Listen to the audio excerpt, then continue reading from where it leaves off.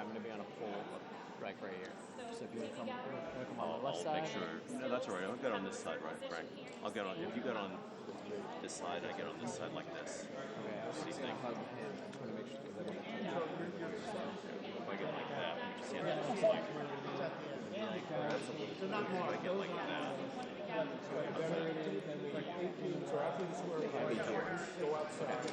Like that. Are you all right with that? I'm fine. I'm looking forward. That looks like. How you doing, Frank? All right. Yeah, that's not bad. Yeah, that's good actually. Haven't had a chance to work on the infrared stuff, have you? Last time, brother.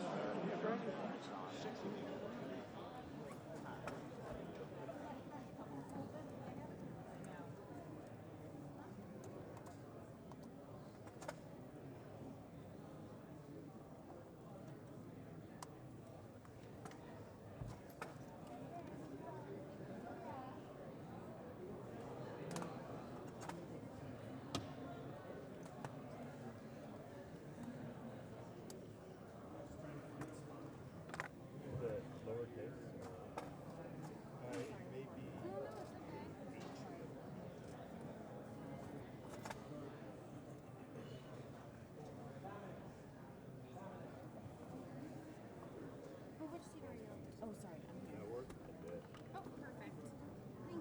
Worried about, I don't want you to like trip over the spot or something.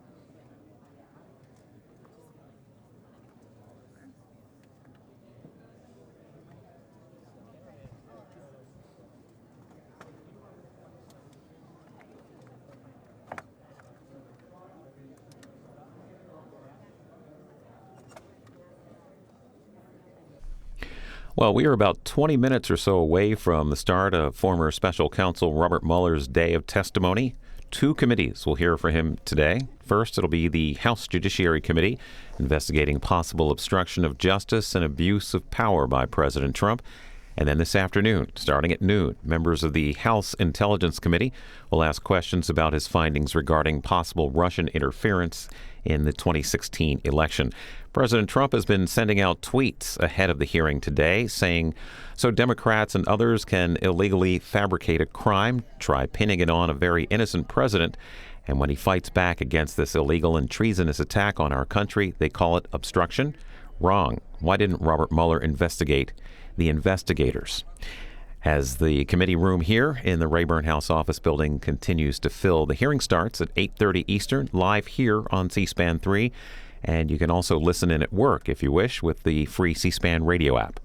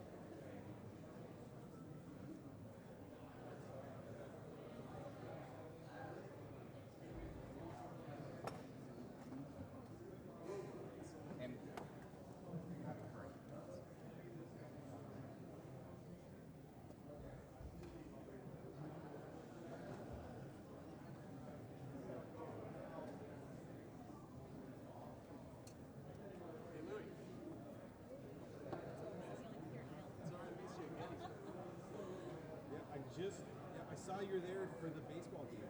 No. That's pretty fun. Chloe was there on the weekend. Yeah.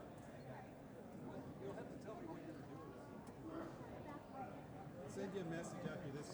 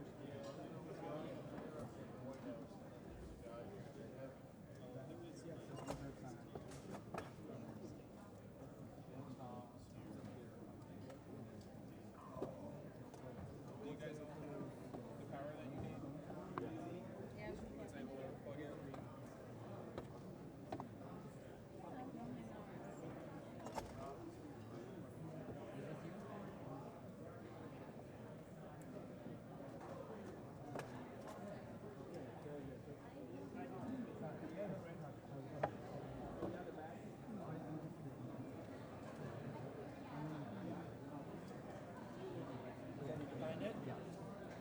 And I should have told you to find the editor. Okay, but it would be to. So there's the room. Would she be? She's sitting in the one with the cameras on the wall. Okay. Okay. Yeah. And where should I say? Matt told me to find a spot. My best guess is like on the end of that bench, but yeah. Okay. And then. Okay. I'll be on that side. Okay. Okay. The photographers are over there. That's who we're shooting for? They have two people here going already, okay? No, they have, well,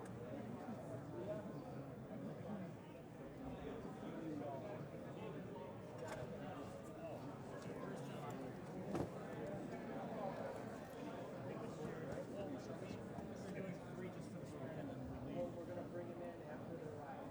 Well, we'll see where, Alabama is. Yeah. So what about,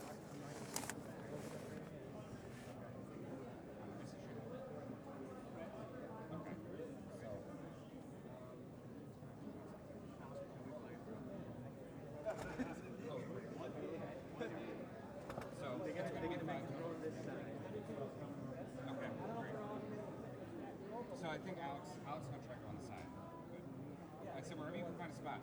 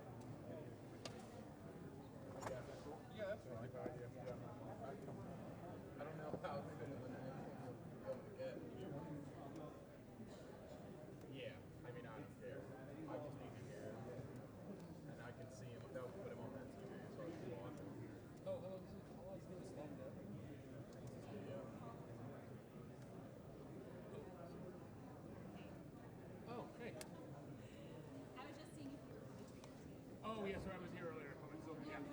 Good. What about your bag? Just put it down, take it. Put it down so it's not knocking people. There's a room downstairs, 2070. Your stuff down there. 2017? 2070.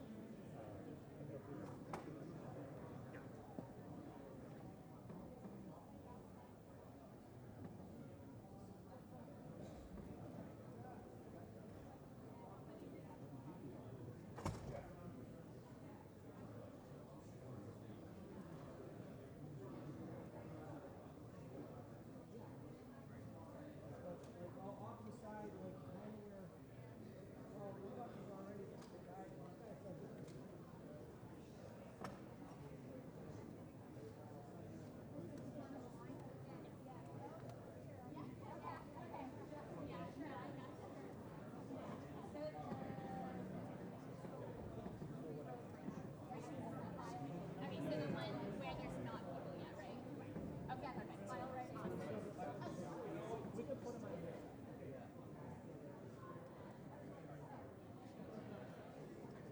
Yeah.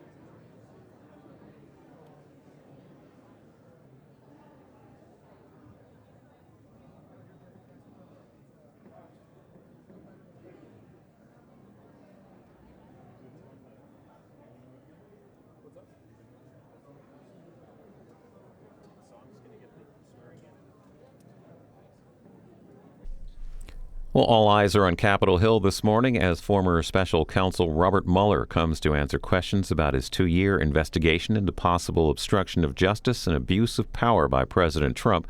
Questions on that topic coming from the House Judiciary Committee this morning. The House Judiciary Committee will also have several hours with Mr. Mueller. Actually, the House Intelligence Committee will have Mr. Mueller this afternoon. He'll get a half-hour break between those two committees.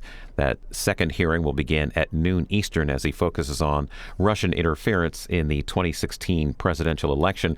From Politico today, here's a hint of what we could see when the Intelligence Committee grills Mueller this afternoon. Democrats intend to focus on President Trump's welcoming of Russian help in the election, from his overt suggestion that they obtain Hillary Clinton's emails to revelations unearthed by Mr. Mueller about the campaign's media strategy built around WikiLeaks' dump of hacked Democratic emails.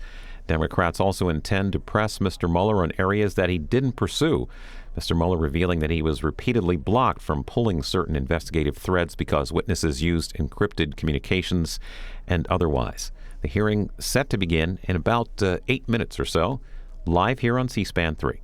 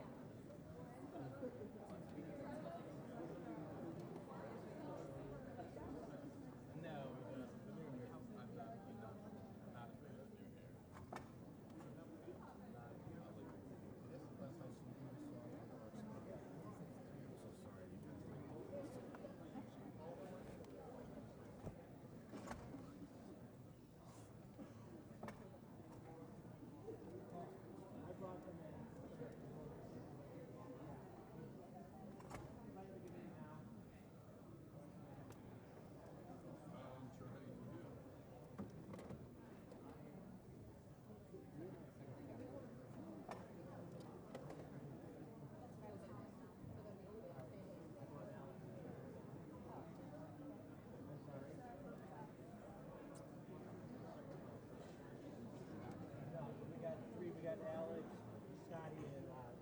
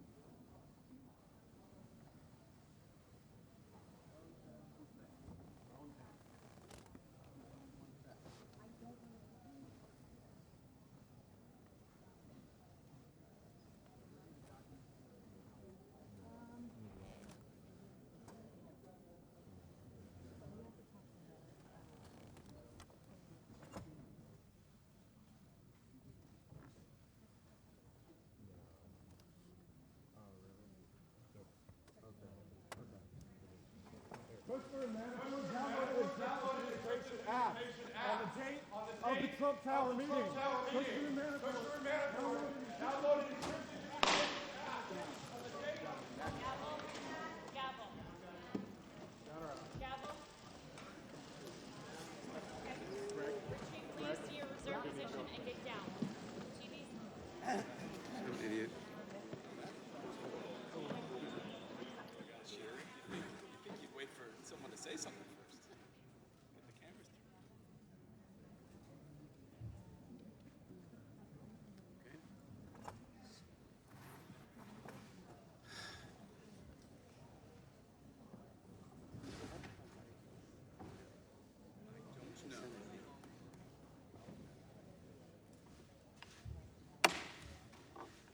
The Judiciary Committee will come to order. Without objection, the chair is authorized to declare recesses of the committee at any time. We welcome everyone to today's hearing on oversight of the report on the investigation into Russian interference in the 2016 presidential election. I will now recognize myself for a brief opening statement. Director Mueller, thank you for being here. I want to say just a few words about our themes today: responsibility, integrity, and accountability. Your career, for example, is a model of responsibility. You are a decorated Marine officer. You were awarded a Purple Heart and the Bronze Star for Valor in Vietnam. You served in senior roles at the Department of Justice, and in the immediate aftermath of 9/11, you served as director of the FBI. 2 years ago, you returned to public service to lead the investigation into Russian interference in the 2016 elections. You conducted that investigation with remarkable integrity. For 22 months, you never commented in public about your work, even when you were subjected to repeated and grossly unfair personal attacks. Instead, your indictments spoke for you, and in astonishing detail. Over the course of your investigation, you obtained criminal indictments against 37 people and entities. You secured the conviction of President Trump's campaign chairman, his deputy campaign manager, his national security advisor, and his personal lawyer, among others. In the Paul Manafort case alone, you recovered as much as $42 million, so that the cost of your investigation to the taxpayers approaches zero. And in your report, you offer the country accountability as well. In Volume 1, you find that the Russian government attacked our 2016 elections, quote, in a sweeping and systematic fashion, and that the attacks were designed to benefit the Trump campaign. Volume 2 walks us through 10 separate incidents of possible obstruction of justice, where, in your words, President Trump attempted to exert undue influence over your investigation. The president's behavior included, and I quote from your report, quote, public attacks on the investigation, non-public efforts to control it, and efforts in both public and private to encourage witnesses not to cooperate, close quote. Among the most shocking of these incidents, President Trump ordered his White House counsel to have you fired, and then to lie and deny that it had happened. He ordered his former campaign manager to convince the recused Attorney General to step in and limit your work. And he attempted to prevent witnesses from cooperating with your investigation. Although department policy barred you from indicting the president for this conduct, you made clear that he is not exonerated. Any other person who acted in this way would have been charged with crimes. And in this nation, not even the president is above the law. Which brings me to this committee's work. Responsibility, integrity, and accountability. These are the marks by which we who serve on this committee will be measured as well. Director Mueller, we have a responsibility to address the evidence that you have uncovered. You recognize as much when you said, quote, the Constitution requires a process other than the criminal justice system to formally accuse a sitting president of wrongdoing, close quote. That process begins with the work of this committee. We will follow your example, Director Mueller. We will act with integrity. We will follow the facts where they lead. We will consider all appropriate remedies. We will make our recommendation to the House when our work concludes. We will do this work because there must be accountability for the conduct described in your report, especially as it relates to the President. Thank you again, Director Mueller. We look forward to your testimony. It is now my pleasure to recognize the ranking member of the Judiciary Committee, the gentleman from Georgia, Mr. Collins, for his opening statement. Thank you, Mr. Chairman, and thank you, Mr. Mueller, for being here. For 2 years leading up to the release of the Mueller report, and in the 3 months since, Americans were first told what to expect and then what to believe. Collusion, we were told, was in plain sight, even if the special counsel's team didn't find it. When Mr. Mueller produced his report and Attorney General Barr provided it to every American, we read no American conspired with Russia to interfere in our elections, but learned the depths of Russia's malice toward America. We are here to ask serious questions about Mr. Mueller's work, and we will do that. After an extended, unhampered investigation, today marks an end to Mr. Mueller's involvement in an investigation that closed in April. The burden of proof for accusations that remain unproven is extremely high, and especially in light of the special counsel's thoroughness. We are told this investigation began as an inquiry into whether Russia meddled in our 2016 election. Mr. Mueller, you concluded they did. Russians accessed Democrat servers and disseminated sensitive information by tricking campaign insiders into revealing protected information. The investigation also reviewed whether Donald Trump, the president, sought Russian assistance as a candidate to win the presidency. Mr. Mueller concluded he did not. His family or advisors did not. In fact, the report concludes no one in the president's campaign colluded, collaborated, or conspired with the Russians. The president watched the public narrative surrounding this investigation, assume his guilt while he knew the extent of his innocence. Volume 2 of Mr. Mueller's report details the president's reaction to frustrating investigation where his innocence was established early on. The president's attitude toward the investigation was understandably negative, yet the president did not use his authority to close the investigation. He asked his lawyer if Mr. Mueller had conflicts that disqualified Mr. Mueller from the job, but he did not shut down the investigation. The president knew he was innocent. Those are the facts of the Mueller report. Russia meddled in the 2016 election. The president did not conspire with the Russian, and nothing we hear today will change those facts. But one element of this story remains: the beginnings of the FBI investigation into the president. I look forward to Mr. Mueller's testimony about what he found during his review of the origins of the investigation. In addition, the Inspector General continues to review how baseless gossip can be used to launch an FBI investigation against a private citizen and eventually a president. Those results will be released, and we will need to learn from them to ensure government intelligence and law enforcement powers are never again used and turned on a private citizen or a potential or political candidate as a result of the political leanings of a handful of FBI agents. The origins and conclusions of the Mueller investigation are the same things: what it means to be American. Every American has a voice in our democracy, so it must protect the sanctity of their voice by combating election interference. Every American enjoys the presumption of innocence and guarantee of due process.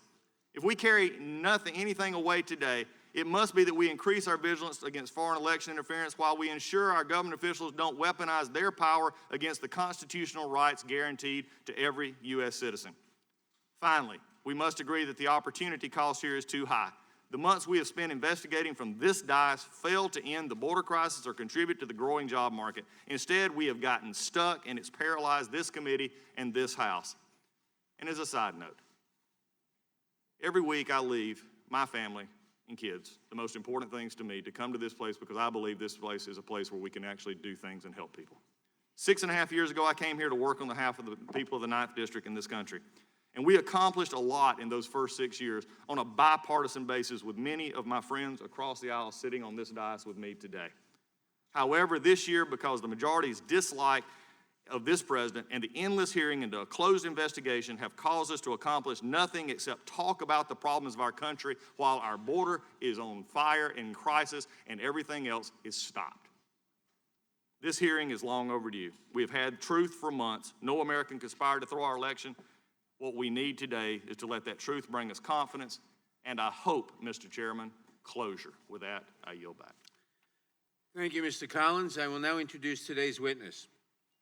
Robert Mueller served as director of the FBI from 2001 to 2013, and most recently served as special counsel in the Department of Justice, overseeing the investigation into Russian interference in the 2016 special election. He received his BA from Princeton University, an MA from New York University in my district, and his JD from the University of Virginia. Mr. Mueller is accompanied by counsel Aaron Zebley, who served as deputy special counsel on the investigation. We welcome our distinguished witness, and we thank you for participating in today's hearing. Now, if you would please rise, I will begin by swearing you in. Would you raise your right hand, please? Left hand. Do you swear or affirm under penalty of perjury that the testimony you're about to give is true and correct to the best of your knowledge, information, and belief, so help you God? Let the record show the witness answered the affirmative. Thank you, and please be seated. Please note that your written statement will be entered into the record in its entirety. Accordingly, I ask that you summarize your testimony in 5 minutes. Director Mueller, you may begin. Good morning, Chairman Nadler, and Ranking Member Collins, and the members of the committee. As you know, in May 2017, the Acting Attorney General asked me to serve as special counsel. I undertook that role because I believed that it was of paramount interest to the nation to determine whether a foreign adversary had interfered in the presidential election. As the Acting Attorney General said at the time, the appointment was necessary in order for the American people to have full confidence in the outcome. My staff and I carried out this assignment with that critical objective in mind: to work quietly, thoroughly, and with integrity so that the public would have full confidence in the outcome. The order appointing me as special counsel directed our office to investigate Russian interference in the 2016 presidential election. This included investigating any links or coordination between the Russian government and individuals associated with the Trump campaign. It also included investigating efforts to interfere with or obstruct our investigation. Throughout the investigation, I continually stressed two things to the team that we had assembled. First, we needed to do our work as thoroughly as possible and as expeditiously as possible. It was in the public interest for our investigation to be complete, but not to last a day longer than was necessary. Second, the investigation needed to be conducted fairly and with absolute integrity. Our team would not leak or take other actions that could compromise the integrity of our work. All decisions were made based on the facts and the law. During the course of our investigation, we charged more than 30 defendants with committing federal crimes, including 12 officers of the Russian military. 7 defendants have been convicted or pled guilty. Certain of the charges we brought remain pending today. And for those matters, I stress that the indictments contain allegations and every defendant is presumed innocent unless and until proven guilty. In addition to the criminal charges we brought, as required by Justice Department regulations, we submitted a confidential report to the Attorney General at the conclusion of our investigation. The report set forth the results of our work and the reasons for our charging and declination decisions. The Attorney General later made the report largely public.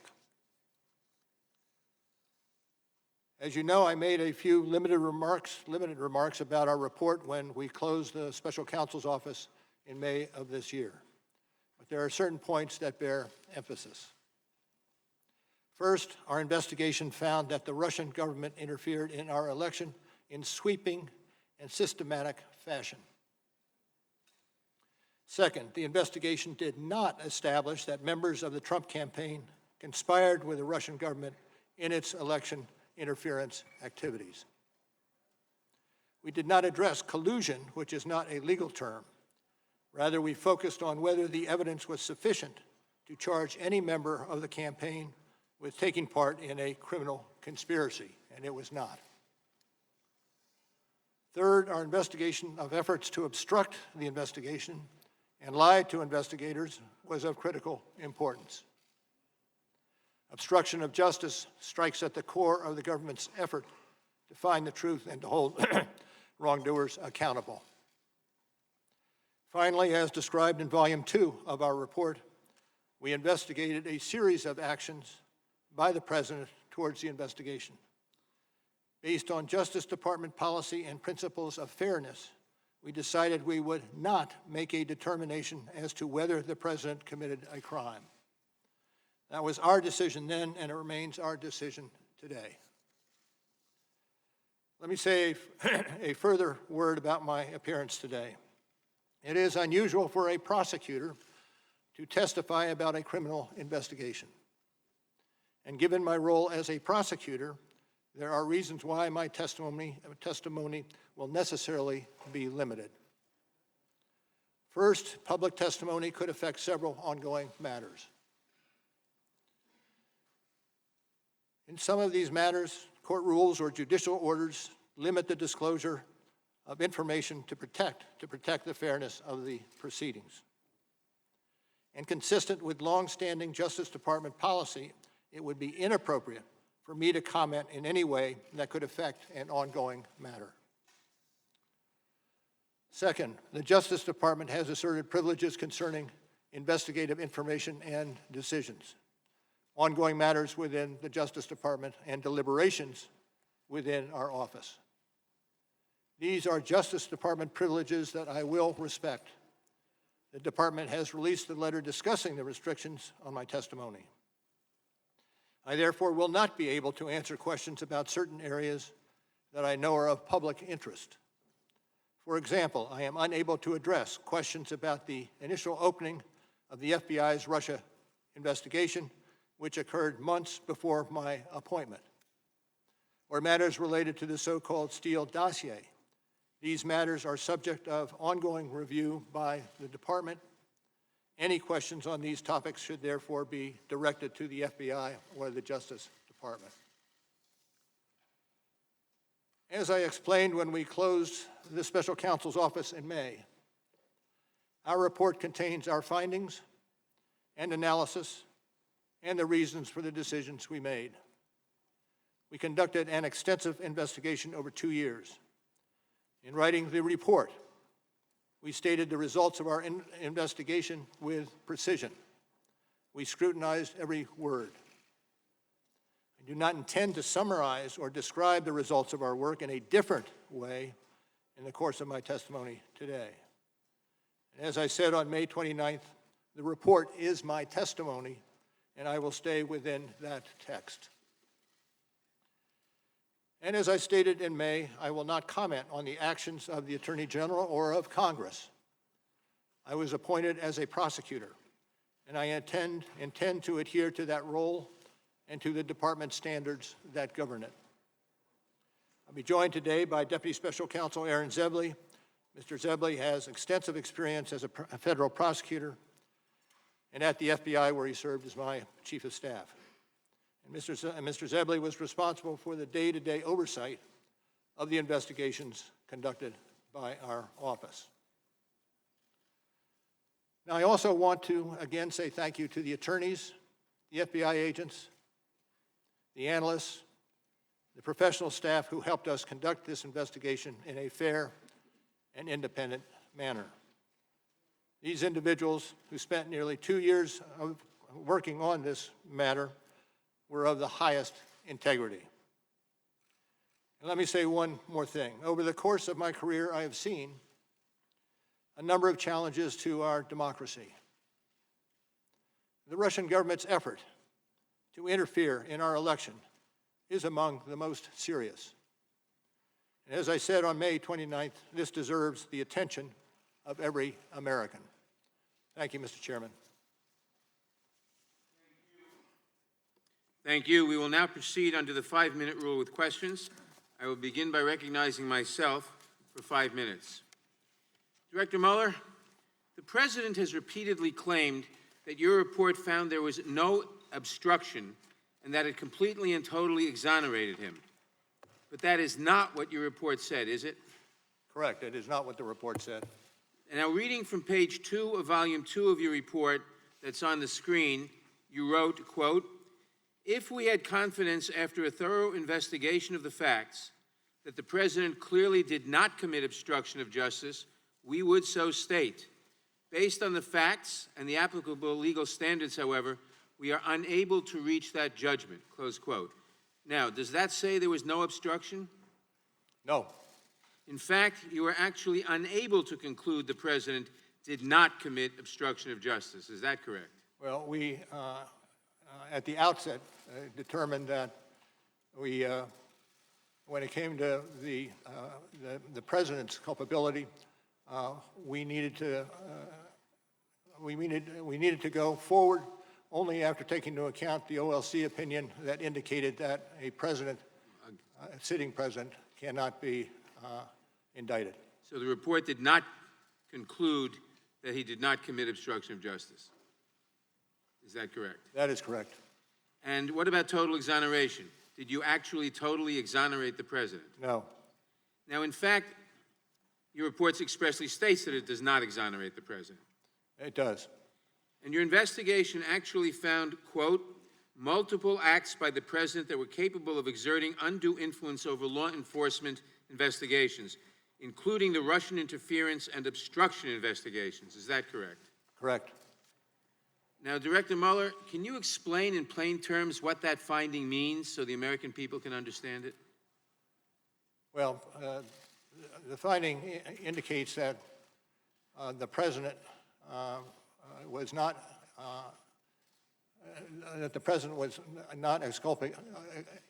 exculpated for the acts that he allegedly committed. In fact, you were talking about incidents, quote, in which the President sought to use his official power outside of usual channels, unquote, to exert undue influence over your investigations. Is that right? That's correct.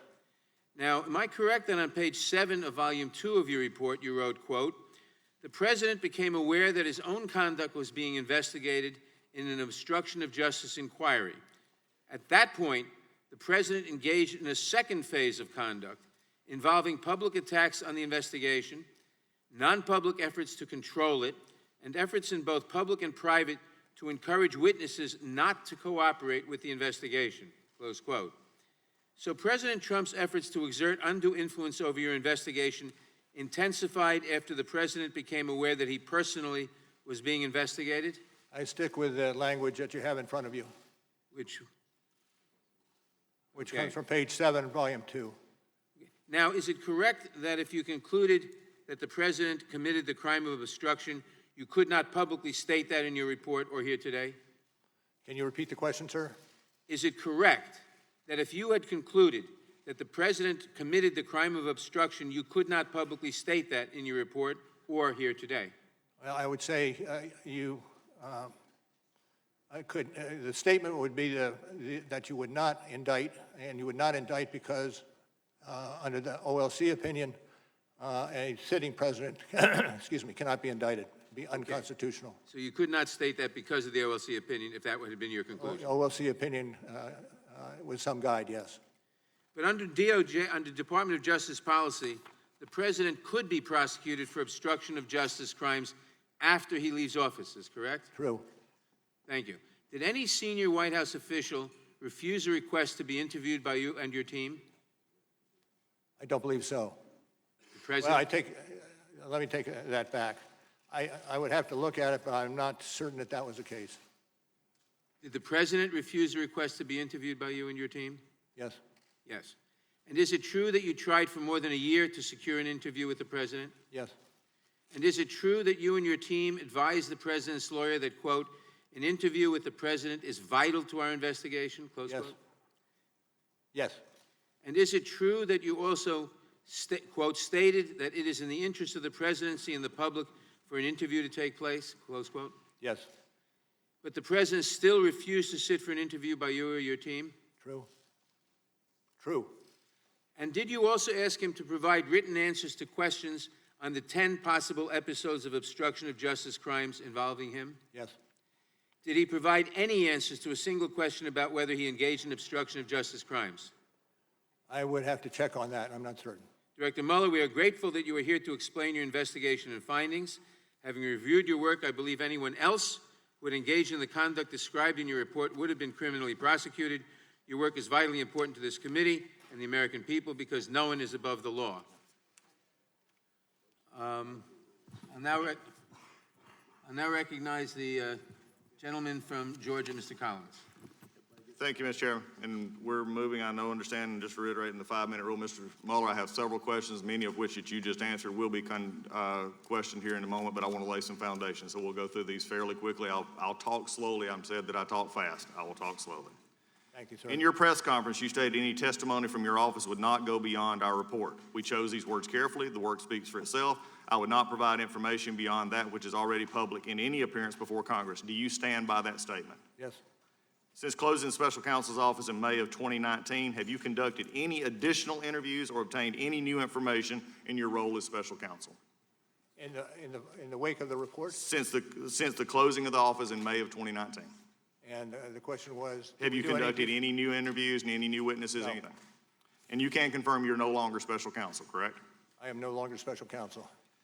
At any time with the investigation, was your investigation curtailed or stopped or hindered? No. Were you or your team provided any questions by members of Congress of the majority ahead of your hearing today? No. Your report states that your investigative team included 19 lawyers and approximately 40 FBI agents and analysts and accountants. Are those numbers accurate? Could you repeat that, please? 40 FBI agents, 19 lawyers, intelligence analysts, and forensic accountants. Are those numbers accurate? This was included in your report. Generally, yes.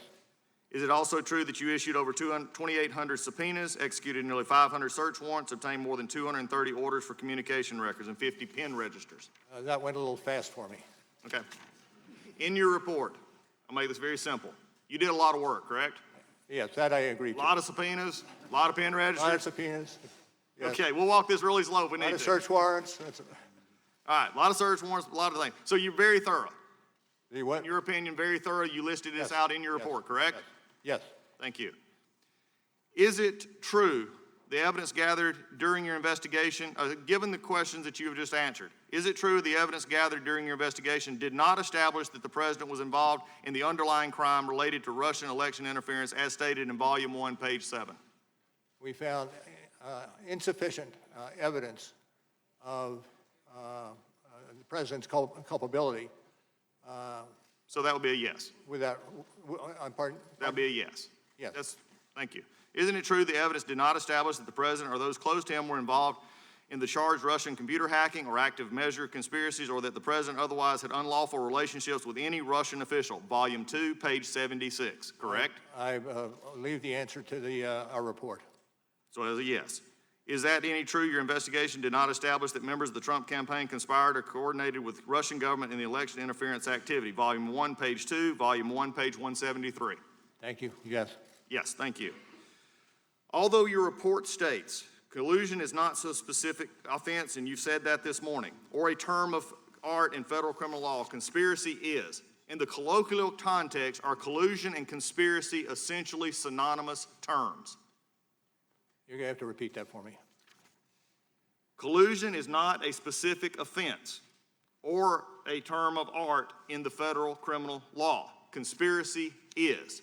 Yes. In the colloquial context, known public context, collusion and conspiracy are essentially synonymous terms, correct? No. If no, on page 180 of volume 1 of your report, you wrote, as defined in legal dictionaries, collusion is largely synonymous with conspiracy, as that crime is set forth in the General Federal Conspiracy Statute 18 U.S.C. 371. You said at your May 29th press conference and here today, you choose your words carefully. Are you sitting here today testifying something different than what your report states? Well, what I'm asking is if you can give me the citation, I can look at the citation and evaluate whether it is accurate. Okay, let me just be clarified. You stated that you would stay within the report. I just stated your report back to you. And you said that collusion and conspiracy were not synonymous terms. That was your answer, was no. That's correct. In that, page 180 of volume 1 of your report, it says, as defined in legal dictionaries, collusion is largely synonymous with conspiracy, as that crime is set forth in General Conspiracy Statute 18 U.S.C. 371. Now, you said you chose your words carefully. Are you contradicting your report right now? Not when I read it. So you would change your answer to yes then? No. If you look at the language. I'm reading your report, sir. It's a yes or no answer. Page 180. Page 180, volume 1. Okay. This was from your report.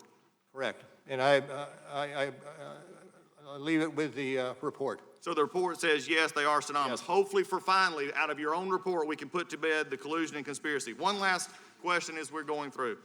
Did you ever look into other countries investigated in the Russian interference into our election? Were other countries investigated or found knowledge that they had interference in our election? I'm not going to discuss other matters. That I yield back. Gentleman yields back. The gentlelady from California. Director Mueller, as you've heard from the chairman, we're mostly going to talk about obstruction of justice today, but the investigation of Russia's attack that started your investigation is why evidence of possible obstruction is serious. To what extent did the Russian government interfere in the 2016 presidential election? Could you repeat that, ma'am? To what extent did the Russian government interfere in the 2016 presidential election? Well, particularly when it came to computer crimes and the like, the government was implicated. So you wrote in volume 1 that the Russian government interfered in the 2016 presidential election in sweeping and systematic fashion. You also described in your report that the then Trump campaign chairman, Paul Manafort, shared with a Russian operative, Kalimnik, the campaign strategy for winning Democratic votes in Midwestern states and internal polling data of the campaign. Isn't that correct? Correct. They also discussed the status of the Trump campaign and Manafort's strategy for winning Democratic votes in Midwestern states. Months before that meeting, Manafort had caused internal data to be shared with Kalimnik, and the sharing continued for some period of time after their August meeting. Isn't that correct? Accurate. In fact, your investigation found that Manafort briefed Kalimnik on the state of the Trump campaign and Manafort's plan to win the election, and that briefing encompassed the campaign's messaging, its internal polling data. It also included discussion of battleground states, which Manafort identified as Michigan, Wisconsin, Pennsylvania, and Minnesota. Isn't that correct? That's correct. Did your investigation determine who requested the polling data to be shared with Kalimnik? Well, I would direct you to the report and adopt what we have in the report with regard to that particular issue. We don't have the redacted version. That's maybe another reason why we should get that for Volume 1. Based on your investigation, how could the Russian government have used this campaign polling data to further its sweeping and systematic interference in the 2016 presidential election? That's a little bit out of our path. Fair enough. Did your investigation find that the Russian government perceived it would benefit from one of the candidates winning? Yes. And which candidate would that be? Well, it would be Trump. Correct. The president. Now, the Trump campaign wasn't exactly reluctant to take Russian help. You wrote it expected it would benefit electorally from information stolen and released through Russian efforts. Isn't that correct? That's correct. Now, was the investigation's determination, what was the investigation's determination regarding the frequency with which the Trump campaign made contact with the Russian government? Well, I would have to refer you to the report on that. Well, we went through and we counted 126 contacts between Russians or their agents and Trump campaign officials or their associates. So would that sound about right? I can't say. I understand the statistic, and I believe it. I understand the statistic. Well, Mr. Mueller, I appreciate your being here and your report. From your testimony and the report, I think the American people have learned several things. First, the Russians wanted Trump to win. Second, the Russians went on a sweeping cyber influence campaign. The Russians hacked the DNC, and they got the Democratic game plan for the election. The Russian campaign chairman met with Russian agents and repeatedly gave them internal data, polling, and messaging in the battleground states. So while the Russians were buying ads and creating propaganda to influence the outcome of the election, they were armed with inside information that they had stolen through hacking from the DNC and that they had been given by the Trump campaign chairman, Mr. Manafort. My colleagues will probe the efforts undertaken to keep this information from becoming public, but I think it's important for the American people to understand the gravity of the underlying problem that your report uncovered. And with that, Mr. Chairman, I would yield back. Gentlelady.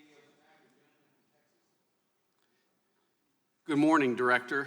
If you'll let me quickly summarize your opening statement this morning. You said in Volume 1 on the issue of conspiracy, the special counsel determined that the investigation did not establish that members of the Trump campaign conspired or coordinated with the Russian government in its election interference activities. And then in Volume 2, for reasons that you explained, the special counsel did not make a determination on whether there was an obstruction of justice crime committed by the president. Is that fair? Yes, sir. All right, now in explaining that special counsel did not make what you called a traditional prosecution or declination decision, the report on the bottom of page 2 of volume 2 reads as follows. The evidence we obtained about the president's actions and intent presents difficult issues that prevent us from conclusively determining that no criminal conduct occurred. Accordingly, while this report does not conclude that the president committed a crime, it also does not exonerate him. Now, I read that correctly? Yes. All right. Now, your report, and today you said at all times the special counsel team operated under, was guided by, and followed Justice Department policies and principles. So which DOJ policy or principle sets forth a legal standard that an investigated person is not exonerated if their innocence from criminal conduct is not conclusively determined? Can you repeat the last part of that question? Yeah. Which DOJ policy or principle set forth a legal standard that an investigated person is not exonerated if their innocence from criminal conduct is not conclusively determined. Where does that language come from, Director? Where is the DOJ policy that says that? Let me make it easier. Go ahead. Can you give me an example other than Donald Trump where the Justice Department determined that an investigated person was not exonerated because their innocence was not conclusively determined? I cannot, but this is a unique situation. situation. Well, you can't, time is short, I've got 5 minutes, let's just leave it at you can't find it because I'll tell you why. It doesn't exist. The special counsel's job, nowhere does it say that you were to conclusively determine Donald Trump's innocence or that the special counsel report should determine whether or not to exonerate him. It's not in any of the documents. It's not in your appointment order. It's not in the special counsel regulations. It's not in the OLC opinions. It's not in the Justice Manual, and it's not in the principles of federal prosecution. Nowhere do those words appear together because respectfully, Director, it was not the special counsel's job to conclusively determine Donald Trump's innocence or to exonerate him because the bedrock principle of our justice system is a presumption of innocence. It exists for everyone. Everyone is entitled to it, including sitting presidents. And because there is a presumption of innocence, prosecutors never, ever need to conclusively determine it. Now, Director, the special counsel applied this inverted burden of proof that I can't find and you said doesn't exist anywhere in the department policies, and you used it to write a report. And the very first line of your report, says, and as you read this morning, it authorizes the special counsel to provide the Attorney General with a confidential report explaining the prosecution or declination decisions reached by the special counsel. That's the very first word of your report, right? That's correct. Here's the problem, Director. The special counsel didn't do that. On volume 1, you did. On volume 2, with respect to potential obstruction of justice, the special counsel made neither a prosecution decision or a declination decision. You made no decision. You told us this morning and in your report that you made no determination. So respectfully, Director, you didn't follow the special counsel regulations. It clearly says, write a confidential report about decisions reached. Nowhere in here does it say, write a report about decisions that weren't reached. You wrote 180 pages about decisions that weren't reached, about potential crimes that weren't charged or decided. And respectfully, by doing that, you managed to violate every principle and the most sacred of traditions about prosecutors not offering extra prosecutorial analysis about potential crimes that aren't charged. So Americans need to know this as they listen to the Democrats and socialists on the other side of the aisle, as they do dramatic readings from this report, that volume 2 of this report was not authorized under the law to be written.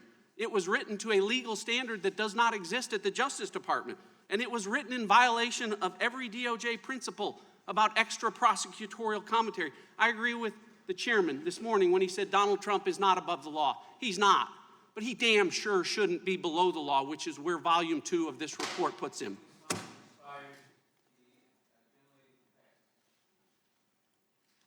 Thank you, Mr. Chairman. Director Mueller, good morning. Your exchange with the gentlelady from California demonstrates what is at stake. The Trump campaign chair, Paul Manafort, was passing sensitive voter information and poll data to a Russian operative. And there were so many other ways that Russia subverted our democracy. Together with the evidence in volume 1, I cannot think of a more serious need to investigate. So now I'm going to ask you some questions about obstruction of justice as it relates to volume 2. On page 12 of volume 2, you state, we determined that there were a sufficient factual and legal basis to further investigate potential obstruction of justice issues involving the president. Is that correct? And do you have the citations, ma'am? Page 12, volume 2. And which portion of that page? That is, we determined that there was a sufficient factual and legal basis to further investigate potential obstruction of justice issues involving the president. Is that correct? Yes. Your report also describes at least 10 separate instances of possible obstruction of justice that were investigated by you and your team. Is that correct? Yes. In fact, the table of contents serves as a very good guide of some of the acts of that obstruction of justice that you investigated, and I put it up on the screen. On page 157 of Volume 2, you describe those acts, and they range from the President's effort to curtail the Special Counsel's investigation, the President's further efforts to have the Attorney General take over the investigation, the President's orders Don McGahn to deny that the President tried to fire the Special Counsel, and many others. Is that correct? Yes.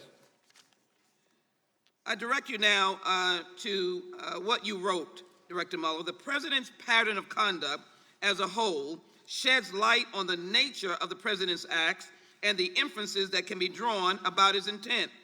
Does that mean you have to investigate all of his conduct to ascertain true motive? No. And when you talk about the President's pattern of conduct that include the 10 possible acts of obstruction that you investigated, is that correct? When you talk about the President's pattern of conduct, that would include the 10 possible acts of obstruction that you investigated, correct? I direct you to the report for how that is characterized. Thank you.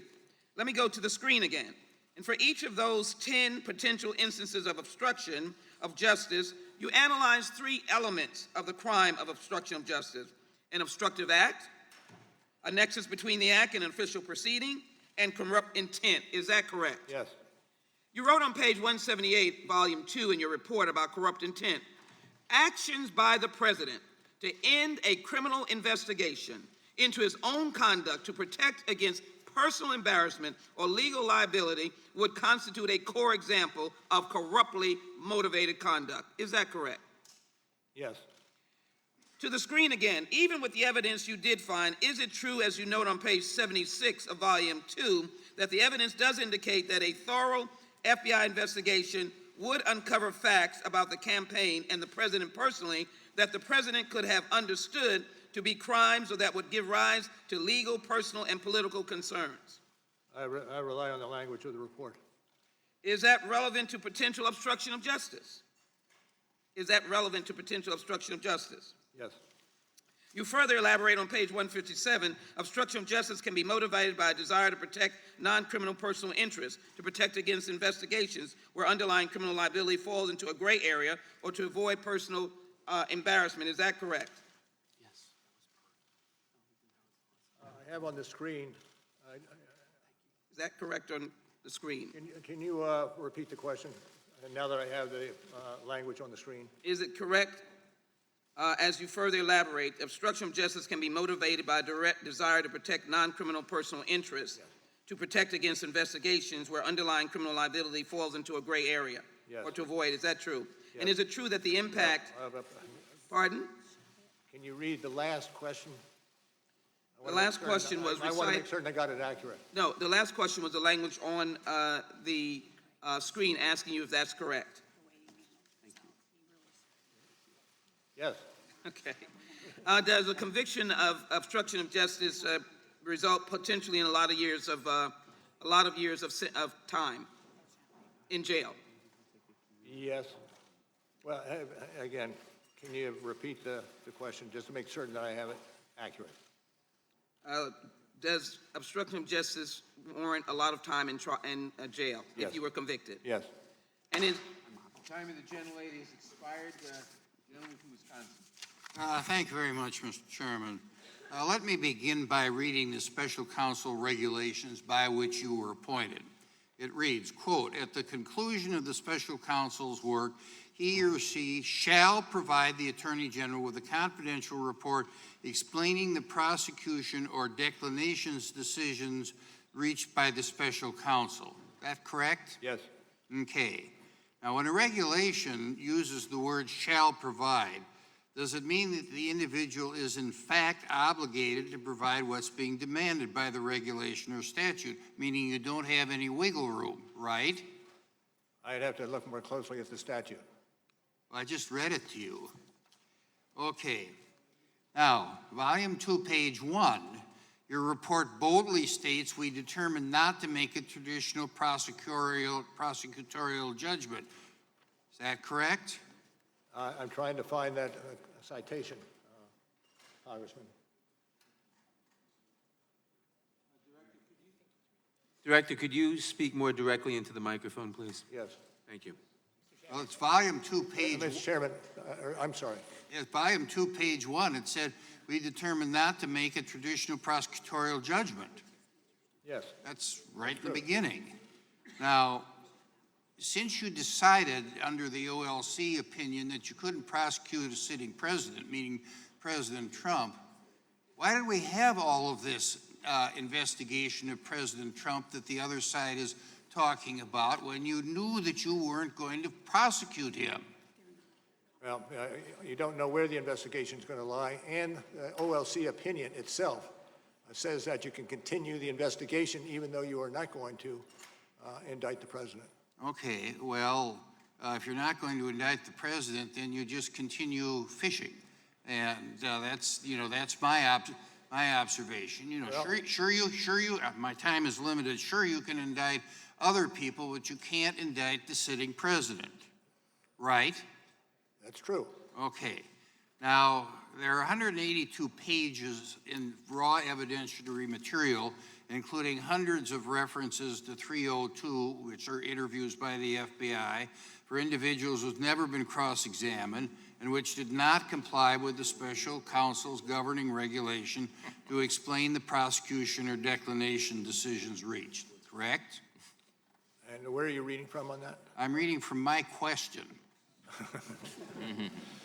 Then could you repeat it? Okay.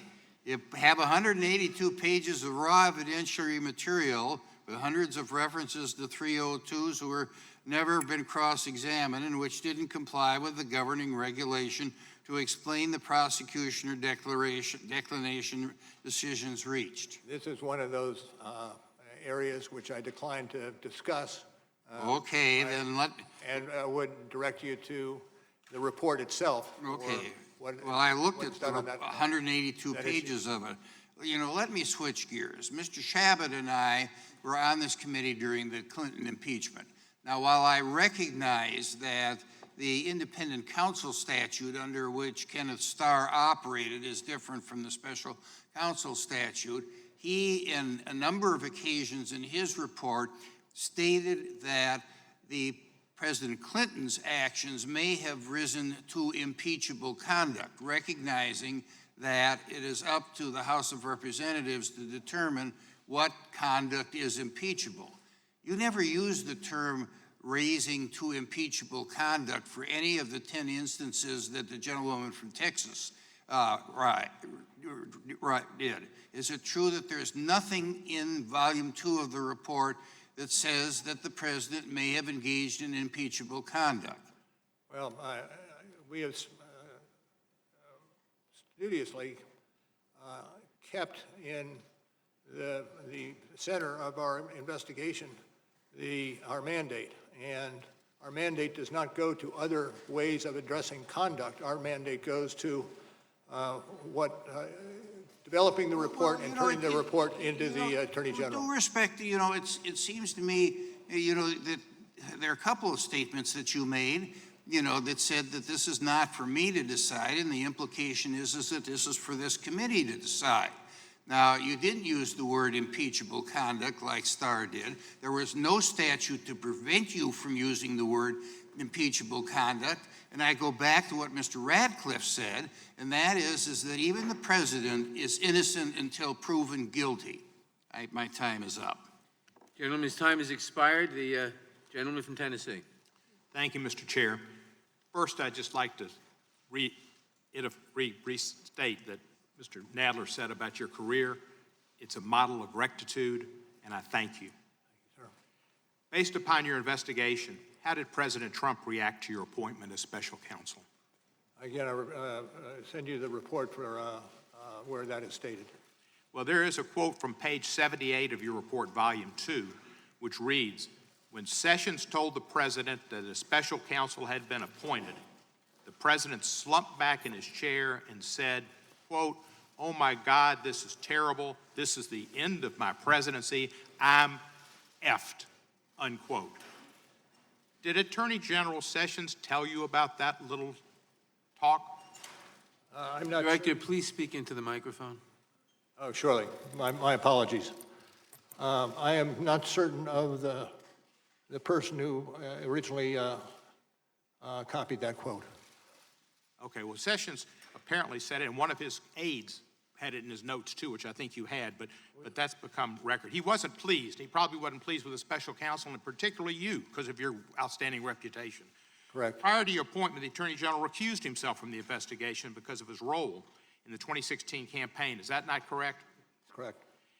Recusal means the Attorney General could not be involved in the investigation. Is that correct? That's the effect of recusal, yes.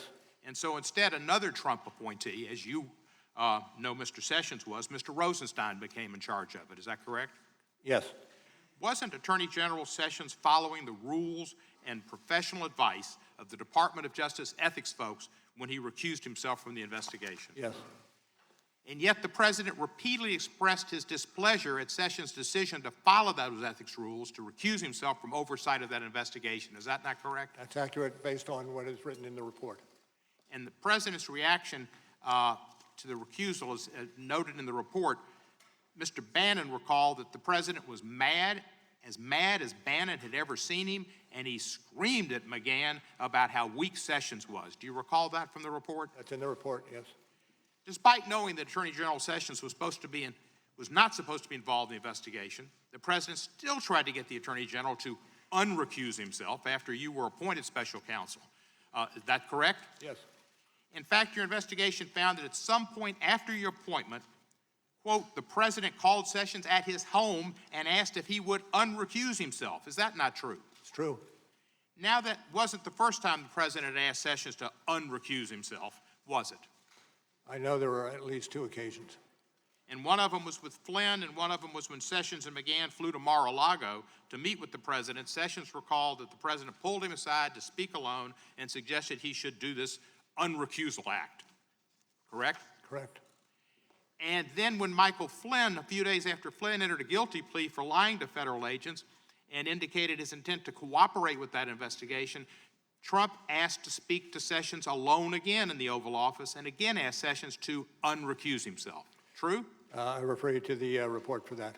Page 109, Volume 2. Thank you, sir. Do you know of any point when the president personally expressed anger or frustrations at Sessions?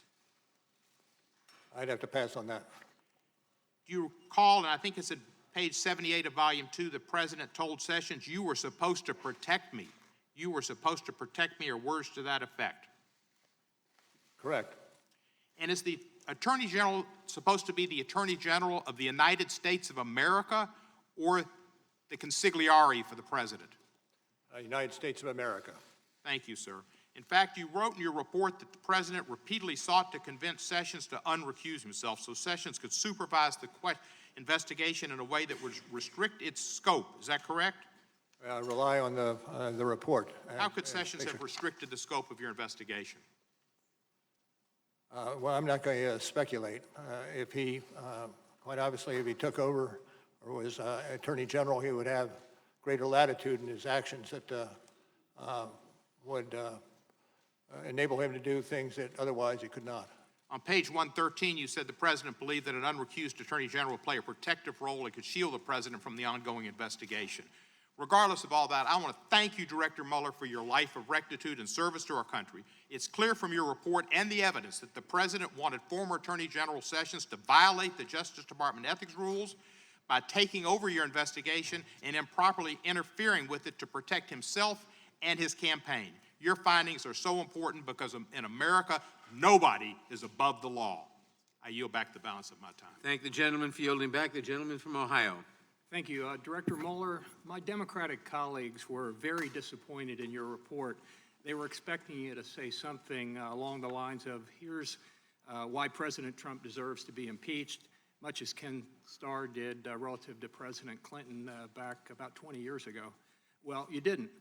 So their strategy had to change. Now they allege that there's plenty of evidence in your report to impeach the president, but the American people just didn't read it. And this hearing today is their last best hope to build up some sort of groundswell across America to impeach President Trump. That's what this is really all about today. Now, a few questions. On page 103 of Volume 2 of your report, when discussing the June 2016 Trump Tower meeting, you referenced, quote, the firm that produced the Steele reporting, unquote. The name of that firm was Fusion GPS. Is that correct? And you're on page 103? 103, that's correct, volume 2. When you talk about the firm that produced the Steele reporting, the name of the firm that produced that was Fusion GPS. Is that correct?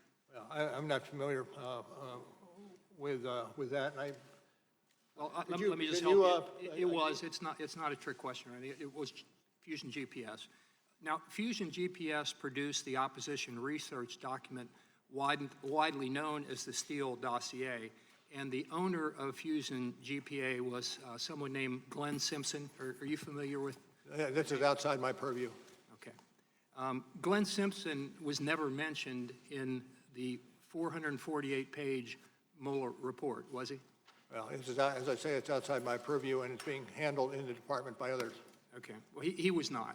448 pages. The owner of Fusion GPS that did the Steele dossier, that started all this, he's not mentioned in there. Let me move on. At the same time, Fusion GPS was working to collect opposition research on Donald Trump from foreign sources on behalf of the Clinton campaign and the Democratic National Committee. It also was representing a Russian-based company, Prevazon, which had been sanctioned by the U.S. government. Are you aware of that? It's outside my purview. Okay, thank you. One of the key players I'll go to something different. One of the key players in the June 2016 Trump Tower meeting was Natalia Vizhnetska, who you described in your report as a Russian attorney who advocated for the repeal of the Magnitsky Act. Vizhnetska had been working with none other than Glenn Simpson and Fusion GPS since at least early 2014. Are you aware of that? Outside my purview. Thank you. But you didn't mention that or her connections to Glenn Simpson and Fusion GPS in your report at all. Let me move on. Now, NBC News has reported the following. Quote, Russian lawyer Natalia Vizhnetska says she first received the supposedly incriminating information she brought to Trump Tower describing alleged tax evasion and donation to Democrats from none other than Glenn Simpson, the Fusion GPS owner. You didn't include that in the report, and I assume you're saying that would be the matter being handled by others at the Department of Justice. Okay, thank you. Now, your report spends 14 pages discussing the June 9th, 2016 Trump Tower meeting. It would be fair to say, would it not, that you spent significant resources investigating that meeting? Well, I refer you to the report. Okay, and President Trump wasn't at the meeting? No, You're he aware was of that? not. Thank you. Now, in stark contrast to the actions of the Trump campaign, we know that the Clinton campaign did pay Fusion GPS to gather dirt on the Trump campaign from persons associated with foreign governments. But your report doesn't mention a thing about Fusion GPS in it, and you didn't investigate Fusion GPS's connections to Russia. So let me just ask you this.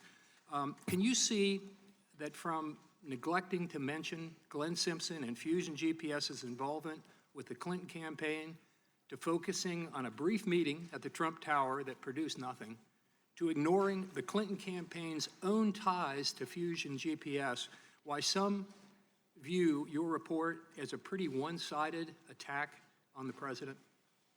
Well, I tell you, it's still outside my purview. All right, and I would just note finally that I guess it's just by chance, by coincidence, that the things left out of the report tended to be favorable to the president. My time's expired. Thank you, Director Mueller. I'd like to get us back on track here. Your investigation found that President Trump directed White House counsel Don McGahn to fire you. Isn't that correct? True. And the president claimed that he wanted to fire you because you had supposed conflicts of interest. Isn't that correct? True. Now, you had no conflicts of interest that required your removal. Isn't that a fact? That's correct. And in fact, Don McGahn advised the president that the asserted conflicts were, in his words, silly and not real conflicts. Isn't that true? I refer to the report on that episode. Well, page 85 of Volume 2 speaks to that. And also, Director Mueller, DOJ ethics officials confirmed that you had no conflicts that would prevent you from serving as special counsel. Isn't that correct? That's correct. But despite Don McGahn and the Department of Justice guidance, around May 23rd, 2017, the president, quote, prodded McGahn to complain to Deputy Attorney General Rosenstein about these supposed conflicts of interest, correct? Correct. And McGahn declined to call Rosenstein, telling the president that it would look like still trying to meddle in the investigation, and knocking out Mueller would be another fact used to claim obstruction of justice. Isn't that correct? Generally so, yes. And in other words, Director Mueller, the White House counsel told the president that if he tried to remove you, that could be another basis to allege that the president was obstructing justice, correct? That is generally correct, yes. Now, I'd like to review what happened after the president was warned about obstructing justice. On Tuesday, I'm sorry, Congressman, do you have a citation for the? Yes, volume 2, page 81. Thank you. And 82. Now, I'd like to review what happened after the president was warned about obstructing justice. It's true that on Tuesday, June 13th, 2017, the president dictated a press statement stating he had, quote, no intention of firing you, correct? Correct. But the following day, June 14th, the media reported for the first time that you were investigating the president for obstructing of justice, correct? Correct. And then, after learning for the first time that he was under investigation, the very next day, the president, quote, issued a series of tweets acknowledging the existence of the obstruction investigation and criticizing it. Isn't that correct? Generally so. And then, on Saturday, June 17th, 2 days later, the president called Don McGahn at home from Camp David on a Saturday to talk about you. Isn't that correct? Correct.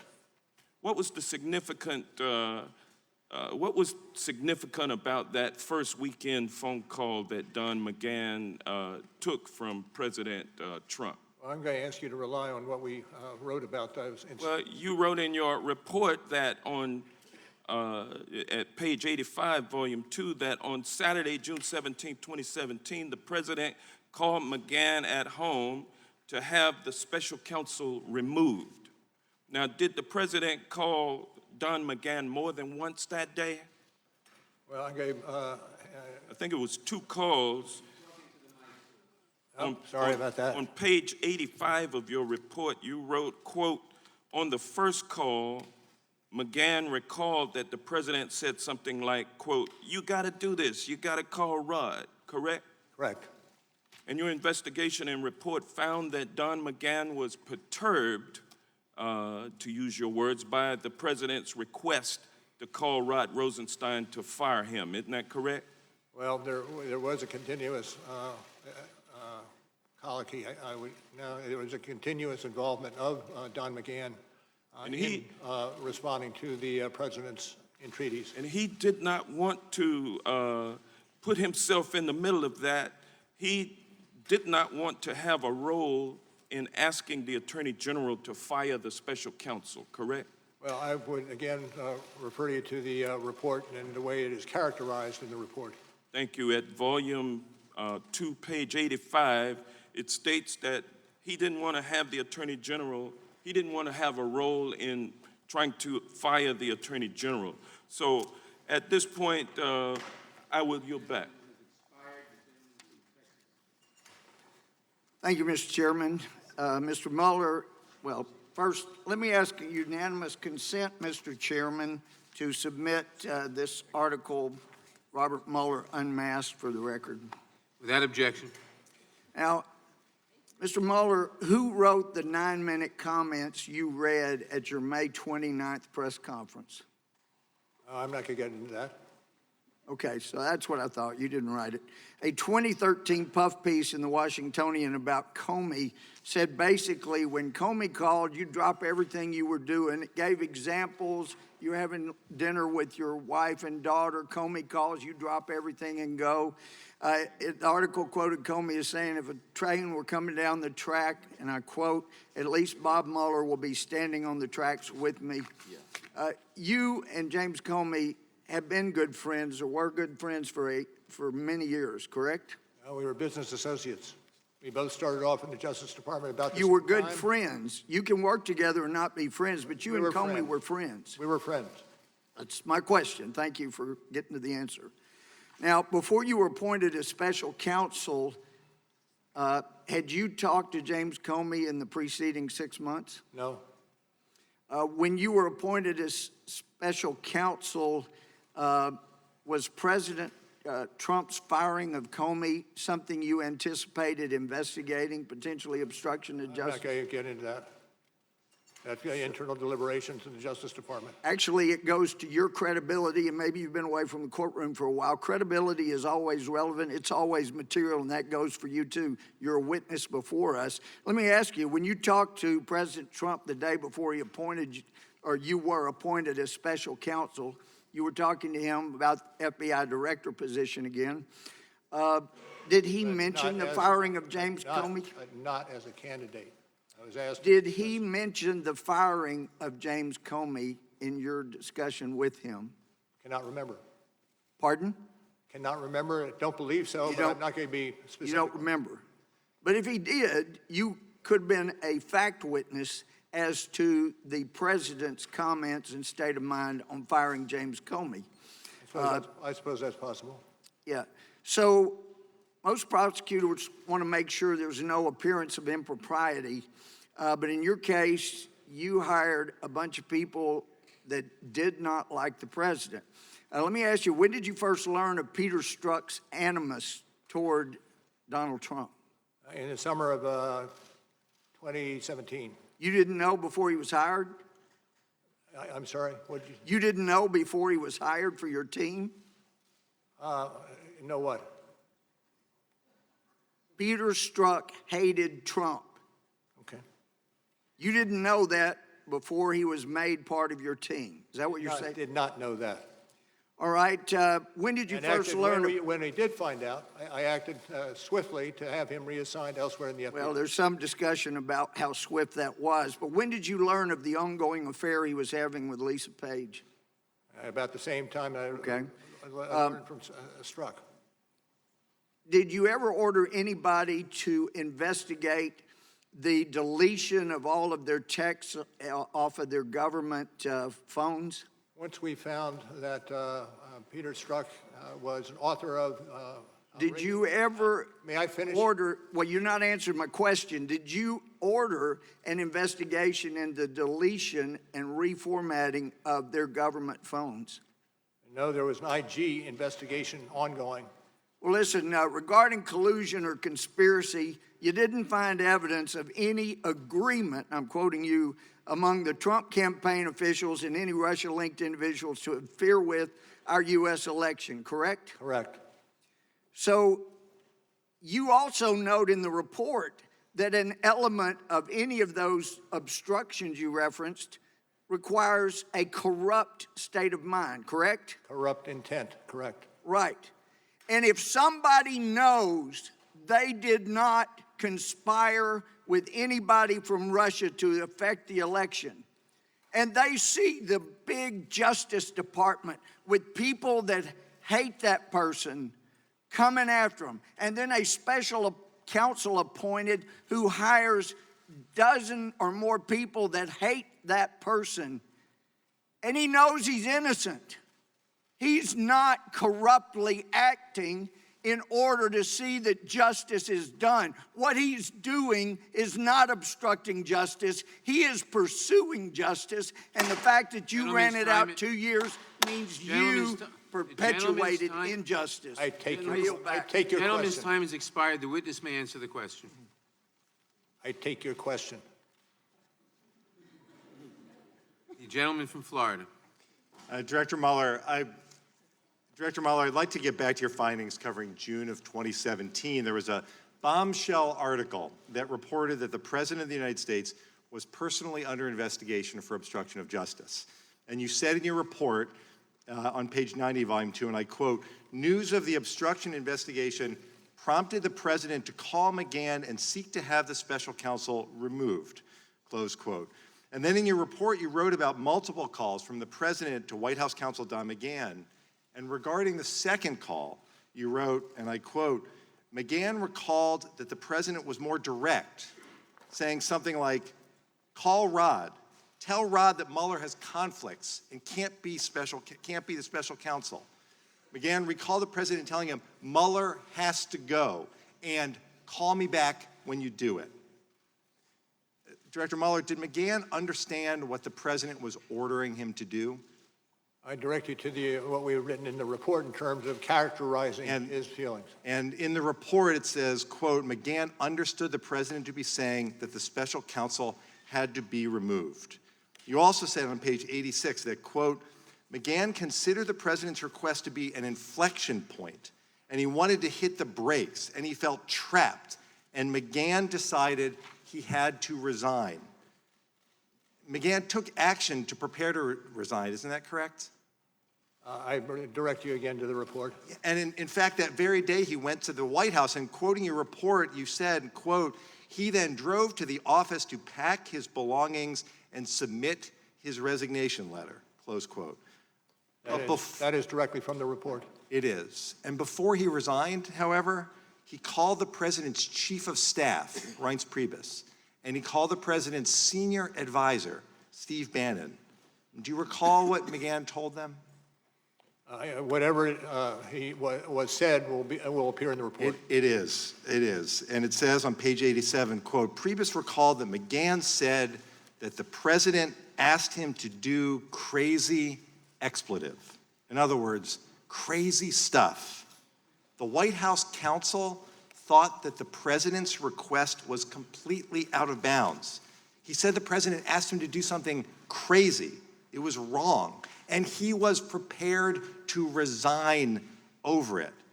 Now, these are extraordinarily troubling events, but you found White House counsel McGahn to be a credible witness, isn't that correct? Correct. Director Mueller, the most important question I have for you today is why? Director Mueller, why did the President of the United States want you fired? I can't answer that question. Well, on page 89 in your report, on volume 2, you said, and I quote, "Substantial evidence indicates that the President's attempts to remove the special counsel were linked to the special counsel's oversight of investigations that involve the President's conduct, and most immediately, to reports that the President was being investigated for potential obstruction of justice," close quote. Director Mueller, you found evidence, as you lay out in your report, that the President wanted to fire you because you were investigating him for obstruction of justice. Isn't that correct? That's what it says in the report, yes. And I stand behind the report. Director Mueller, that shouldn't happen in America. No president should be able to escape investigation by abusing his power. But that's what you testified to in your report. The President ordered you fired. The White House counsel knew it was wrong. The President knew it was wrong. In your report, it says there's also evidence the President knew he should not have made those calls to McGahn. But the President did it anyway. He did it anyway. Anyone else who blatantly interfered with a criminal investigation like yours would be arrested and indicted on charges of obstruction of justice. Director Mueller, you determined that you were barred from indicting a sitting president. We've already talked about that today. That is exactly why this committee must hold the president accountable. I yield back. The gentleman yields back. The gentlelady from Alabama. Director Mueller, you just said in response to two different lines of questionings that you would refer, as it relates to this firing discussion, that I would refer you to the report and the way it was characterized in the report. Importantly, the president never said fire Mueller or in the investigation, and one doesn't necessitate the other. And McGahn, in fact, did not resign. He stuck around for a year and a half. On March 24th, Attorney General Barr informed the committee that he had received the special counsel's report, and it was not until April 18th that the Attorney General released the report to Congress and the public. When you submitted your report to the Attorney General, did you deliver a redacted version of the report so that he would be able to release it to Congress and the public without delay, pursuant to his announcement of his intention to do so during his confirmation hearing? I'm not going to engage in discussion about what happened after the production of our report. Had the Attorney General asked you to provide a redacted version of the report? We worked on the redacted versions together. Did he ask you for a version where the grand jury material was separated? Not going to get into details.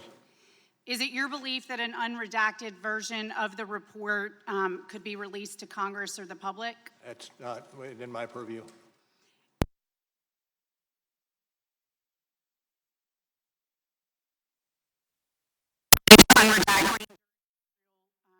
Rule 6E material. Why did you not take a similar action so Congress could view this material? We had a process that we were operating on with the Attorney General's office. Are you aware of any Attorney General going to court to receive similar permission to unredact 6E material? I'm not aware of that being done.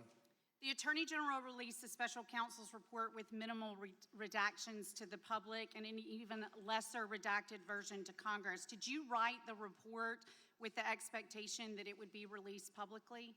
No, we did not have an expectation. We wrote the report understanding that it was demanded by the statute and would go to the Attorney General for further review. And pursuant to the special counsel regulations, who is the only party that must receive the charging decision resulting from the special counsel's investigation?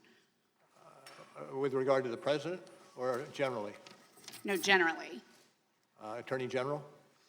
At Attorney General Barr's confirmation hearing, he made it clear that he intended to release your report to the public. Do you remember how much of your report had been written at that point? Do not. Were there significant changes in tone or substance of the report made after the announcement that the report would be made available to Congress and the public? I can't get into that. During the Senate testimony of Attorney General William Barr, Senator Kamala Harris asked Mr. Barr if he had looked at all the underlying evidence that the special counsel's team had gathered. He stated that he had not. So I'm going to ask you, did you personally review all of the underlying evidence gathered in your investigation? Well, to the extent that it came through the special counsel's office, yes. Did any single member of your team review all the underlying evidence gathered during the course of your investigation? As has been recited here today, a substantial amount of work was done, whether it be search warrants or My point is there was no one member of the team that looked at everything. That's what I'm trying to get at. Okay, it's fair to say that in an investigation as comprehensive as yours, it's normal that different members of the team would have reviewed different sets of documents, and few, if anyone, would have reviewed all of the underlying. Thank you, yes. How many of the approximately 500 interviews conducted by the special conference did you attend personally? Very few. On March 27, 2019, you wrote a letter to the Attorney General essentially complaining about the media coverage of your report.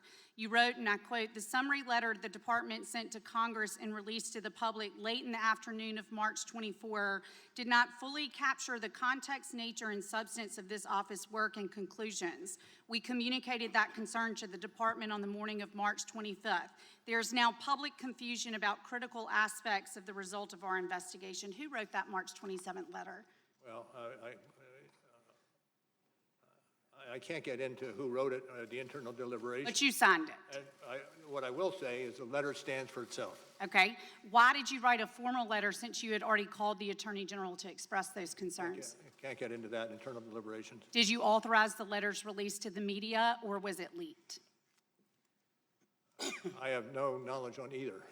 Well, you went nearly 2 years without a leak. Why was this letter leaked? I can't get into it. Was this letter written and leaked for the express purpose of attempting to change the narrative about the conclusions of your report? And was anything in Attorney General Barr's letter referred to as principal conclusions inaccurate? The time of the gentlelady has expired. Can he answer the question, please? And the question is? Yes, you may answer the question. Was anything in Attorney General Barr's letter referred to as the principal conclusions letter dated March 24th inaccurate? Well, I am not going to get into that. Time of the gentlelady has expired. The gentlelady from California. Thank you, Mr. Chair. Director Mueller, as you know, we are focusing on 5 obstruction episodes today. I would like to ask you about the second of those 5 obstruction episodes. It is in the section of your report beginning on page 113 of Volume 2 entitled, quote, "The President orders McGahn to deny that the President tried to fire the special counsel," end quote.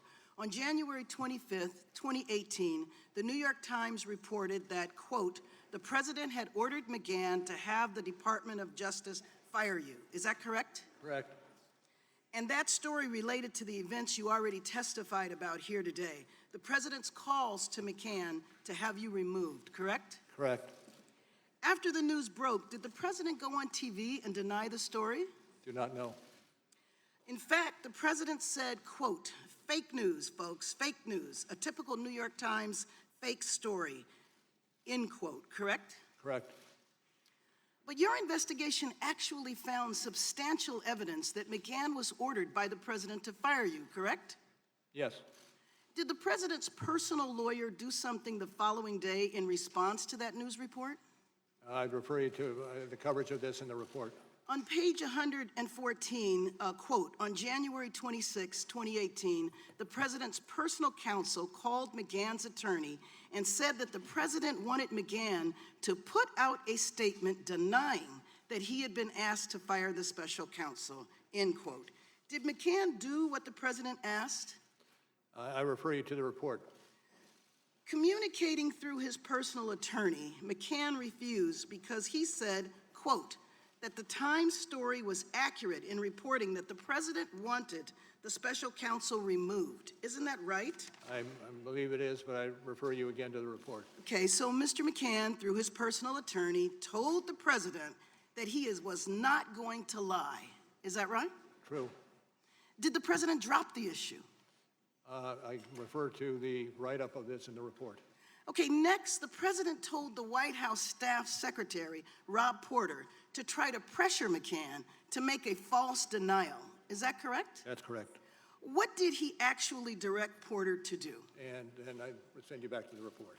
Okay, well, on page 113, it says, quote, "The President then directed Porter to tell McGahn to create a record to make it clear that the President never directed McGahn to fire you," end quote. Is that correct? That is, as it's stated in the report.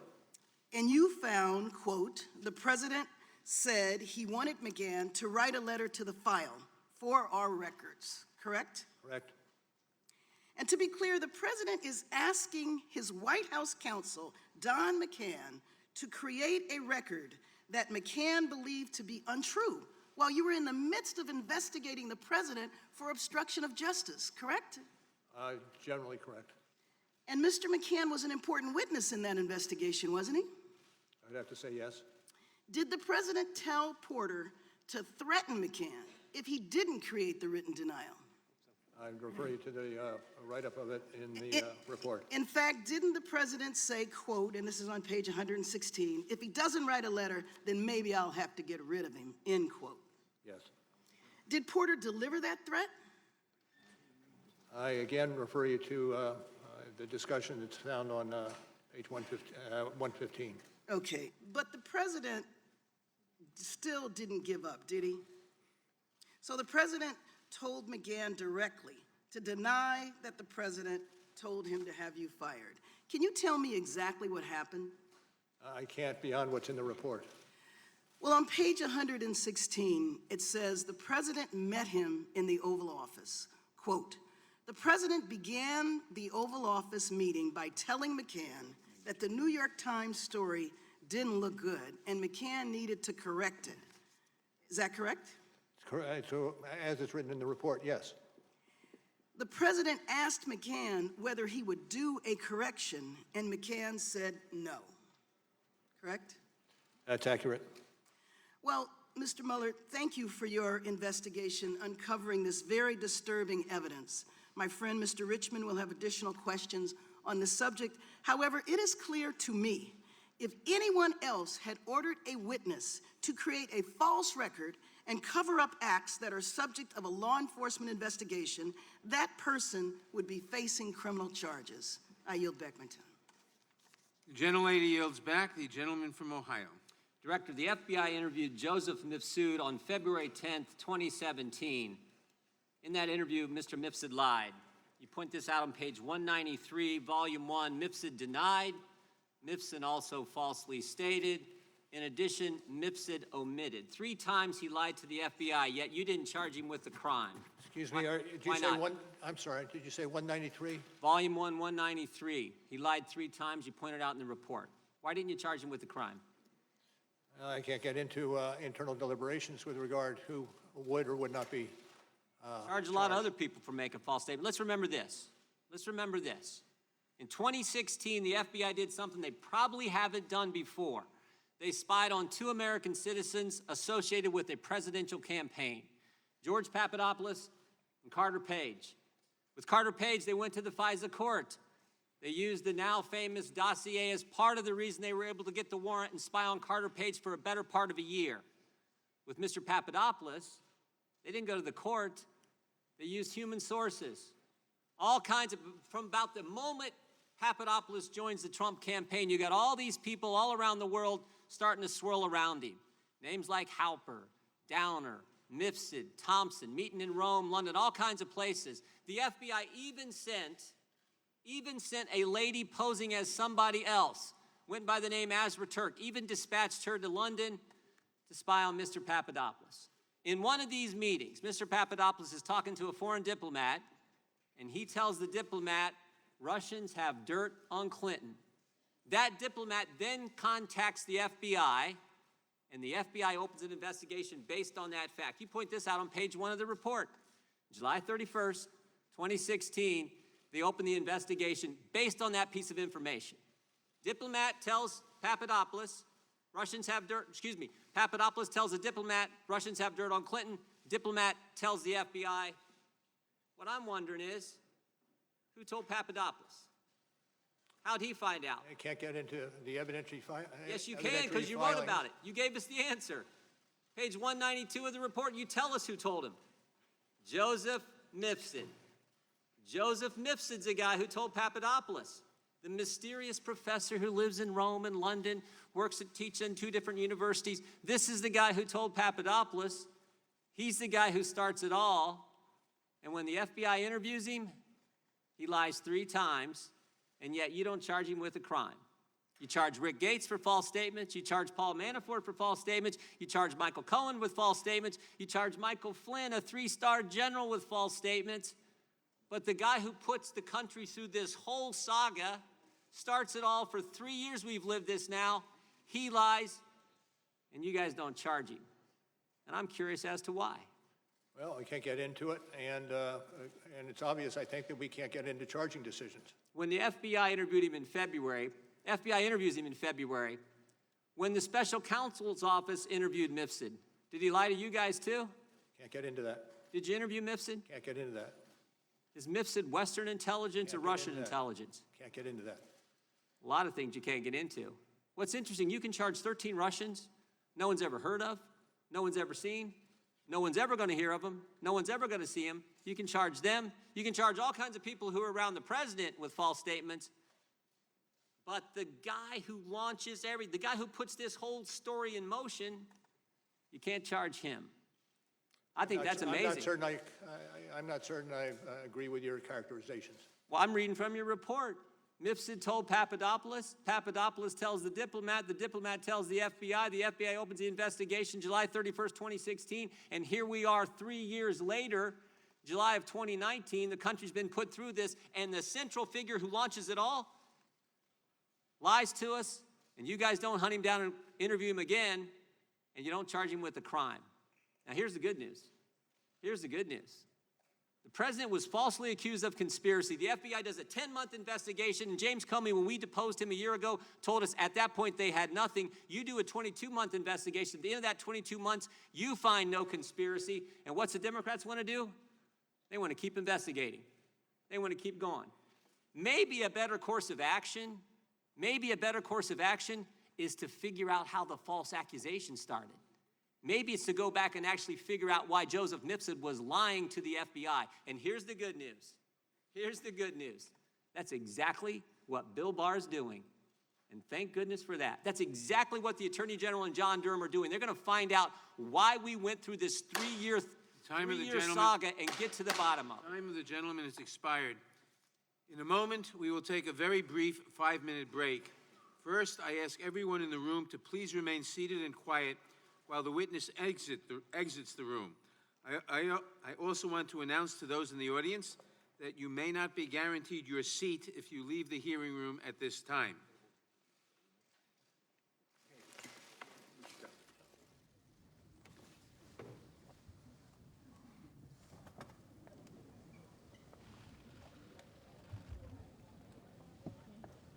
It is time the committee will take a very short recess.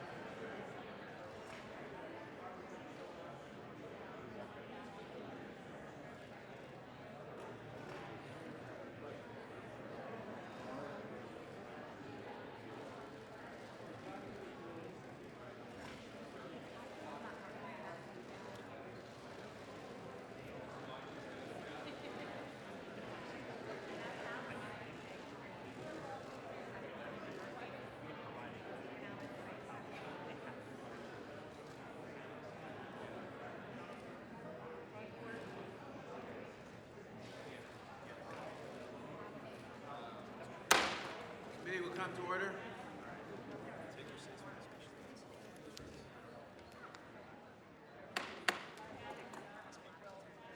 People will please take their seats before the special counsel returns.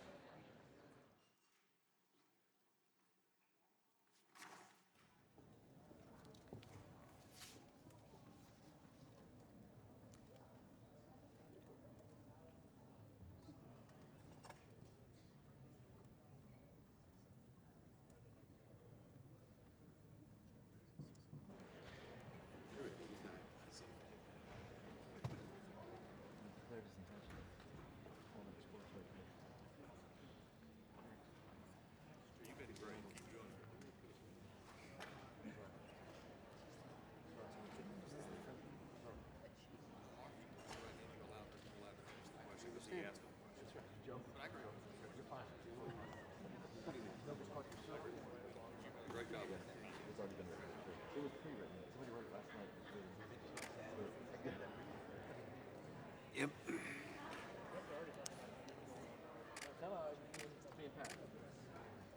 least I'm hiding behind the TV. Sure. I don't see them.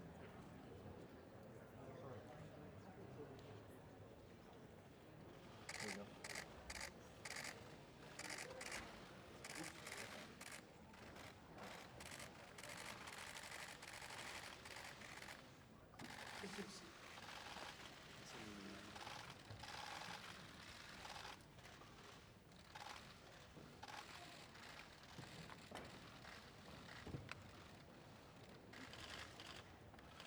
Gentleman from Louisiana, Mr. Richmond.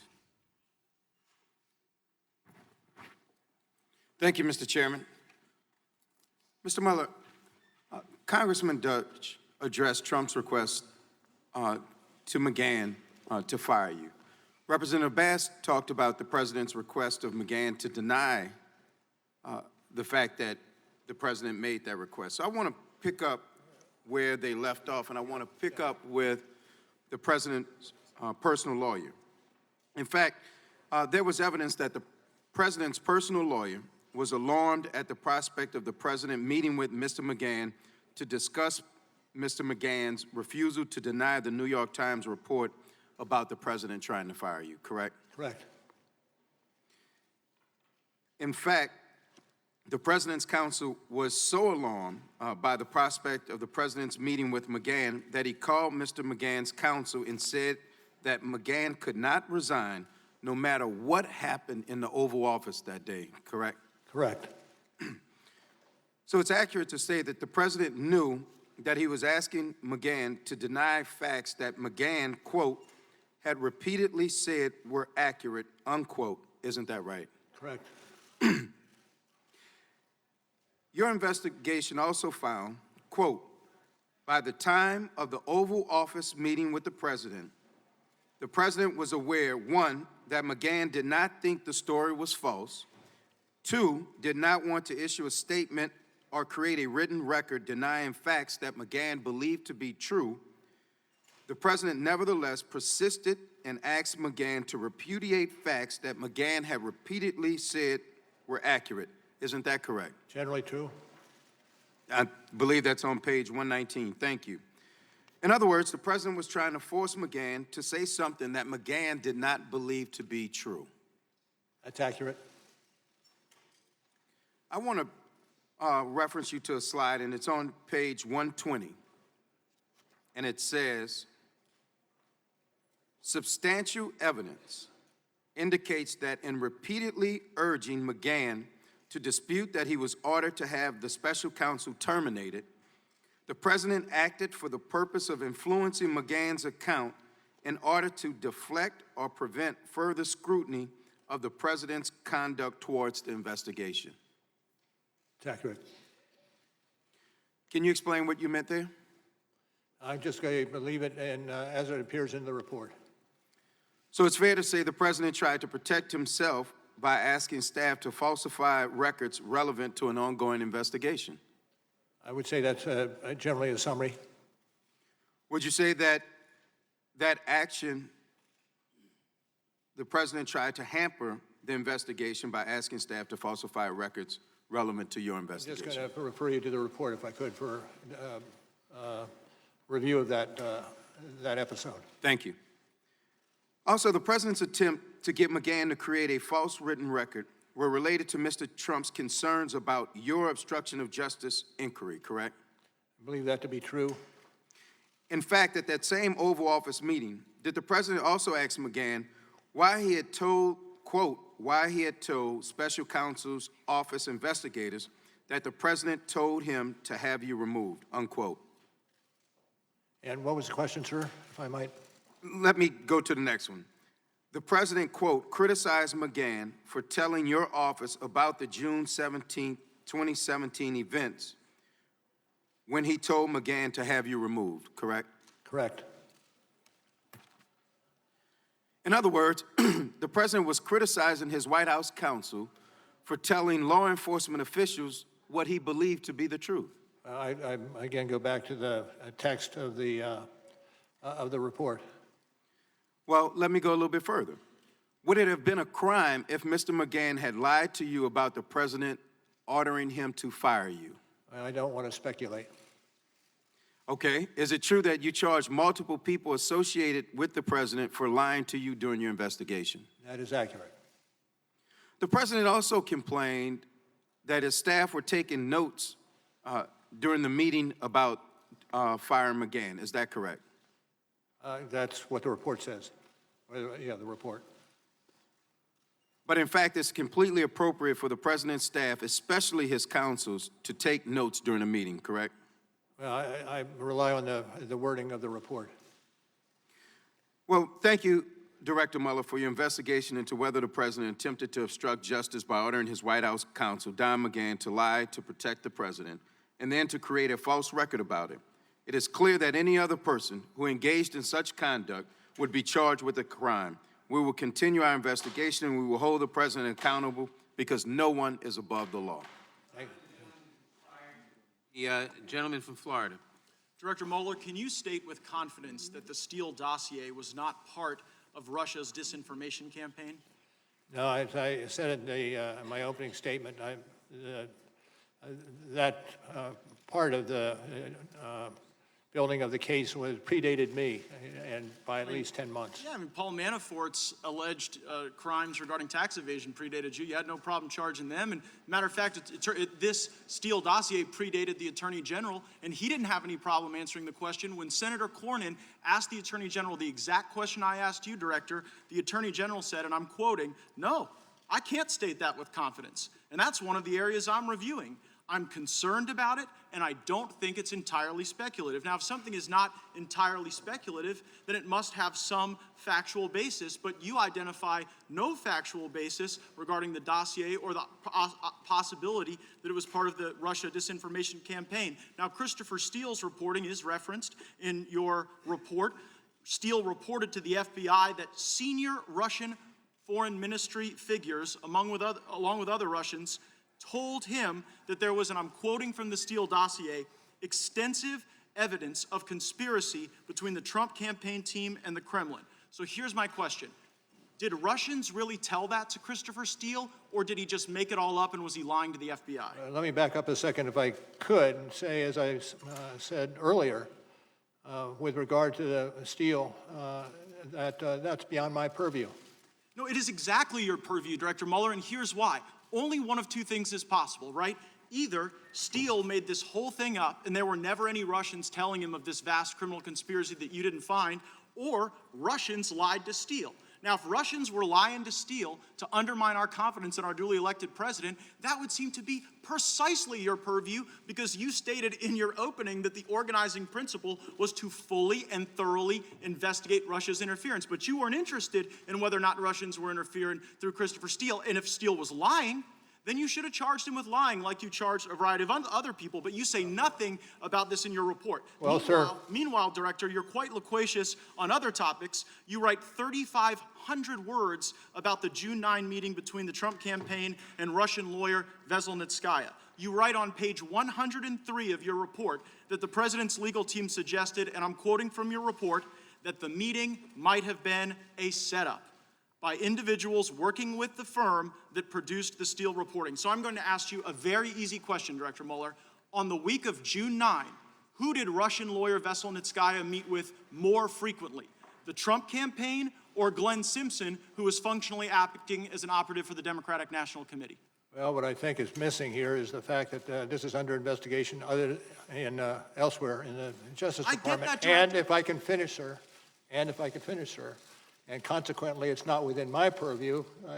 Department of Justice and FBI should be responsive to questions on this particular issue. It is absurd to suggest that a operative for the Democrats was meeting with this Russian lawyer the day before and the day after the Trump Tower meeting, and yet that's not something you referenced. Now, Glenn Simpson testified under oath. He had dinner with Veselnitskaya the day before and the day after this meeting with the Trump team. Do you have any basis, as you sit here today, to believe that Steele was lying?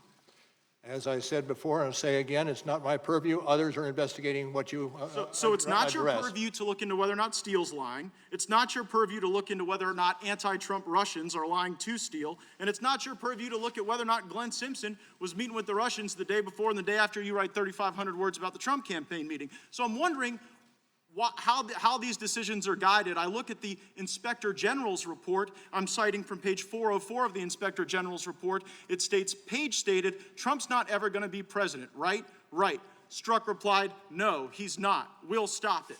Also in the Inspector General's report, there's someone identified as attorney number two. Attorney number two, this is page 419, replied, hell no, and then added, viva la resistance. Attorney number two in the Inspector General's report and Strzok both worked on your team, didn't they? Pardon me? Can you ask? They both worked on your team, didn't they? I know. I heard Strzok. Who else were you talking about? Attorney number two identified in the Inspector General's report. Okay. And the question was? Did he work for you? The guy who said viva la resistance. Peter Strzok worked for me for a period of time. Yes. Yeah, but so did the other guy that said viva la resistance. And here's what I'm kind of noticing, Director Mueller. When people associated with Trump lied, you threw the book at him. When Christopher Steele lied, nothing. And so it seems to be that when Glenn Simpson met with Russians, nothing. When the Trump campaign met with Russians, 3,500 words. And maybe the reason why there are this discrepancies in what you focused on is because the team was so biased. Time of the gentleman has expired. Pledged to stop Trump. Jeffries of New York is recognized. Mr. Mueller, obstruction of justice is a serious crime that strikes at the core of an investigator's effort to find the truth, correct? Correct. The crime of obstruction of justice has three elements, true? True. The first element is an obstructive act, correct? Correct. An obstructive act could include taking an action that would delay or interfere with an ongoing investigation as set forth in Volume 2, page 87 and 88 of your report, true? I'm sorry, could you again repeat the question? An obstructive act could include taking an action that would delay or interfere with an ongoing investigation. That's true. Your investigation found evidence that President Trump took steps to terminate the special counsel, correct? Correct. Mr. Mueller, does ordering the termination of the head of a criminal investigation constitute an obstructive act? That would be, Let me refer you to the report. Let me refer you to page 87 and 88 of Volume 2, where you conclude the attempt to remove the special counsel would qualify as an obstructive act if it would naturally obstruct the investigation and any grand jury proceedings that might flow from the inquiry, correct? Yes, I've got that now. Thank you. Thank you. The second element of obstruction of justice is the presence of an obstructive act in connection with an official proceeding, true? True. Does the special counsel's criminal investigation into the potential wrongdoing of Donald Trump constitute an official proceeding? And that's an area which I cannot get into. Okay. President Trump tweeted on June 16th, 2017, quote, I am being investigated for firing the FBI director by the man who told me to fire the FBI director, witch hunt. The June 16th tweet just read was cited on page 89 in Volume 2, constitutes a public acknowledgement by President Trump that he was under criminal investigation, correct? I think generally correct. One day later, on Saturday, June 17th, President Trump called White House counsel Don McGahn at home and directed him to fire the special counsel, true? I believe it to be true. I think we've been I may have stated in response to questions some. That is correct. President Trump told Don McGahn, quote, Mueller has to go, close quote, correct? Correct. Your report found on page 89, volume 2, that substantial evidence indicates that by June 17th, the president knew his conduct was under investigation by a federal prosecutor who could present any evidence of federal crimes to a grand jury, true? True. The third element, second element having just been satisfied, the third element of the crime of obstruction of justice is corrupt intent, true? True. Corrupt intent exists if the president acted to obstruct an official proceeding for the improper purpose of protecting his own interests, correct? That's generally correct. Thank you. The only thing I would say is we are going through the three elements of the proof of the obstruction of justice charges. When the fact of the matter is, we got. Excuse me, just 1 second. Well, thank you, Mr. Mueller. Let me move on in the interest of time. Upon learning about the appointment of the special counsel, your investigation found that Donald Trump stated to the then Attorney General, quote, "Oh my God, this is terrible. This is the end of my presidency. I'm effed." Is that correct? Correct. Is it fair to say that Donald Trump viewed the special counsel's investigation into his conduct as adverse to his own interests? I think that generally is true. The investigation found evidence, quote, that the president knew that he should not have directed Don McGahn to fire the special counsel, correct? And where do you have that quote? Page 90, volume 2. There's evidence that the president knew he should not have made those calls to McGahn, close quote. I see that, yes, that's accurate. The investigation also found substantial evidence that President Trump repeatedly urged McGahn to dispute that he was ordered to have the special counsel terminated, correct? Correct. The investigation found substantial evidence that when the president ordered Don McGahn to fire the special counsel and then lie about it, Donald Trump, 1, committed an obstructive act, 2, connected to an official proceeding, 3, did so with corrupt intent. Those are the elements of obstruction of justice. This is the United States of America. No one is above the law. No one. The president must be held accountable one way or the other. Well, let me just say, if I might, I don't subscribe necessarily to your the way you analyze that. I'm not saying it's out of the ballpark, but I'm not supportive of that analytical charge. Thank you. Thank you, Mr. Chairman. Mr. Mueller over here. Hi. Hi. I want to start by thanking you for your service. You joined the Marines and led a rifle platoon in Vietnam, where you earned a Bronze Star, Purple Heart, and other commendations. You served as an assistant United States attorney leading the homicide unit here in D.C., U.S. attorney for the District of Massachusetts and later Northern District of California, assistant attorney general for DOJ's criminal division, and the FBI director. So thank you. I appreciate that. But having reviewed your biography, it puzzles me why you handled your duties in this case the way you did.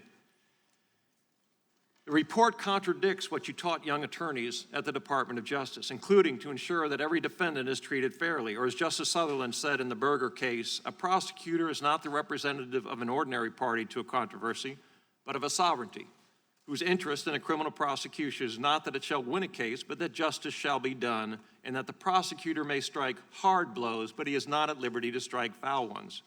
By listing the 10 factual situations and not reaching a conclusion about the merits of the case, you unfairly shifted the burden of proof to the president, forcing him to prove his innocence while denying him a legal forum to do so. And I've never heard of a prosecutor declining a case and then holding a press conference to talk about the defendant. You noted 8 times in your report that you had a legal duty under the regulations to either prosecute or decline charges. Despite this, you disregarded that duty. As a former prosecutor, I'm also troubled with your legal analysis. You discussed 10 separate factual patterns involving alleged obstruction, and then you failed to separately apply the elements of the applicable statutes. I looked at the 10 factual situations, and I read the case law. And I have to tell you, just looking at the Flynn matter, for example, the 4 statutes that you cited for possible obstruction, 1503, 1505, 1512b3, and 1512c2, when I look at those concerning the Flynn matter, 1503 is inapplicable because there wasn't a grand jury or trial jury impaneled, and Director Comey was not an officer of the court as defined by the statute. Section 1505 criminalizes acts that would obstruct or impede administrative proceedings as those before Congress or an administrative agency. The Department of Justice Criminal Resource Manual states that the FBI investigation is not a pending proceeding.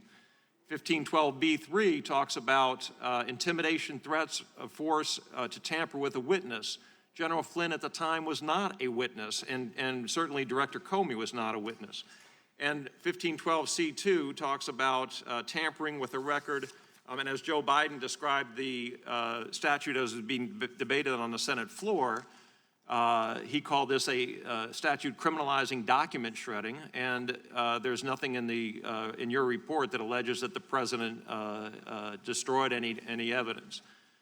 So what I have to ask you, and what I think people are working around in this hearing is, let me lay a little foundation for it. The ethical rules require that a prosecutor have a reasonable probability of conviction to bring a charge. Is that correct? Sounds generally accurate. Okay. And the regulations concerning your job as special counsel state that your job is to provide the Attorney General with a confidential report explaining the prosecution or declination decisions reached by your office. You recommended declining prosecution of President Trump and anyone associated with his campaign because there was insufficient evidence to convict for a charge of conspiracy with Russian interference in the 2016 election. Is that fair? That's fair. Was there sufficient evidence to convict President Trump or anyone else with obstruction of justice? We did not make that calculation. How could you not have made the calculation with the regulation? The OLC opinion, Office of Legal Counsel, indicates that we cannot indict a sitting president. So one of the tools that a prosecutor would use is not there. Okay, but let me just stop. You made the decision on the Russian interference. You couldn't have indicted the president on that, and you made the decision on that. But when it came to obstruction, you threw a bunch of stuff up against the wall to see what would stick. Well, and that is fundamentally unfair. I would not agree to that characterization at all. What we did is provide to the Attorney General in the form of a confidential memorandum our understanding of the case. Those cases that were brought, those cases were declined, and that one case where the president cannot be charged with a crime. Okay, but could you charge the president with a crime after he left office? Yes. You believe that you could charge the President of the United States with obstruction of justice after he left office? Yes. Ethically, under the ethical standards? Well, I'm not certain because I haven't looked at the ethical standards, but the OLC opinion says that the prosecutor, while he cannot bring a charge against the sitting president, nonetheless he can continue the investigation to see if there are any other persons who might be drawn into the conspiracy. Time of the gentleman has expired. The gentleman from Rhode Island. Director, as you know, we are specifically focusing on 5 separate obstruction episodes here today. I'd like to ask you about the third episode. It's the section of your report entitled "The President's Efforts to Curtail the Special Counsel Investigation," beginning at page 90. And by curtail, you mean limit, correct? Correct. My colleagues have walked through how the president tried to have you fired through the White House counsel, and because Mr. McGahn refused the order, the president asked others to help limit your investigation. Is that correct? Correct. And was Corey Lewandowski one such individual? And again, can you remind me what character? Well, Corey Lewandowski is the president's former campaign manager, correct? Correct. Did he have any official position in the Trump administration? I don't believe so. Your report describes an incident in the Oval Office involving Mr. Lewandowski on June 19, 2017, at volume 2, page 91. Is that correct? I'm sorry, what's the citation, sir? Page 91. Of the second volume? Yes. And A meeting in the Oval Office between Mr. Lewandowski and the president. Okay.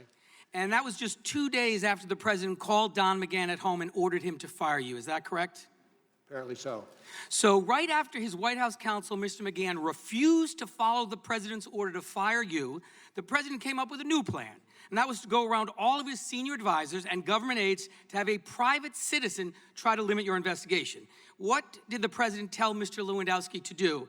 Do you recall he dictated a message to Mr. Lewandowski for Attorney General Sessions and asked him to write it down. Is that correct? True. And Did you and your team see this handwritten message?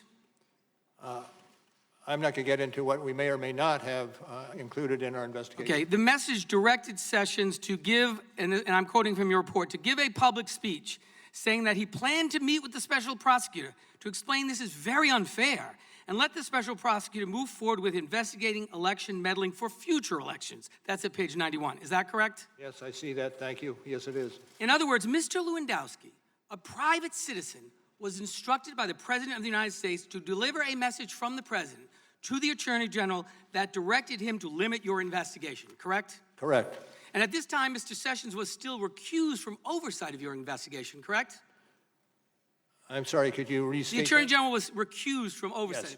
Yes. So the Attorney General would have had to violate his own department's rules in order to comply with the President's order, correct? Well, I'm not going to get into the subsidiary details. Okay. I just refer you again to page 91, 92 of the report. And if the Attorney General had followed through with the President's request, Mr. Mueller, it would have effectively ended your investigation into the President and his campaign, as you note on page 97, correct?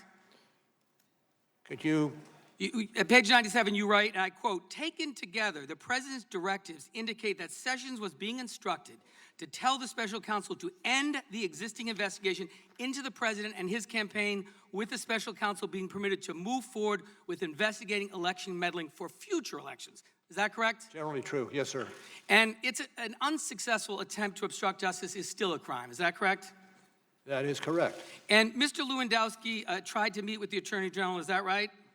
True. And he meet with them in his office so he would be certain there wasn't a public log of the visit. According to what we gathered for the report. And the meeting never happened, and the President raised the issue again with Mr. Lewandowski, and this time he said, and I quote, "If Sessions does not meet with you, Lewandowski should tell Sessions he was fired."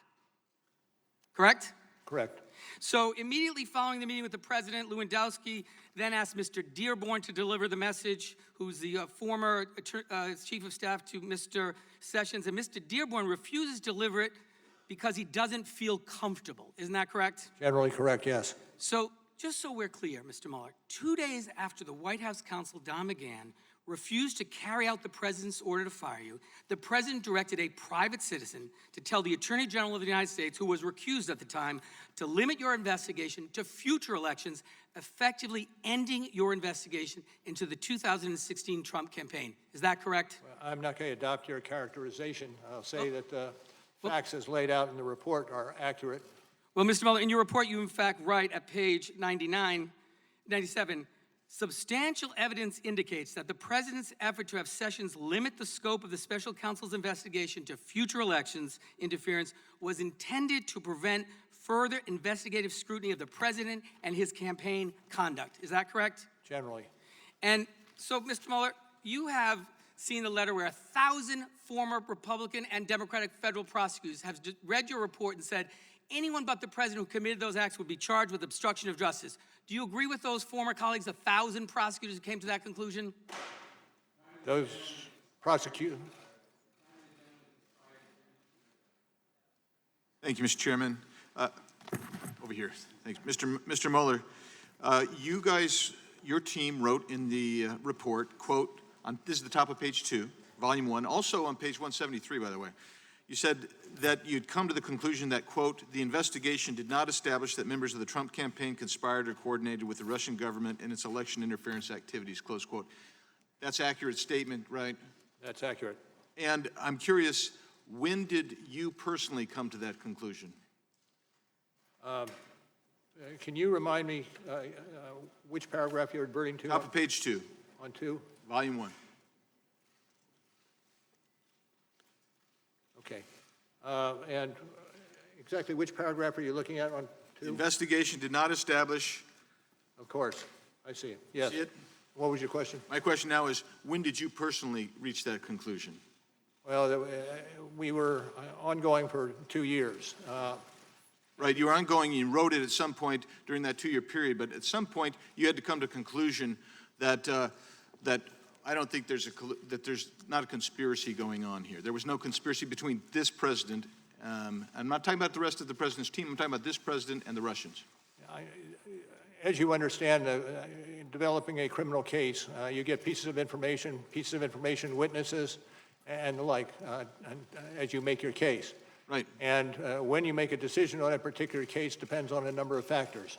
Right, I understand So I all cannot this. say specifically that we reached a decision on a particular defendant at a particular point in time. But it was some time well before you wrote the report, fair enough? I mean, you wrote the report dealing with a whole myriad of issues. Certainly, at some time prior to that report is when you reached the decision that, okay, with regard to the president himself, I don't find anything here.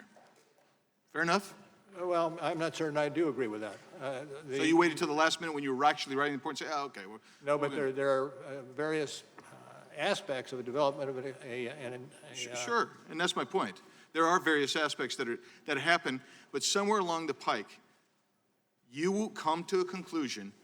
There's no there for this defendant. Isn't that right? So apparently, I can't speak. You can't say when. Fair enough. So I'm asking the sworn witness. Mr. Mueller, evidence suggests that on May 10th, 2017, at approximately 7:45 a.m., 6 days before the DAG Deputy Attorney General appointed you special counsel, Mr. Rosenstein called you and mentioned the appointment of a special counsel. Not necessarily that you'd be appointed, but that you had a discussion of that. Is that true? May 10th, 2017. I don't have any. I don't have any knowledge of that occurring. You don't have any knowledge, or you don't recall? I don't have any knowledge. Evidence also suggests. Given that what I saw you do, are you questioning that? Well, I just find it intriguing. Let me just tell you that there's evidence that suggests that that phone call took place and that that's what was said. So let's move to the next question. Evidence suggests that also on May 12, 2017, 5 days before the DAG appointed you special counsel, you met with Mr. Rosenstein in person. Did you discuss the appointment of a special counsel then? Not necessarily that you, but that there would be a special counsel. I've gone into waters that don't allow me to give you an answer to that particular question. It relates to the internal discussions he would have in terms of indicting an individual. It has nothing to do with indictment. It has to do with special counsel and whether you discussed that with Mr. Rosenstein. Evidence also suggests that on May 13th, 4 days before you were appointed special counsel, you met with former Attorney General Sessions and Rosenstein, and you spoke about special counsel. Do you remember that? Not offhand, no. Okay. And on May 16th, the day before you were appointed special counsel, you met with the president and Rod Rosenstein. Do you remember having that meeting? Yes. And discussion of the position of FBI director took place. Do you remember that? Yes. And did you discuss at any time in that meeting Mr. Comey's termination? No. Did you discuss at any time in that meeting the potential appointment of a special counsel? Not necessarily you, but just in general terms. I can't get into the discussions on that. How many times did you speak to Mr. Rosenstein before May 17th, which is the day you got appointed, regarding the appointment of special counsel? How many times prior to that did you discuss? I can't tell you how many times. Is that because you don't recall, or are you just? I do not recall. Okay, thank you. How many times did you speak with Mr. Comey about any investigations pertaining to Russia prior to May 17, 2017? Did you have any? All. Zero? Zero. Okay. Now, my time has expired, so. Time of the gentleman has expired. The gentleman from California. Director Mueller, going back to the president's obstruction via Corey Lewandowski, it was referenced that 1,000 former prosecutors who served under Republican and Democratic administrations with 12,000 years of federal service wrote a letter regarding the president's conduct. Are you familiar with that letter? I've read about that letter, yes. And some of the individuals who signed that letter, the statement of former prosecutors, are people you worked with. Is that right? Quite probably, yes. People that you respect? Quite probably, yes. And in that letter, they said all of this conduct, trying to control and impede the investigation against the president by leveraging his authority over others, is similar to conduct we have seen charged against other public officials and people in powerful positions. Are they wrong? They have a different case. Do you want to sign that letter, Director Mueller? They have a different case. Director Mueller, thank you for your service, going all the way back to the 60s when you courageously served in Vietnam. Because I have a seat on the Intelligence Committee, I'll have questions later. And because of our limited time, I will ask to enter this letter into the record under unanimous consent and yield to my colleague from California, Mr. Liu. Thank you, Director Mueller, for your long history of service to our country, including your service as a Marine, where you earned a Bronze Star with a V device. I'd like to now turn to the elements of obstruction of justice as applied to the President's attempts to curtail your investigation. The first element of obstruction of justice requires an obstructive act, correct? Correct. Okay, I'd like to direct you to page 97 of Volume 2 of your report. And you wrote there on page 97, quote, Sessions was being instructed to tell the special counsel to end the existing investigation into the president and his campaign, unquote. That's in the report, correct? Correct.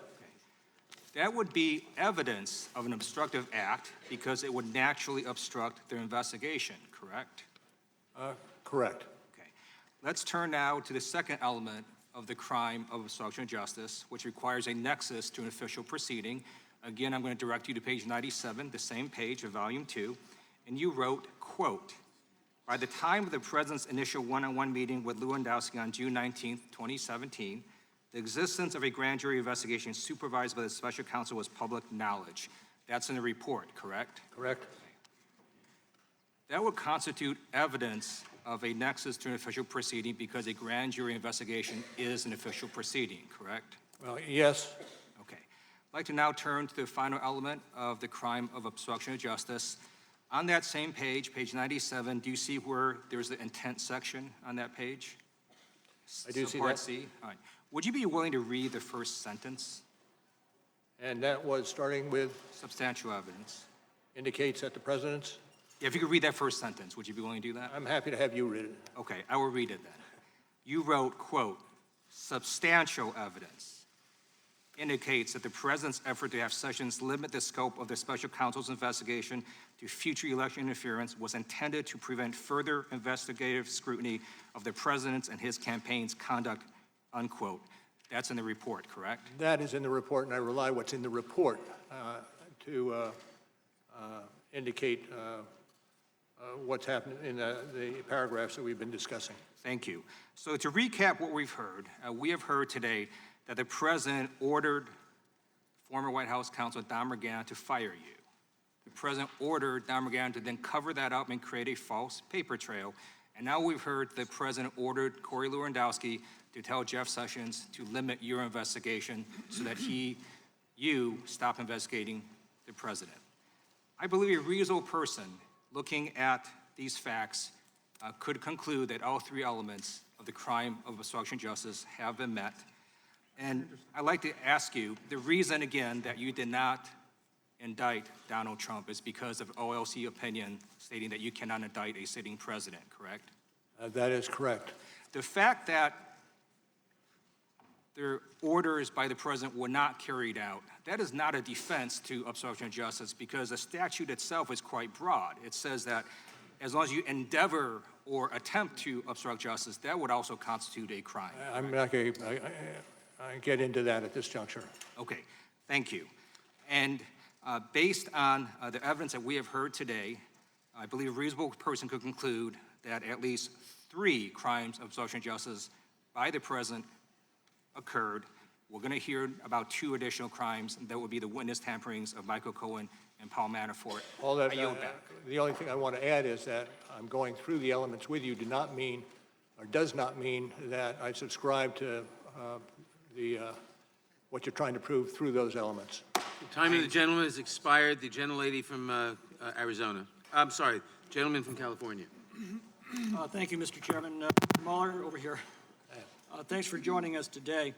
You had 3 discussions with Rod Rosenstein about your appointment as special counsel, May 10th, May 12th, and May 13th, correct? If you say so, I have no reason to dispute that. Then you met with the President on the 16th with Rod Rosenstein present, and then on the 17th you were formally appointed as special counsel. Were you meeting with the President on the 16th with knowledge that you were under consideration for appointment to special counsel?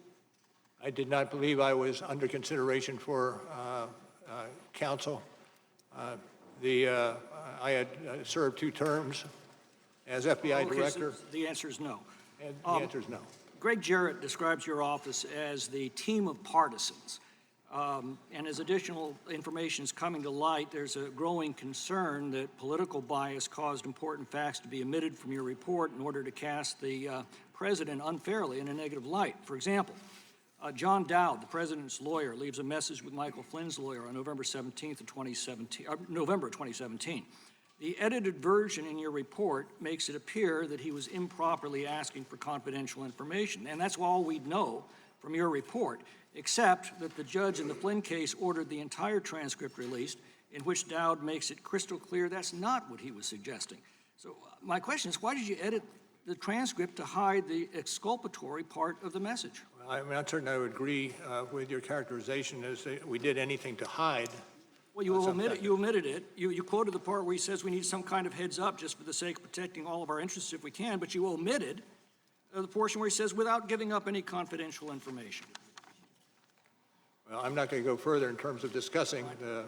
Well, let's go on. You extensively discussed Konstantin Kilimnik's activities with Paul Manafort. You describe him as, quote, a Russian-Ukrainian political consultant and longtime employee of Paul Manafort, assessed by the FBI to have ties to Russian intelligence. And again, that's all we know from your report, except we've since learned from news articles that Kilimnik was actually a U.S. State Department intelligence source, yet nowhere in your report is he so identified. Why was that fact? I don't necessarily credit what you're saying occurred.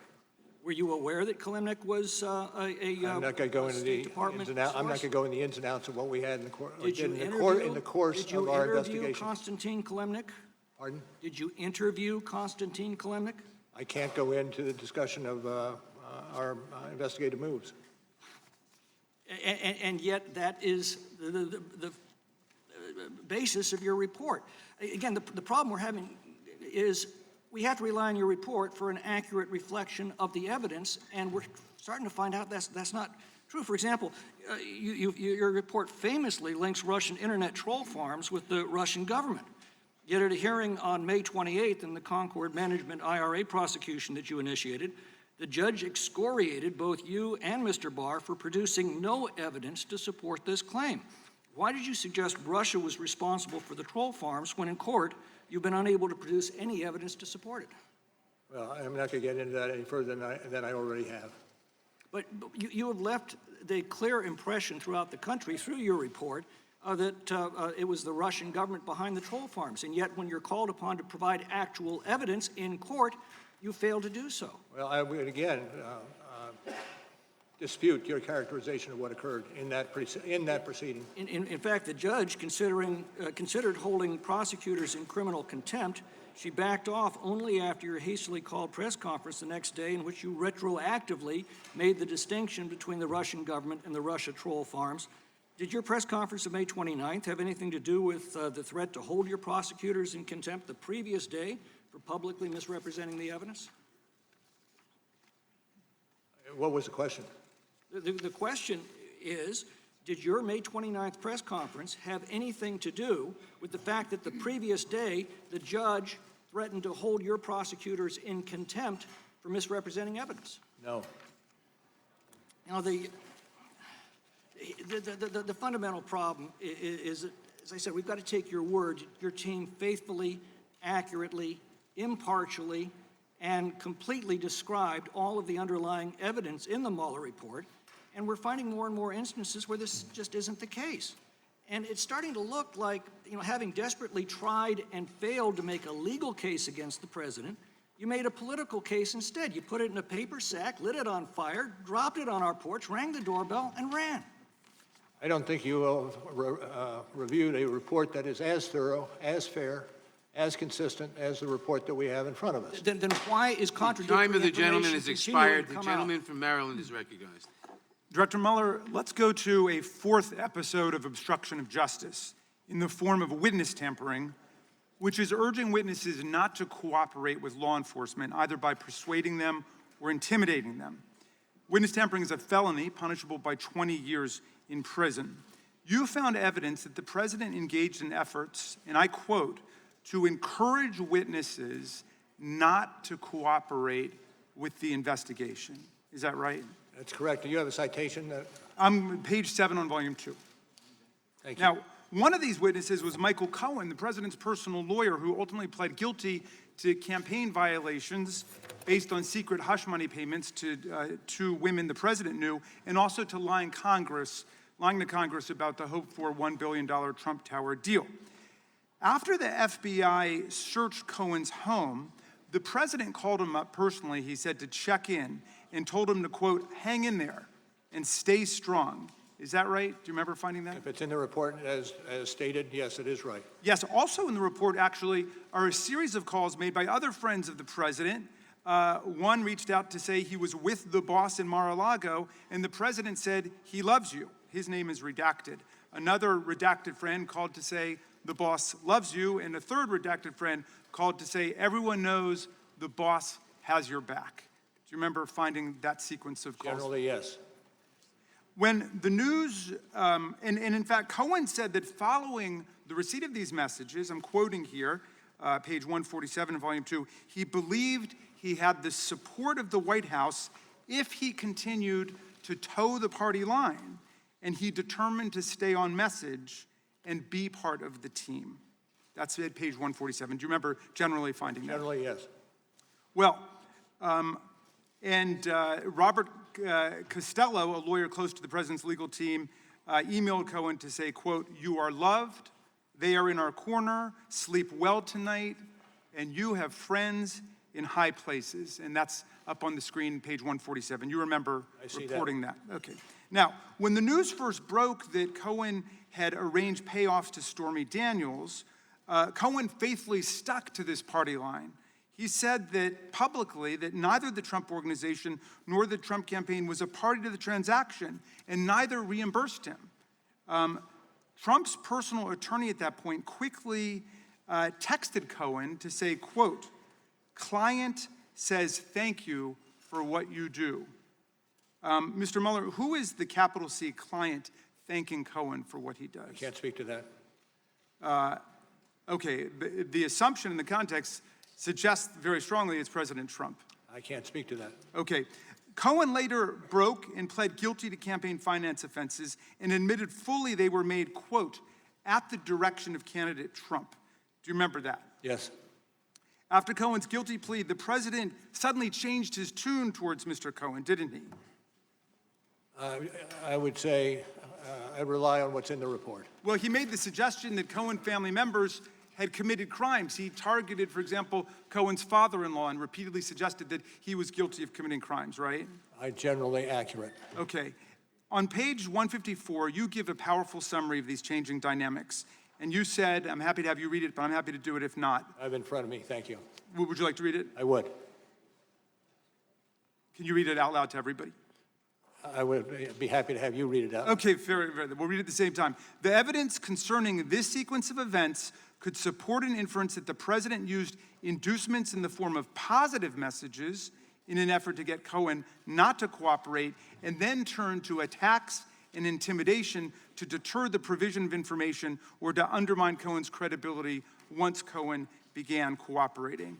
I believe that's accurate. Okay, and in my view, if anyone else in America engaged in these actions, they would have been charged with witness tampering. We must enforce the principle in Congress that you emphasize so well in the very last sentence of your report, which is that in America, no person is so high as to be above the law. I yield back, Mr. Chairman. Thank you, Mr. Chairman. Just recently, Mr. Mueller, you said Mr. Liu was asking you questions. And Mr. Liu's question, I quote, the reason you didn't indict the president is because of the OLC opinion. And you answered, that is correct. But that is not what you said in the report, and it's not what you told Attorney General Barr. And in fact, in a joint statement that you released with DOJ on May 29th, after your press conference, your office issued a joint statement with the Department of Justice that said, the Attorney General has previously stated that the special counsel repeatedly affirmed that he was not saying that but for the OLC opinion, he would have found the president obstructed justice. The special counsel's report in his statement today made clear that the office concluded it would not reach a determination one way or the other whether the president committed a crime. There is no conflict between these statements. So, Mr. Miller, do you stand by your joint statement with DOJ that you issued on May 29th as you sit here today? I would have to look at it more closely before I said I agree with it. Well, my conclusion is that what you told Mr. Liu really contradicts what you said in the report, and specifically what you said apparently repeatedly to Attorney General Barr, and then you issued a joint statement on May 29th saying that the Attorney General has previously stated that the special counsel repeatedly affirmed that he was not saying, but for the OLC report, that we would have found the president obstructed justice. So I just say there's a conflict. I do have some more questions. Mr. Mueller, there's been a lot of talk today about firing the special counsel and curtailing the investigation. Were you ever fired, Mr. Mueller, from the special? What? Were you ever fired as special counsel, Mr. Mueller? No. No. Were you allowed to complete your investigation unencumbered? Yes.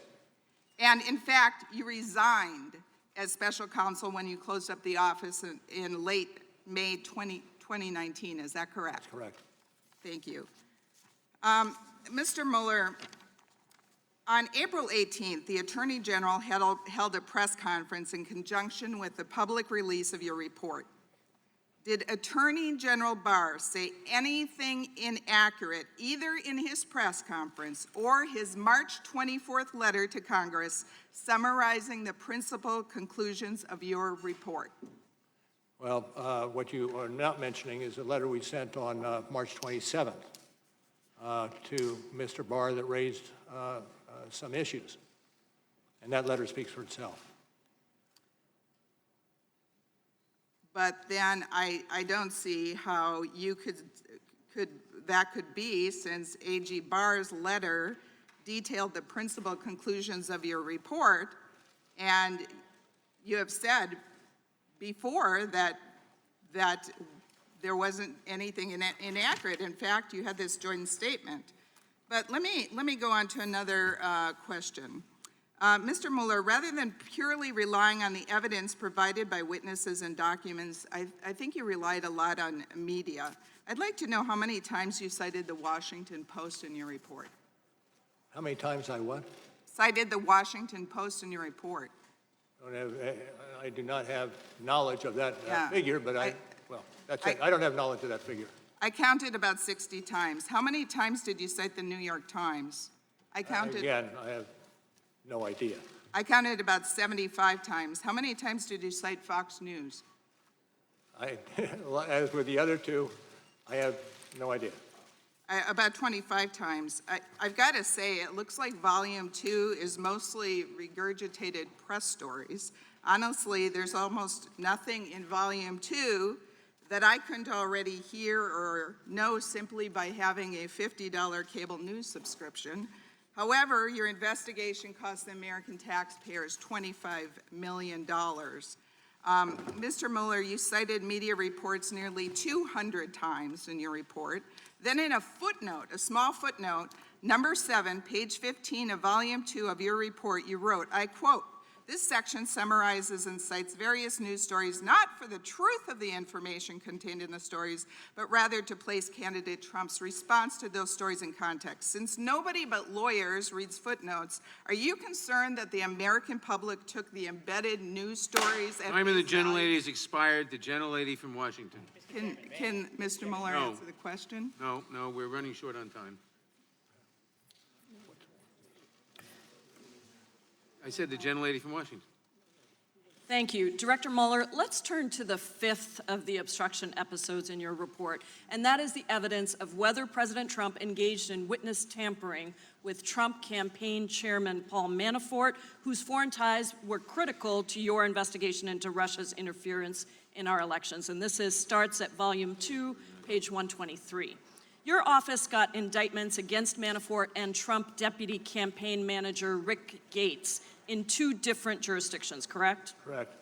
And your office found that after a grand jury indicted them, Manafort told Gates not to plead guilty to any charges because, quote, he had talked to the president president's personal counsel, and they were going to take care of us. Is that correct? That's accurate. And according to your report, one day after Manafort's conviction on 8 felony charges, quote, the president said that flipping was not fair and almost ought to be outlawed. Is that correct? I'm aware of that. In this context, Director Mueller, what does it mean to flip? Have somebody cooperate in a criminal investigation? And how essential is that cooperation to any efforts to combat crime? Well, I'm not going to go beyond that, characterizing that Thank you. effort. In your report, you concluded that President Trump and his personal counsel, Rudy Giuliani, quote, made repeated statements suggesting that a pardon was a possibility for Manafort, while also making it clear that the president did not want Manafort to flip and cooperate with the government, end quote. Is that correct? Correct. And as you stated earlier, witness tampering can be shown where someone with an improper motive encourages another person not to cooperate with law enforcement. Is that correct? Correct. Now, on page 123 of Volume 2, you also discuss the president's motive, and you say that as court proceedings moved forward against Manafort, President Trump, quote, discussed with aides whether and in what way Manafort might be cooperating and whether Manafort knew any information that would be harmful to the president, end quote. Is that correct? And that was a quote from? From page 123, Volume 2. I have it. Thank you. Yes. And when someone tries to stop another person from working with law enforcement and they do it because they're worried about what that person will say, it seems clear from what you wrote that this is a classic definition of witness tampering. Now, Mr. Manafort did eventually decide to cooperate with your office, and he entered into a plea agreement, but then he broke that agreement. Can you describe what he did that caused you to tell the court that the agreement was off? I'd refer you to the court proceedings on that issue. So on page 127 of Volume 2, you told the court that Mr. Manafort lied about a number of matters that were material to the investigation, and you said that the Manafort's lawyers also, quote, regularly briefed the president's lawyers on topics discussed and the information that Manafort had provided in interviews with the special counsel's office. Does that sound right? And the source of that is? That's page 127, Volume 2. That's a direct quote. If it's from the report, yes, I'd Thank support you. it. And 2 days after you told the court that Manafort broke his plea agreement by lying repeatedly, did President Trump tell the press that Mr. Manafort was, quote, very brave because he did not flip? This is page 128 of Volume 2. If it's in the report, I support it as it is set forth. Thank you. Director Mueller, in your report, you make a very serious conclusion about the evidence regarding the president's involvement with the Manafort criminal proceedings. Let me read to you from your report. Evidence concerning the president's conduct toward Manafort indicates that the president intended to encourage Manafort to not cooperate with the government. It is clear that the president both publicly and privately discouraged Mr. Manafort's cooperation or flipping while also dangling the promise of a pardon if he stayed loyal and did not share what he knew about the president. Anyone else who did these things would be prosecuted for them. We must ensure that no one is above the law. And I thank you for being here, Director Mueller. Yield back. Gentleman from Pennsylvania. Thank you, Mr. Chairman. Mr. Mueller, I'm over here, I'm sorry. Mr. Mueller, are you familiar with the now expired independent counsel statute? It's the statute under which Ken Starr was appointed. That Ken Starr did what? I'm sorry. Are you familiar with the independent counsel statute? Are you talking about the one we're operating under now or a previous? No, under which Ken Starr was appointed.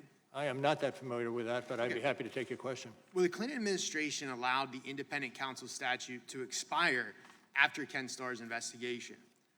The final report requirement was a major reason why the statute was allowed to expire. Even President Clinton's AG, Janet Reno, expressed concerns about the final report requirement. And I'll quote AG Reno. She said, on one hand, the American people have an interest in knowing the outcome of an investigation of their highest officials. On the other hand, the report requirement cuts against many of the most basic traditions and practices of American law enforcement. Under our system, we presume innocence and we value privacy. We believe that information obtained during a criminal investigation should, in most cases, be made public only if there is an indictment and prosecution, not in a lengthy and detailed report filed after a decision has been made not to prosecute. The final report provides a forum for unfairly airing a target's dirty laundry, and it also creates yet another incentive for an independent counsel to over-investigate in order to justify his or her tenure and to avoid criticism that the independent counsel may have left a stone unturned. Again, Mr. Mueller, those are A.G. Reno's words. Didn't you do exactly what A.G. Reno feared? Didn't you publish a lengthy report unfairly airing the target's dirty laundry without recommending charges? I disagree with that. Okay. Did And any of your witnesses have the chance to be cross-examined? Can I just finish my answer on that? Quickly. I operate under the current statute, not the original Okay. statute. So I am most familiar with the current statute, not the older statute. Did any of the witnesses have a chance to be cross-examined? Did any of the witnesses in our investigation? Yes. I'm not going to answer that. Okay. Did you allow the people mentioned in your report to challenge how they were characterized? I'm not going to get into Okay. that. Given that A.G. Barr stated multiple times during his confirmation hearing that he would make as much of your report public as possible, did you write your report knowing that it would likely be shared with the public? No. Did knowing that the report could and likely would be made public, did that alter the contents which you included? I can't speak to that. Despite the expectations that your report would be released to the public, you left out significant exculpatory evidence. In other words, evidence favorable to the president, correct? Well, I actually would disagree with you. I think we strove to put into the report exculpatory I'm pretty sure evidence as Tom well. McClintock got into that with you, where he said you said there was evidence you left out. Well, you make a choice as to what goes into Isn't it an true, indictment. Mr. Mueller, isn't it true that on page 1 of volume 2, you state, when you're quoting the statute, that you had an obligation to either prosecute or not prosecute? Well, generally that is the case. Right. Although most cases are not done in the context of the president. And in this case, you made a decision not to prosecute, correct? No, we made a decision not to decide whether to prosecute or not. So essentially what your report did was everything that A.G. Reno warned against. I can't agree with that characterization. Okay. Well, what you did is you compiled nearly 450 pages of the very worst information you gathered against the target of your investigation, who happens to be the President of the United States. And you did this knowing that you were not going to recommend charges and that the report would be made public. Not true. Mr. Mueller, as a former officer in the United States JAG Corps, I prosecuted nearly 100 terrorists in a Baghdad courtroom. I cross-examined the butcher of Fallujah in defense of our Navy SEALs. As a civilian, I was elected a magisterial district judge in Pennsylvania, so I'm very well versed in the American legal system. The drafting and the publication of some of the information in this report without an indictment, without prosecution, frankly flies in the face of American justice. And I find those facts, this entire process, un-American. I yield the remainder of my time to my colleague, Jim Jordan. Director Mueller, the third FISA renewal happens a month after your named special counsel. What role did your office play in the third FISA renewal of Carter Page? Not going to talk to that. Time of the gentleman has expired. The gentlelady from Florida. Director Mueller, a couple of my colleagues right here wanted to talk to you or ask you about lies. So let's talk about lies. According to your report, page 9, volume 1, witnesses lied to your office and to Congress. Those lies materially impaired the investigation of Russia interference, according to your report. Other than the individuals who pled guilty to crimes based on their lying to you and your team, did other witnesses lie to you? I think there are probably a spectrum of witnesses in terms of those who are not telling the full truth, and those are outright liars. Thank you very much. Outright liars. It is fair to say then that there were limits on what evidence was available to your investigation of both Russia election interference and obstruction of justice. That's true, and it's usually the case. And that lies by Trump campaign officials and administration officials impeded your investigation. I would generally agree with that. Thank you so much, Director Mueller. You will be hearing more from me in the next hearing, so I yield the balance of my time to Mr. Correa. Thank you. Mr. Mueller, first of all, let me welcome you. Thank you for your service to our country. You're a hero.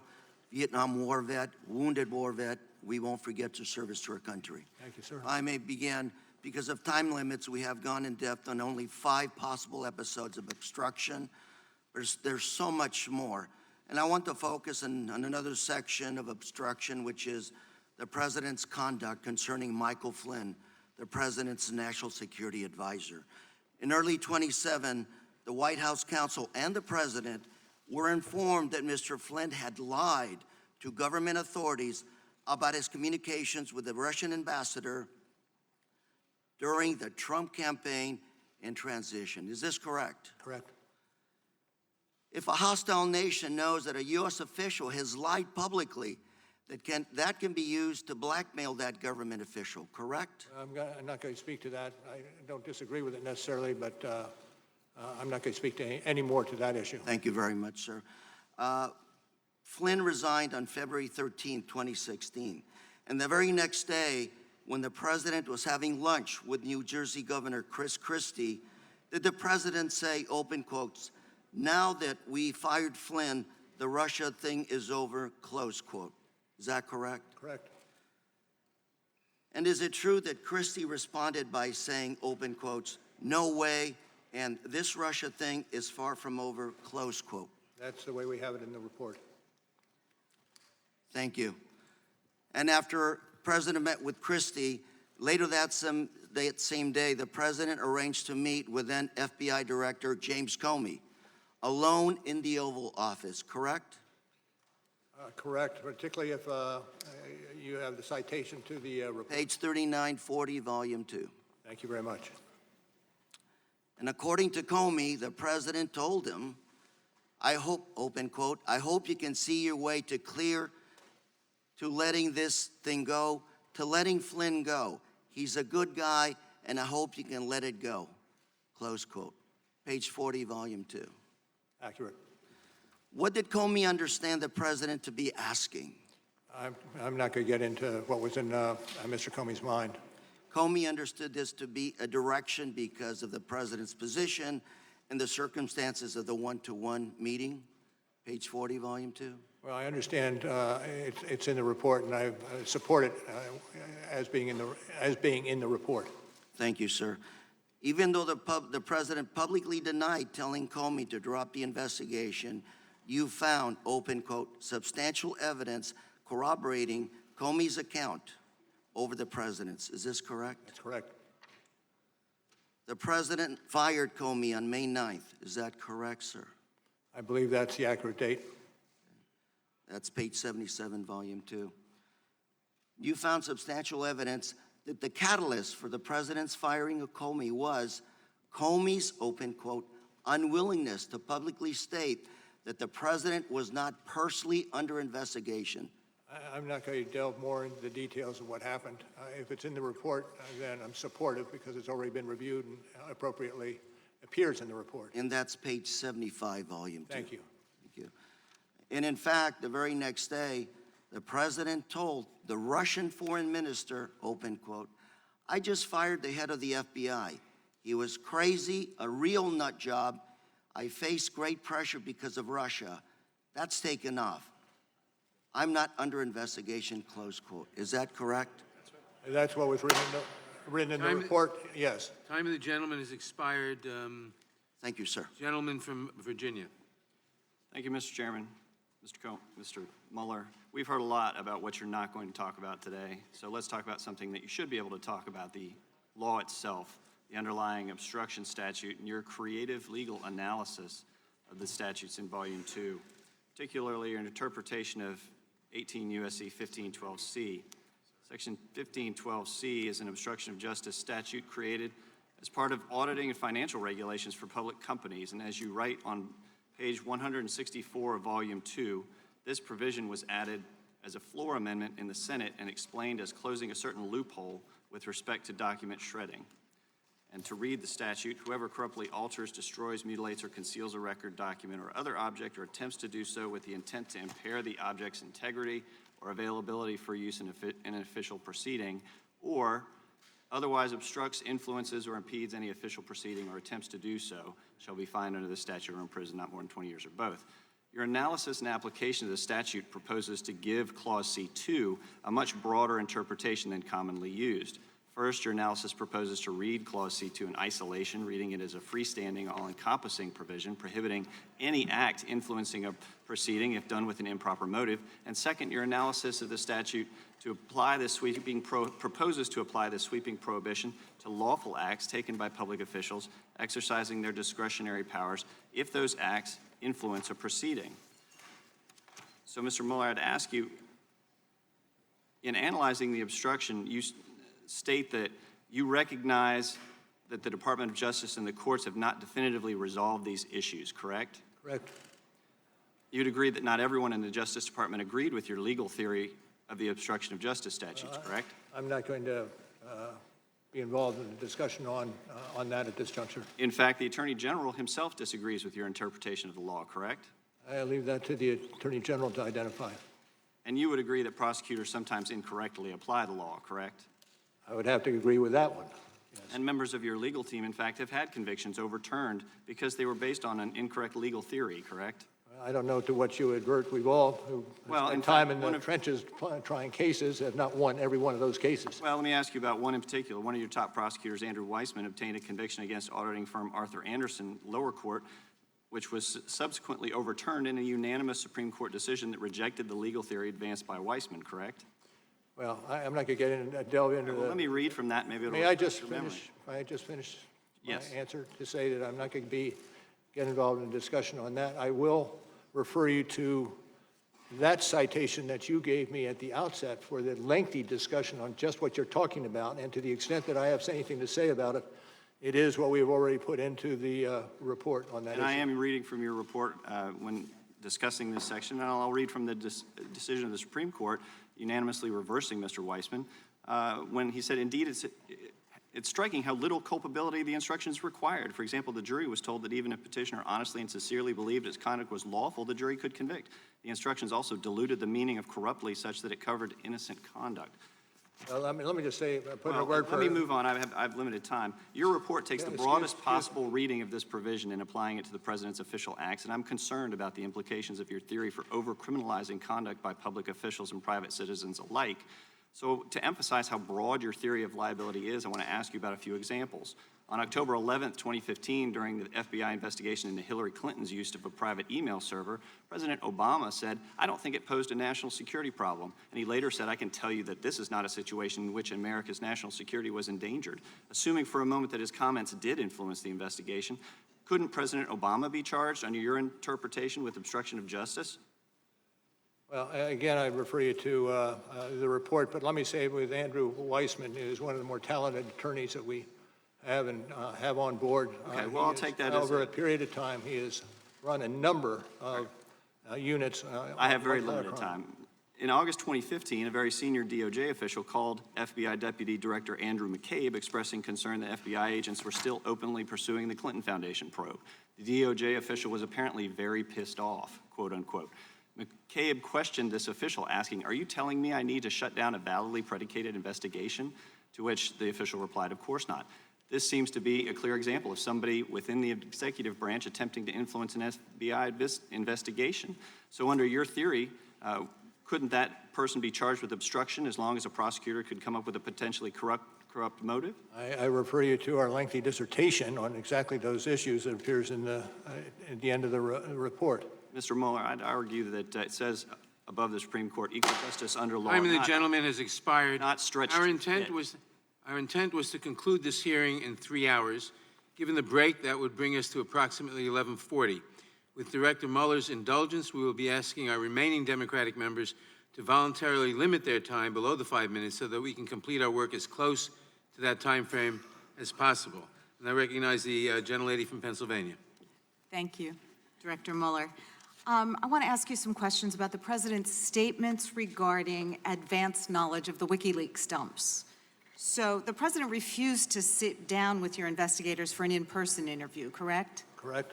So the only answers we have to questions from the President are contained in Appendix C to your report. That's correct. Okay, so looking at Appendix C on page 5, you asked the President over a dozen questions about whether he had knowledge that WikiLeaks possessed or might possess the emails that were stolen by the Russians. I apologize. Sure. Can you start it again? Okay, sure. So we're looking at Appendix C. Right. And at Appendix C, page 5, you asked the president about a dozen questions about whether he had knowledge that WikiLeaks possessed the stolen emails that might be released in a way helpful to his campaign or harmful to the Clinton campaign. Is that correct? You asked those questions? Okay. In February of this year, Mr. Trump's personal attorney, Michael Cohen, testified to Congress under oath that, quote, Mr. Trump knew from Roger Stone in advance about the WikiLeaks drop of emails, end quote. That's a matter of public record, isn't it? Well, are you referring to the report or some other public record? This was testimony before Congress by Mr. Cohen. Do you know if he told And you? I'm not familiar with it, explicitly familiar with what he testified to before Congress. Okay. Let's look at an event described on page 18 of volume 2 of your report. Now, according, and we're going to put it up in a slide, I think, according to Deputy Campaign Manager Rick Gates, in the summer of 2016, he and candidate Trump were on the way to an airport shortly after WikiLeaks released its first set of stolen emails. And Gates told your investigators that candidate Trump was on a phone call, and when the call ended, Trump told Gates that more releases of damaging information would be coming, end quote. Do you recall that from the report? If it's in the report, I support it. Okay, and that's on page 18 of volume 2. Now, on page 77 of volume 2, your report also stated, quote, in addition, some witnesses said that Trump privately sought information about future WikiLeaks releases, end quote. Is that correct? Correct.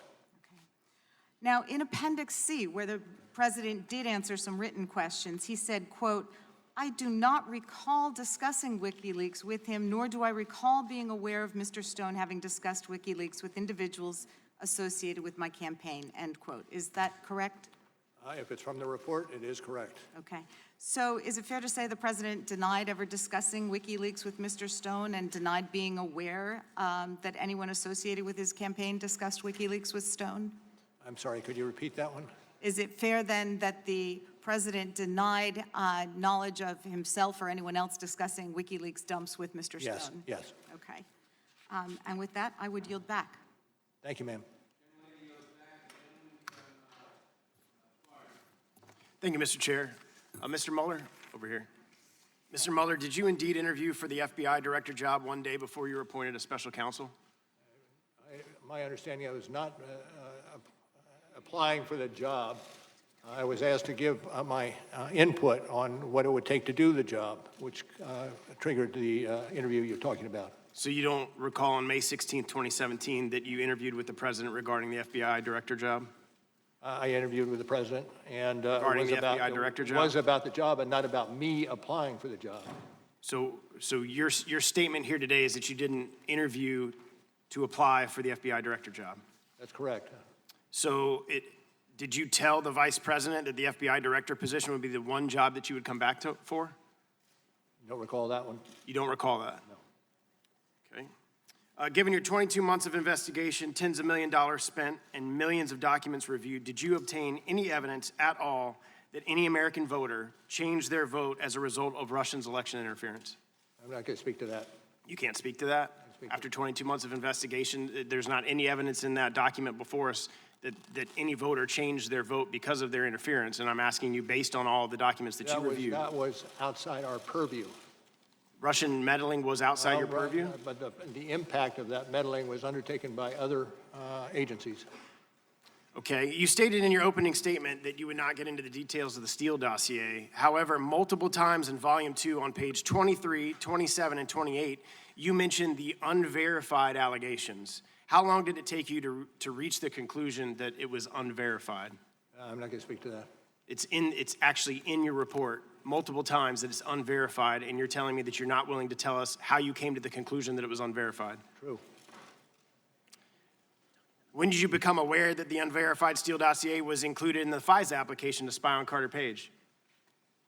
I'm sorry, what was the question? When did you become aware that the unverified Steele dossier was included in the FISA application to spy on Carter Page? I'm not going to speak to that. Your team interviewed Christopher Steele, is that correct? Not going to get into that. You can't tell this committee as to whether or not you interviewed Christopher Steele in a 22-month investigation with 18 lawyers. As I said at the outset, that is one of the investigations that is being handled by others in the Department of Justice. Yeah, but you're here testifying about this investigation today. And I am asking you directly, did any members of your team or did you interview Christopher Steele in the course of your investigation? And I am not going to answer that question, sir. You had 2 years to investigate. Not once did you consider it worthy to investigate how an unverified document that was paid for by a political opponent was used to obtain a warrant to spy on the opposition political campaign. Did you do any investigation in that whatsoever? I do not accept your characterization of what occurred. What would be your characterization? I'm not going to speak any more to it. So you can't speak any more to it, but you're not going to agree with my characterization. Is that correct? Yes. The FISA application makes reference to Source One, who was Christopher Steele, the author of the Steele dossier. The FISA application says nothing Sources One's reason for conducting the research into candidate one's ties to Russia, based on Sources One previous reporting history with FBI, whereby Source One provided reliable information to the FBI. The FBI believes Source One's reporting herein to be credible. Do you believe the FBI's representation that Source One's reporting was credible to be accurate? I'm not going to answer that. So you're not going to respond to any of the questions regarding Christopher Steele or your interviews with them? Well, as I said at the outset this morning, that was one of the investigations that I could not speak to. Well, I don't understand how, if you interviewed an individual on the purview of this investigation that you're testifying to us today, that you've closed that investigation, how that's not within your purview to tell us about that investigation and who you interviewed. I have nothing to add. Okay, well, I can guarantee you that the American people want to know. And I'm very hopeful and glad that AG Barr is looking into this and the Inspector General is looking into this, because you're unwilling to answer the questions of the American people as it relates to the very basis of this investigation into the president and the very basis of this individual who you did interview. You're just refusing to answer those questions. Can't the president fire the FBI director at any time without reason under Article 1 of the Constitution? Yes. Article 2? Yes. That's correct. Can't he also fire you as special counsel at any time without any reason? I believe that to be the case. Under Article 2? Well, I would, hold on just a second. You said without any reason. I know that special counsel can be fired, but I'm not certain it extends to for whatever reason is given. Well, and you've testified that you weren't fired. You were able to complete your investigation in full. Is that correct? I'm not going to add to what I've stated before. My time's expired. Gentleman's time has expired. The gentlelady from Pennsylvania. From Texas. Thank you, Mr. Chairman, and thank you, Mr. Mueller, for being with us close to the afternoon now. Director Mueller, now I would like to ask you about the president's answers relating to Roger Stone. Roger Stone was indicted for multiple federal crimes, and the indictment alleges that Mr. Stone discussed future WikiLeaks email releases with the Trump campaign. Understanding there's a gag order on the Stone case, I will keep my questions restricted to publicly available information. Mr. Stone's indictment... Let me just say at the outset, I don't mean to disrupt you, but I'm not... I would like some demarcation of that which is applicable to this, but also in such a way that it does not hinder the other prosecution that is taking place in D.C. I understand that. I'm only going to be talking about the questions that you asked in writing to the president. Thank you, ma'am. That relate to Mr. Stone. Mr. Stone's indictment states, among other things, the following, quote, Stone was contacted by senior Trump officials to inquire about future releases of Organization One being WikiLeaks. The indictment continues, quote, Stone thereafter told the Trump campaign about potential future releases of damaging material by WikiLeaks.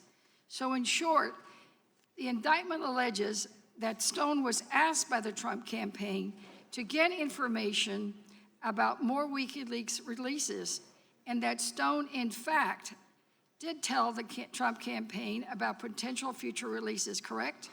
Yes, ma'am, but I see you're quoting from the indictment, and even though the indictment is a public document, I feel uncomfortable discussing anything having to do with the Stone prosecution. Right, the indictment is of record, and we pulled it off of the, I'm I reading understand straight that. from it.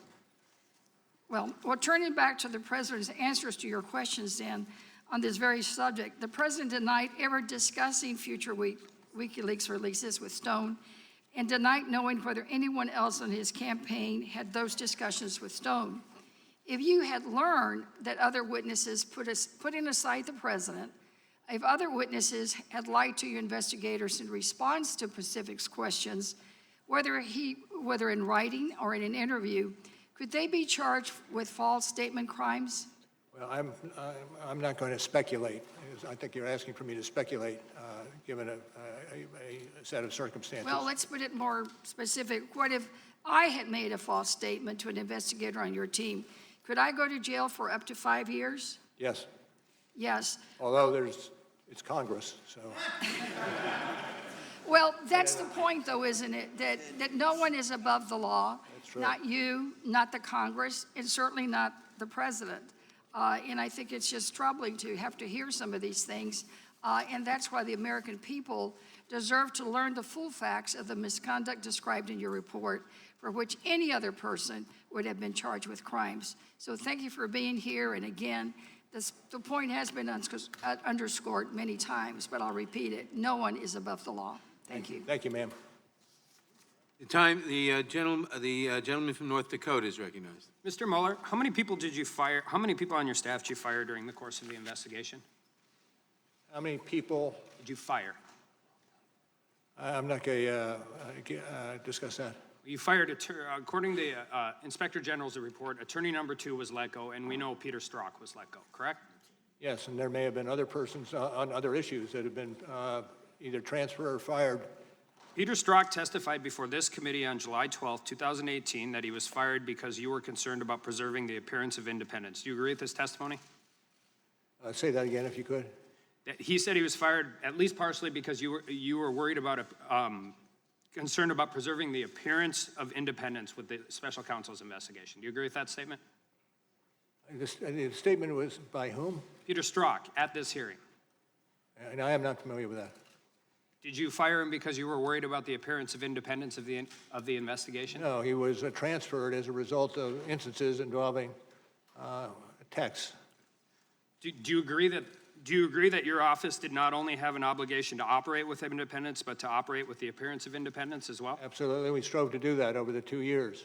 Andrew Weissman? Part of that was making certain that. Andrew Weissman's one of your top attorneys? Yes. Did Weissman have a role in selecting other members of your team? He had some role, but not a major role. Andrew Weissman attended Hillary Clinton's election night party. Did you know that before or after he came onto the team? Don't know when I found that out. On January 30th, 2017, Weissman wrote an email to Deputy Attorney General Yates stating, "I am so proud and in awe," regarding her disobeying a direct order from the president. Did Weissman disclose that email to you before he joined the team? Yeah, I'm not going to talk about that. Is that not a conflict of interest?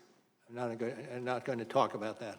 Are you aware that Ms. Jeannie Rhee represented Hillary Clinton in litigation regarding personal emails originating from Clinton's time as Secretary of State? Yes. Did you know that before she came on the team? No. Aaron Zelbley, the guy sitting next to you, represented Justin Cooper, a Clinton aide who destroyed one of Clinton's mobile devices. And you must be aware by now that 6 of your lawyers donated $12,000 directly to Hillary Clinton. I'm not even talking about the $49,000 they donated to other Democrats, just the donations to the opponent who was the target of your investigation. Can I speak for a second to the hiring practices? Sure. We strove to hire those individuals that could do the job. I've been in this business for almost 25 years. And in those 25 years, I have not had occasion once to ask somebody about their political affiliation. It is not done. What I care about is the capability of the individual to do the job and do the job quickly and seriously and with integrity. But that's what I'm saying, Mr. Mueller. This isn't just about you being able to vouch for your team. This is about knowing that the day you accepted this role, you had to be aware no matter what this report concluded, half of the country was going to be skeptical of your team's findings. And that's why we have recusal laws that define bias and perceive bias for this very reason. 28 United States Code 528 specifically lists not just political conflict of interest, but the appearance of political conflict of interest. It's just simply not enough that you vouch for your team. The interests of justice demand that no perceived bias exists. I can't imagine a single prosecutor or judge that I have ever appeared in front of would be comfortable with these circumstances where over half of the prosecutorial team had a direct relationship to the opponent of the person being investigated. Let me, one other fact that I put on the table, and that is we hired 19 lawyers over the period of time. Of those 19 lawyers, 14 of them were transferred from elsewhere in the Department of Justice. Only 5 came from outside. And So we half did of them not had a direct relationship, political or personal, with the opponent of the person you were investigating. And that's my point. I wonder if not a single word in this entire report was changed, but rather the only difference was we switched Hillary Clinton and President Trump. If Peter Strzok had texted those terrible things about Hillary Clinton instead of President Trump, if a team of lawyers worked for, donated thousands of dollars to, and went to Trump's parties instead of Clinton's, I don't think we'd be here trying to prop up an obstruction allegation. My colleagues would have spent the last 4 months accusing your team of being bought and paid for by the Trump campaign, and we couldn't trust a single word of this report. They would still be accusing the president of conspiracy with Russia, and they would be accusing your team of aiding and abetting in with that conspiracy. And with that, I yield back. Gentleman yields back. The gentleman from Colorado. Director Mueller, thank you for your service to our country. I'd like to talk to you about one of the other incidents of obstruction, and that's the evidence in your report showing the president directing his son and his communications director to issue a false public statement in June of 2017 about a meeting between his campaign and Russian individuals at Trump Tower in June of 2016. According to your report, Mr. Trump Jr. was the only Trump associate who participated in that meeting and who declined to be voluntarily interviewed by your office. Is that correct? Yes. Did Mr. Trump Jr. or his counsel ever communicate to your office any intent to invoke his Fifth Amendment right against self-incrimination? I'm not going to answer that. You did pose written questions to the president about his knowledge of the Trump Tower meeting. You also asked him about whether or not he had directed a false press statement. The president did not answer at all that question, correct? I don't have it in front of me. I take your word. I can represent to you that Appendix C, specifically C13, states as much. According to page 100 of Volume 2 of your report, your investigation found that Hope Hicks, the president's communications director, in June of 2017 was shown emails that set up the Trump Tower meeting, and she told your office that she was, quote, shocked by the emails because they looked, quote, really bad. True? Do you have the citation? Sure. It's page 100 of Volume 2. While you're flipping to that page, Director Mueller, I will also tell you that according to page 99 of Volume 2, those emails in question stated, according to your report, that the Crown Prosecutor of Russia had offered to provide the Trump campaign with some official documents and information that would incriminate Hillary and her dealings with Russia as part of Russia and its government's support for Mr. Trump. Trump Jr. responded, if it's what you say, I love it. And he, Kushner, and Manafort met with the Russian attorneys and several other Russian individuals at Trump Tower on June 9th, 2016, end quote, correct? Generally accurate. Isn't it true that Ms. Hicks told your office that she went multiple times to the president to, quote, urge him that they should be fully transparent about the June 9th meeting, end quote, but the president each time said no, correct? Accurate. And the reason was because of those emails, which the president, quote, believed would not leak, correct? Well, I'm not certain how it's characterized, but generally correct. Did the president direct Ms. Hicks to say, quote, only that Trump Jr. took a brief meeting and it was about Russian adoption, end quote, because Trump Jr.'s statement to the New York Times, quote, said too much, according to page 102 of Volume 2? Okay. Correct? Let me just check one thing. Yes. And according to Ms. Hicks, the president still directed her to say the meeting was only about Russian adoption, correct? Yes. Despite knowing that to be untrue. Thank you, Director Mueller. I yield back the balance of my own time. Mr. Mueller, you've been asked over here on the far right, sir. You've been asked a lot of questions here today, and to be frank, you performed as most of us expected. You've stuck closely to your report, and you have declined to answer many of our questions on both sides. As the closer for the Republican side, I know you're glad to get to the close, I want to summarize the highlights of what we have heard and what we know. You spent 2 years and nearly 30 million taxpayer dollars and unlimited resources to prepare a nearly 450-page report, which you describe today as very thorough. Millions of Americans today maintain genuine concerns about your work, in large part because of the infamous and widely publicized bias of your investigating team members, which we now know included 14 Democrats and 0 Republicans. Campaign finance reports later showed that team, excuse me, it's my time. That team of Democrat investigators you hired donated more than $60,000 to the Hillary Clinton campaign and other Democratic candidates. Your team also included Peter Strzok and Lisa Page, which have been discussed today, and they had the lurid text messages that confirmed they openly mocked and hated Donald Trump and his supporters, and they vowed to take him out. Mr. Ratcliffe asked you earlier this morning, quote, "Can you give me an example other than Donald Trump where the Justice Department determined that an investigated person was not exonerated because their innocence was not conclusively determined," unquote. You answered, "I cannot." Sir, that is unprecedented. The president believed from the very beginning that you and your special counsel team had serious conflicts. This is stated in the report and acknowledged by everybody. And yet, President Trump cooperated fully with the investigation. He knew he had done nothing wrong, and he encouraged all witnesses to cooperate with the investigation and produced more than 1.4 million pages of information and allowed over 40 witnesses who were directly affiliated with the White House or his campaign. Your report acknowledges on page 61, volume 2, that a volume of evidence exists of the president telling many people privately, quote, "The president was concerned about the impact of the Russian investigation on his ability to govern and to address important foreign relations issues and even matters of national security."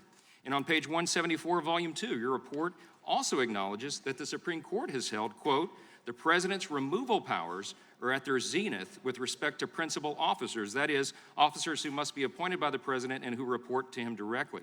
The president's exclusive and illimitable power of removal of those principal officers furthers the president's ability to ensure that the laws are faithfully executed," unquote. And that would even include the Attorney General. Look, in spite of all of that, nothing ever happened to stop or impede your special counsel's investigation. Nobody was fired by the president, nothing was curtailed, and the investigation continued unencumbered for 22 long months. As you finally concluded in volume 1, the evidence, quote, "did not establish that the president was involved in an underlying crime related to Russian election interference," unquote. And the evidence, quote, "did not establish that the president or those close to him were involved in any Russian conspiracies or had an unlawful relationship with any Russian official," unquote. Over those 22 long months that your investigation dragged along, the president became increasingly frustrated, as many of the American people did, with its effects on our country and his ability to govern. He vented about this to his lawyer and his close associates, and he even shared his frustrations, as we all know, on Twitter. But while the president's social media accounts might have influenced some in the media or the opinion of some of the American people, none of those audiences were targets or witnesses in your investigation. The president never affected anybody's testimony. He never demanded to end the investigation or demanded that you be terminated, and he never misled Congress, the DOJ, or the special counsel. Those, sir, are undisputed facts. There will be a lot of discussion, I predict today, and great frustration throughout the country about the fact that you wouldn't answer any questions here about the origins of this whole charade, which was the infamous Christopher Steele dossier, now proven to be totally bogus, even though it is listed and specifically referenced in your report. But as our hearing is concluding, we apparently will get no comment on that from you. Mr. Mueller, there's one primary reason why you were called here today and by the Democrat majority of our committee. Our colleagues on the other side of the aisle just want political cover. They desperately wanted you today to tell them they should impeach the president. But the one thing you have said very clearly today is that your report is complete and thorough, and you completely agree with and stand by its recommendations and all of its content. Is that right? True. Mr. Mueller, one last important question. Your report does not recommend impeachment, does it? I'm not going to talk about recommendations. It does not conclude that impeachment would be appropriate here, right? I'm not going to talk about that issue. That's one of the many things you wouldn't talk about today, but I think we can all draw our own conclusions. I do thank you for your service to the country, and I'm glad this charade will come to an end soon, and we can get back to the important business of this committee with its broad jurisdiction of so many important issues for the country. With that, I yield back. The gentleman yields back. I want to announce that our intent was to conclude this hearing at around 11:45. All of the Republican members have now asked their questions, but we have a few remaining Democratic members. They will be limiting their questions, so with Director Mueller's indulgence, we expect to finish within 15 minutes. The The gentlelady from Georgia is recognized. Thank you, Mr. Chairman, and thank you, Director Mueller. Your investigations of the Russian attack on our democracy and of obstruction of justice were extraordinarily productive. In under 2 years, you charged at least 37 people or entities with crimes. You convicted 7 individuals, 5 of whom were top Trump campaign or White House aides. Charges remain pending against more than 24 Russian persons or entities and against others. Now, let me start with those 5 Trump campaign or administration aides that you convicted. Would you agree with me that they are Paul Manafort, President Trump's campaign manager, Rick Gates, President Trump's deputy campaign manager, Michael Flynn, President Trump's former national security advisor, Michael Cohen, the president's personal attorney, George Papadopoulos, President Trump's former campaign foreign policy advisor, correct? Correct. And the 6th Trump associate will face trial later this year, correct? And that person would be Roger Stone, correct? Correct. Thank you. Well, I'm not certain what you said by Stone, but he is in another court system, as I indicated before. Exactly. He's still And, under still under investigation. I want to discuss. Correct. Thank you. And there are many other charges as well, correct? Correct. So, sir, I just want to thank you so much in my limited time today for your team, the work that you did and your dedication. In less than 2 years, your team was able to uncover an incredible amount of information related to Russia's attack on our elections and to obstruction of justice. And there's still more that we have to learn. Despite facing unfair attacks by the president, and even here today, your work has been substantive and fair. The work has laid the critical foundation for our investigation, and for that, I thank you. I thank you. And with that, I yield back the balance of my time. Gentlelady yields back. The gentleman from Arizona. Thank you, Director Mueller. I'm disappointed that some have questioned your motives throughout this process, and I want to take a moment to remind the American people of who you are and your exemplary service to our country. You are a Marine.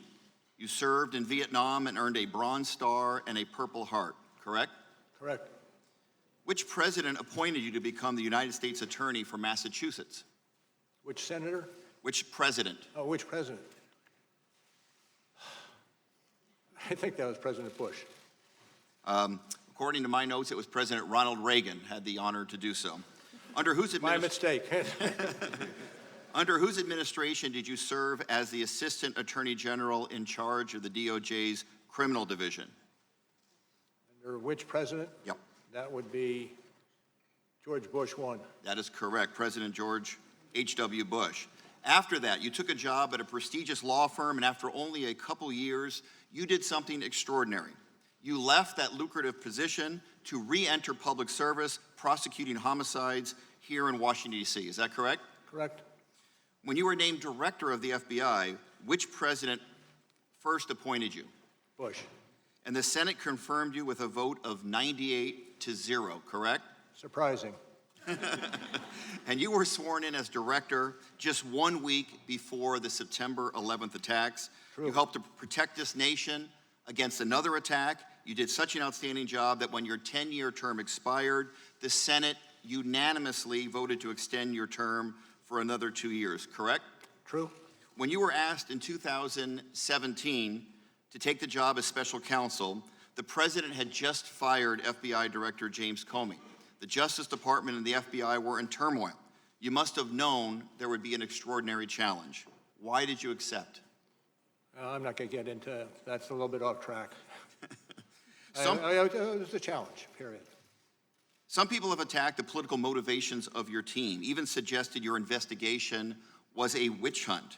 When you considered people to join your team, did you ever even once ask about their political affiliation? Never once. In your entire career as a law enforcement official, have you ever made a hiring decision based upon a person's political affiliation? No. I'm not surprised. If I might just interject, the capabilities that we have shown in the report that's been discussed here today was a result of a team of agents and lawyers who were absolutely exemplary, and were hired because of the value they could contribute to getting the job done and getting it done expeditiously. Sir, you're a patriot, and clear to me in reading your report and listening to your testimony today, you acted fairly and with restraint. There were circumstances where you could have filed charges against other people, mentioned the report, but you declined. Not every prosecutor does that, certainly in a one on a witch hunt. The attacks made against you and your team intensified because your report is damning. And I believe you did uncover substantial evidence of high crimes and misdemeanors. Let me also say something else that you are right about. The only remedy for this situation is for Congress to take action. I yield back. Gentleman yields back. The gentlelady from Pennsylvania. Good morning, Director Mueller. Madeline Dean. Gotcha, sorry. Thank you. I wanted to ask you about public confusion connected with Attorney General Barr's release of your report. I will be quoting your March 27th letter. Sir, in that letter, and at several other times, did you convey to the Attorney General that the, quote, introductions and executive summaries of our 2-volume report accurately summarize this office's work and conclusions, end quote? And I'd have to say that the letter itself speaks for itself. And those were your words in that letter. Continuing with your letter, you wrote to the Attorney General that, quote, the summary letter that the department sent to Congress and released to the public late in the afternoon of March 24th did not fully capture the context, nature, and substance of this office's work and conclusions, end quote. Is that correct? Again, I rely on the letter itself for its terms. Thank you. What was it about the report's context, nature, substance that the Attorney General's letter did not capture? I think we captured that in the March 27th responsive letter. And this is from the 27th letter. What were some of the specifics that you thought? I direct you to the letter itself. Okay. You finished that letter by saying there is now public confusion about critical aspects as a result of our investigation. Could you tell us specifically some of the public confusion you identified? Not generally. Again, I go back to the letter, and the letter speaks for itself. And could Attorney General Barr have avoided public confusion if he had released your summaries and executive introduction and summaries? And I don't feel comfortable speculating on that. Shifting to May 30th, the Attorney General, in an interview with CBS News, said that you could have reached, quote, you could have reached a decision as to whether it was criminal activity, end quote, on the part of the president. Did the Attorney General or his staff ever tell you that he thought you should make a decision on whether the president engaged in criminal activity? I'm not going to speak to what the Attorney General was thinking or saying.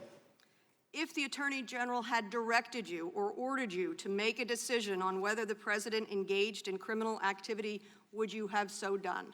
I can't answer that question in the vacuum. Director Mueller, again, I thank you for being here. I agree with your March 27th letter. There was public confusion, and the president took full advantage of that confusion by falsely claiming your report found no obstruction. Let us be clear, your report did not exonerate the president. Instead, it provided substantial evidence of obstruction of justice, leaving Congress to do its duty. We shall not shrink from that duty. I yield back. The gentlelady yields back. Mr. Chairman, I have a point of inquiry over on your left. Gentleman will state his point of inquiry. Was the point of this hearing to get Mr. Mueller to recommend impeachment? That is not a fair point of inquiry. The gentlelady from Florida is recognized. Mr. Chairman, wait a minute. Director Mueller, Mr. Chairman. to your The gentlelady from so Florida much is recognized. for coming here. You're a patriot. I want to refer you now to Volume 2, page 158. You wrote that, quote, the president's efforts to influence the investigation were mostly unsuccessful, but that is largely because the persons who surrounded the president declined to carry out orders or accede to his requests. Is that right? That is accurate, and that is what we found. And you're basically referring to senior advisors who disobeyed the president's orders, like White House counsel Don McGahn, former Trump campaign manager Corey Lewandowski. Is that right? Well, we have not specified the persons mentioned. Well, in page 158, White House counsel Don McGahn, quote, did not tell the acting attorney general that the special counsel must be removed, but was instead prepared to resign over the president's orders. You also explained that an attempt to obstruct justice does not have to succeed to be a crime, right? True. Simply attempting to obstruct justice can be a crime, correct? Yes. So even though the president's aides refused to carry out his orders to interfere with your investigation, that is not a defense to obstruction of justice by this president, is it? I'm not going to speculate. So to reiterate, simply trying to obstruct justice can be a crime, correct? Yes. And you say that the president's efforts to influence the investigation were, quote, mostly unsuccessful. And that's because not all of his efforts were unsuccessful, right? You're reading into what we have written in the report. I was going to ask you if you could just tell me which ones you had in mind as successful when you wrote that sentence. I'm going to pass on that. Yeah. Director Mueller, today we've talked a lot about the separate acts by this president, but you also wrote in your report that, quote, the overall pattern of the president's conduct towards the investigations can shed light on the nature of the president's acts, and the inferences can be drawn about his intent, correct? Accurate recitation from the report.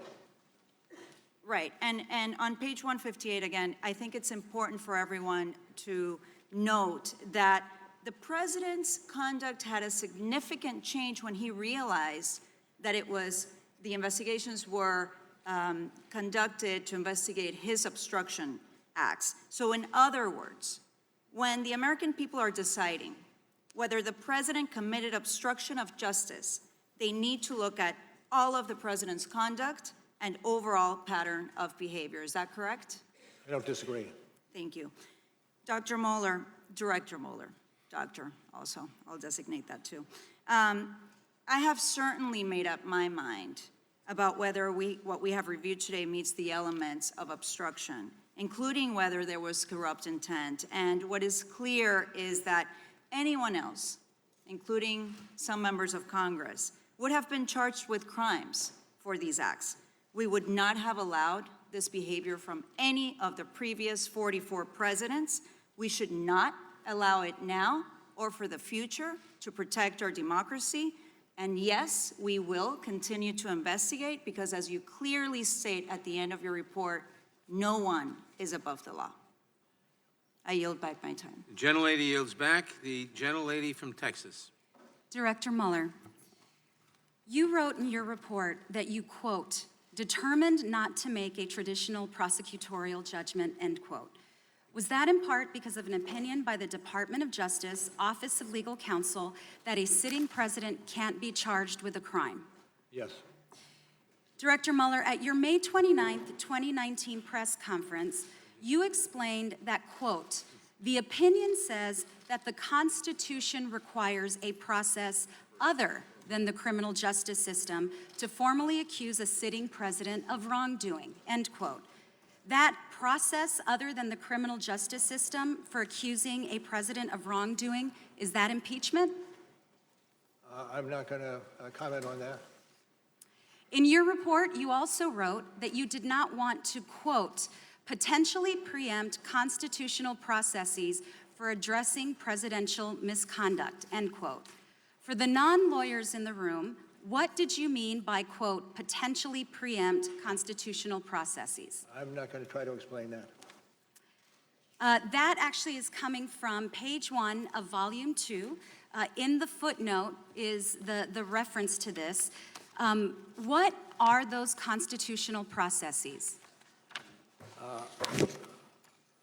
I think I heard you mention at least one. Impeachment, correct? I'm not going to comment. Okay, that is one of the constitutional processes listed in the report in the footnote in volume 2.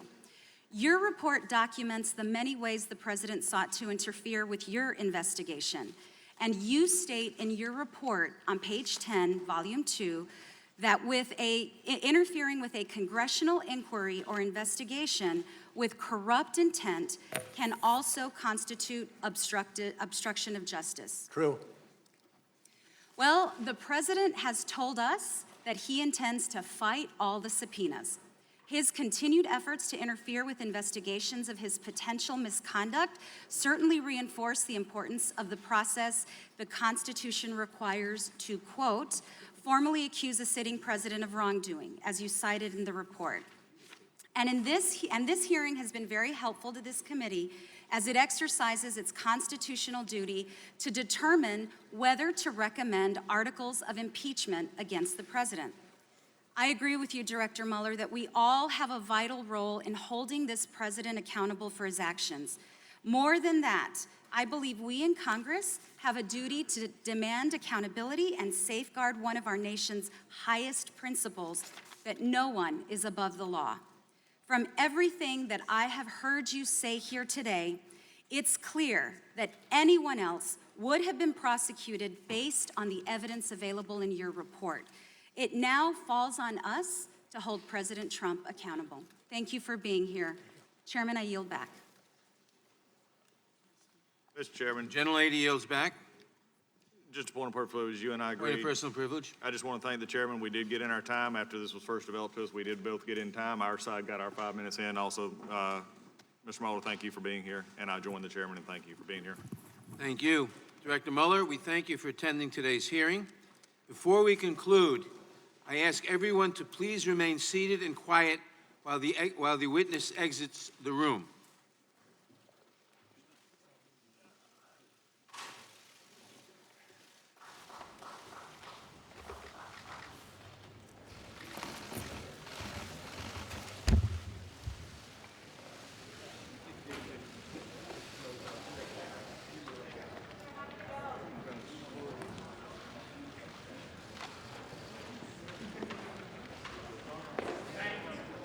Without objection, all members will have 5 legislative days to submit additional written questions for the witness or additional materials for the record.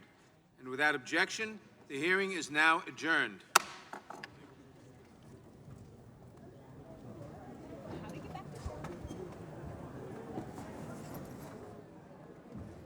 And after 3 hours and about 40 minutes, Robert Mueller concludes his testimony before the House Judiciary Committee. In approximately 30 minutes, he will be back in the witness chair before the House Intelligence Committee. There are 22 members on that, and they will get their chance to ask Robert Mueller questions about Russian interference. Right now, we want to take you to one of the cameras outside of the hearing room where the House Oversight and Reform Committee Chairman Elijah Cummings is talking to reporters. Wow.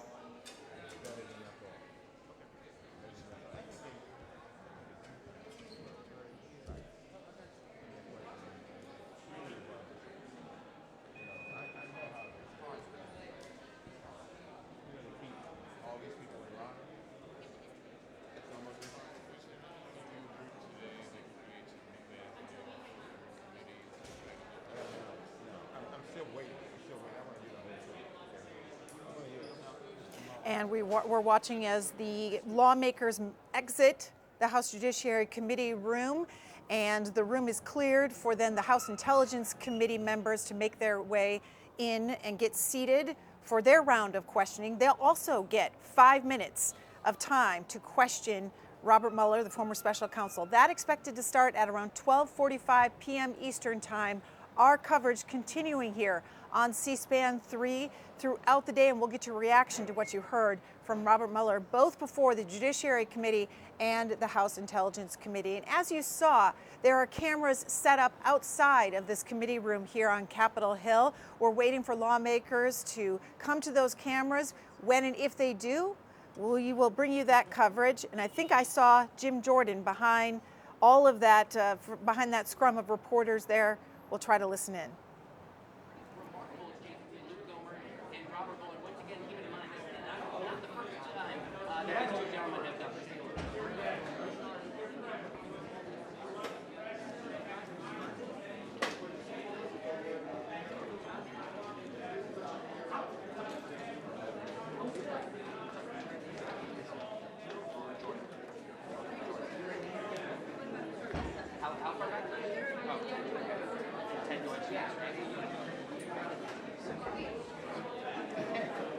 Jesse, here's the last one I want to highlight for Democrats who came into this profile in a high-pressure setting today saying we need to lay the case for impeachment. I don't think any Democrat has done better than Florida member of the House, Ted Joyce. Look at this. He is talking about obstruction of justice to another degree here, reminding everyone in the room that there's evidence inside the 488 pages that Donald Trump tried to fire none other than Robert Mueller. And here's a devastatingly short, really difficult question that Congressman Ted Joyce poses to Robert Mueller. You will note a small smile across Mueller's face after he realizes that he can't answer. Look at this remarkable exchange.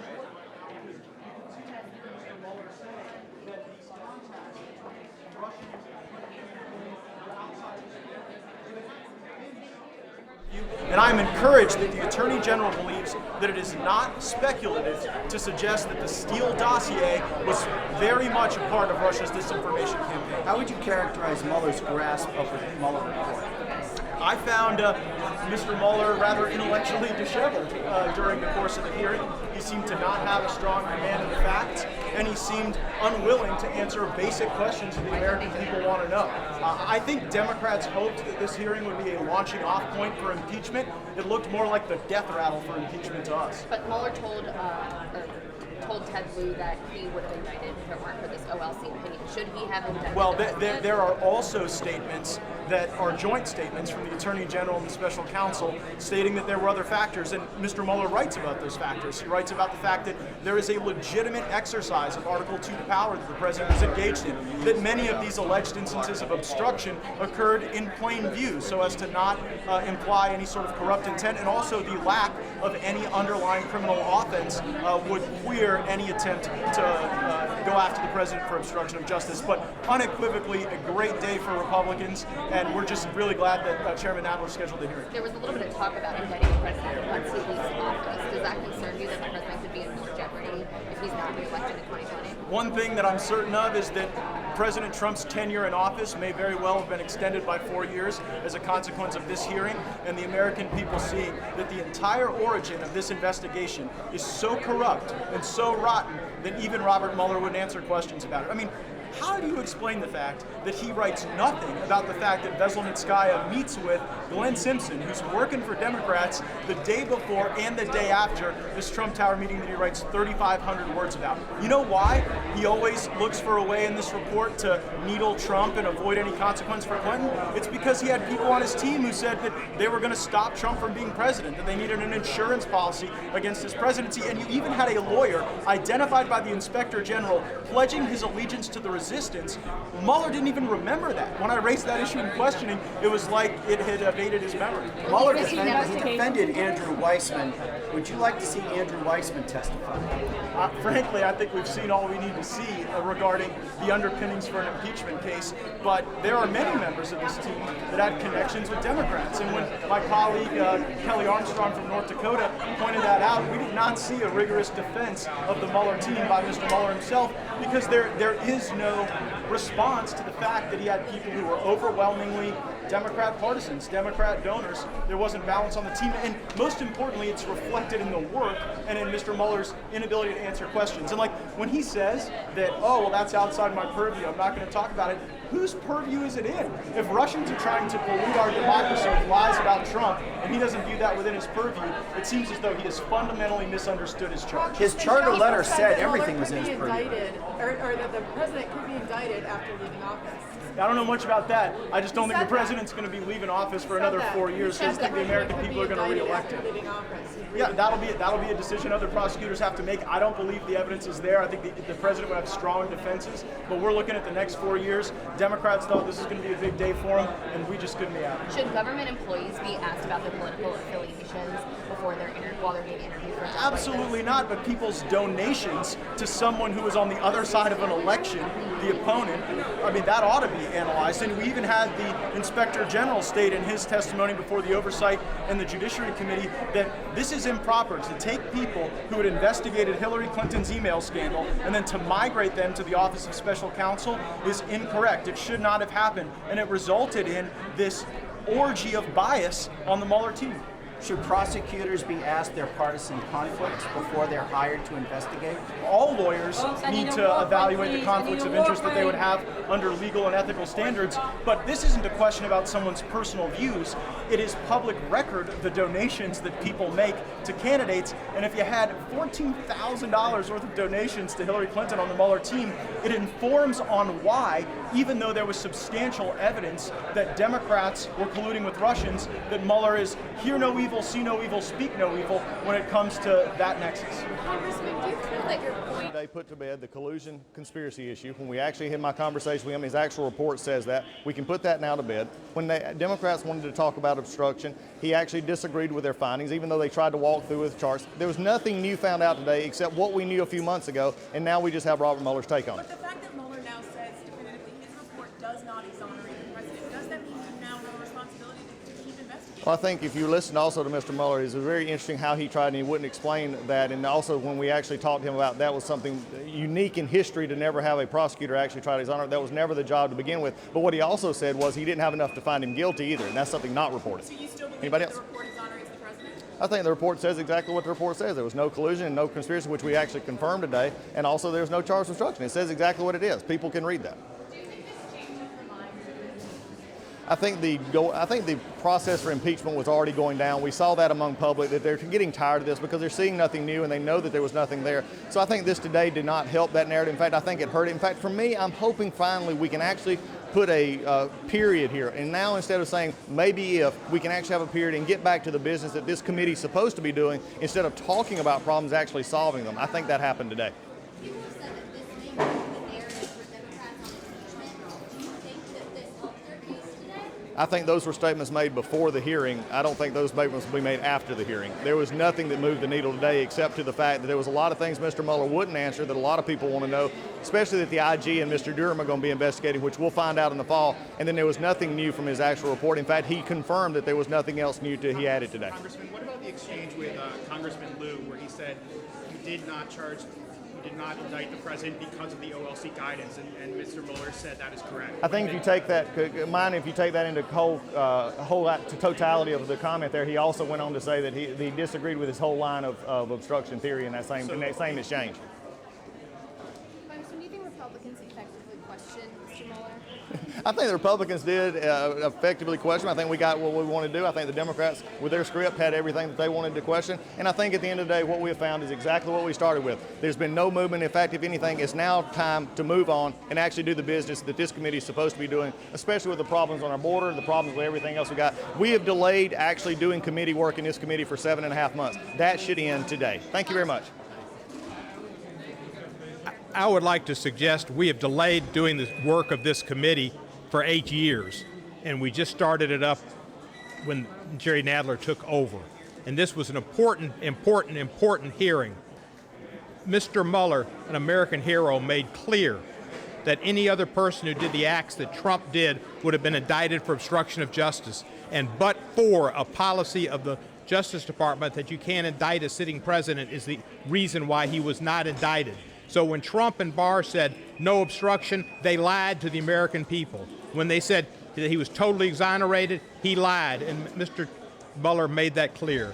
Today was an important day that the Mueller report was spoken to the American people and that the Mueller report was let out in all of its in fulsome nature. But do you think that what you heard today moved the needle at all in terms of getting more support from your Democratic colleagues to move to impeach? I think it definitely will, and to impeach and to understand that we have an unlawful, lawless president who needs to be reined in.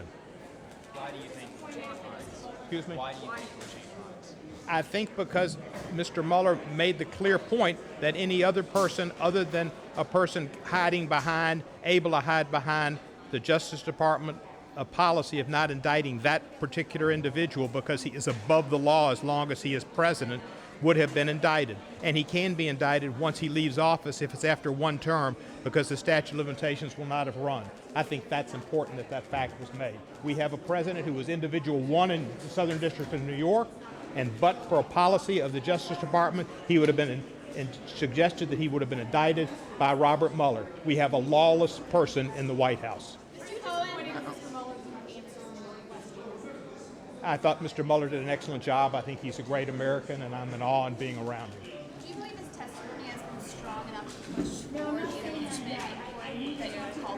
Well, I hope so, and I think in time it may be there because this president will commit more acts in the future that are violative of the Constitution. He has no respect for it. He just told a bunch of school kids the other day that the Constitution lets him do anything he wants. The man does not have restraints on him, never has since he was a baby. Can you point to points in his testimony that will help push that forward? I think the fact that he would have been indicted but for being the president, the fact that he was not exonerated, and the fact that he did all these things to try to get people to commit perjury, that he dangled pardons in front of people, particularly tried to get McGahn to make a false statement. And McGahn stood up as an American hero and as a truthful person. If I might, let me thank you so very much. Sheila Jackson Lee, Judiciary Committee, obviously. Let me be clear on what we accomplished today. Riveted throughout the entire line of questioning was over and over again, the president obstructed justice. And the clear point that there needs not be an underlying crime to obstruct justice. Those are elements of the constitutional process of impeachment. We are here today as a piece of the ongoing investigation. It was clear today, in the words of the report, read into the record of which Mr. Mueller agreed with, that he stands by his report, he stands on his report, and he's not wavering. The other point that was made is that the star witness, if you will, refused to testify.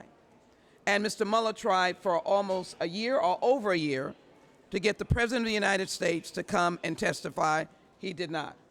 That would not be the case of a constitutional proceeding. If one of your colleagues who's still on the fence about impeachment comes to me later today and says, what did he say today that should make me for an impeachment inquiry on the Well, that is the prerogative of the colleague on today. I can assure you, as this hearing is further analyzed, you will find that the elements dealing with telling staff to lie, dealing with interfering with witnesses, dealing with the question of the dangling of a pardon to interfere with the witness, dealing with the Attorney General to unrecuse yourself. You have to ask yourself the question, if any other president had done these acts, would a proceeding not be in place?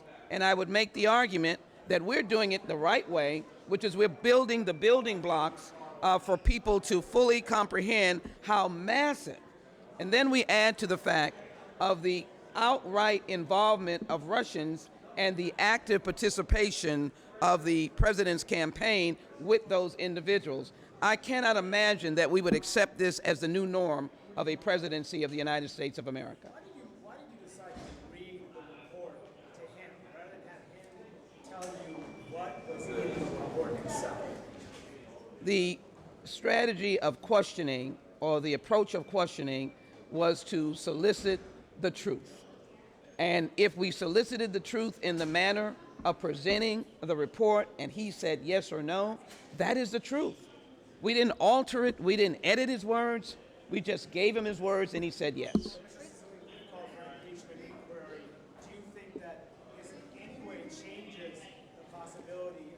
Well, I think, look, and I invite my colleagues to join me, I think there's no question that we saw at this hearing overwhelming evidence of obstruction of justice committed by the President of the United States in extraordinary detail from the Special Counsel. Specific instances there where the Special Counsel recounted the evidence he collected that the President tried to have him fired and then direct Don McGahn to lie about it and even create a false document. That he asked a third party, Corey Lewandowski, who didn't even work in the White House, an outside, a private citizen, to go tell the Attorney General of the United States, to tell the Special Counsel to limit his investigation to future presidential campaigns, effectively ending this investigation. Those are just two examples of many examples before the committee today of obstruction of justice. The Special Counsel made it clear, but for the OLC memorandum, this president would have been charged with crimes. We've now seen significant evidence brought before the American people. This report came to life. I think it will be a very powerful moment for people to reflect on what action is next. We believe, many of us, that the time has long passed to open a formal impeachment inquiry, to begin the process of considering whether or not articles of impeachment for high crimes and misdemeanors ought to be filed. I think today's testimony further supports that argument. We live in a country where no one is above the law, including the President of the United States. And as the special counsel said, obstruction of justice is a serious offense. An effort to impede, interfere, end a criminal investigation goes to the heart of our justice system. It's a serious offense. You don't have to be successful. Any attempt to obstruct justice is a serious crime. We saw overwhelming evidence of that as it relates to the president. I think it further underscores the urgent need to open an impeachment inquiry.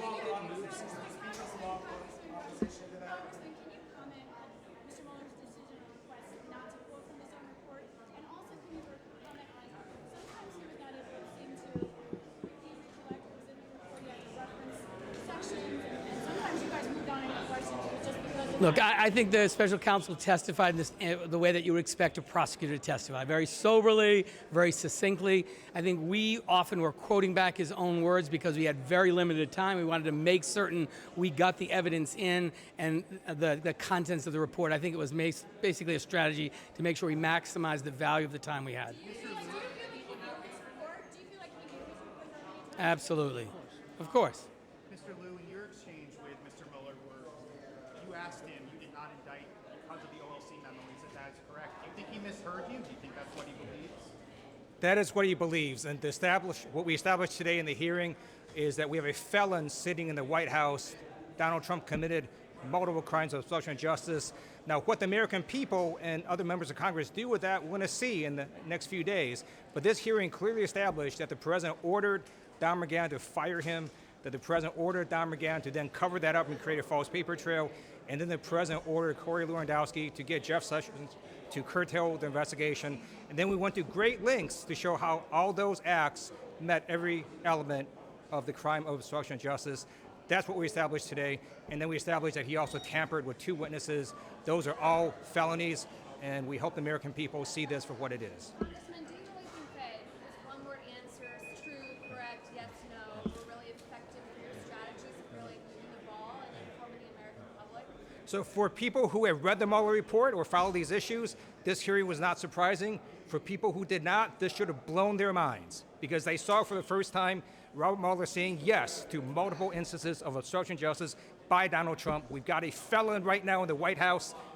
American people are seeing it. But he didn't describe that as right? So is that something that you feel like Democrats failed to achieve? We actually read back his own words to him, and he agreed to them. And those words show that Donald Trump committed multiple acts of obstruction of justice, which is a felony. I mean, it's not even a misdemeanor. These are straight-up felonies that Robert Mueller himself said someone could go to jail for a very long time.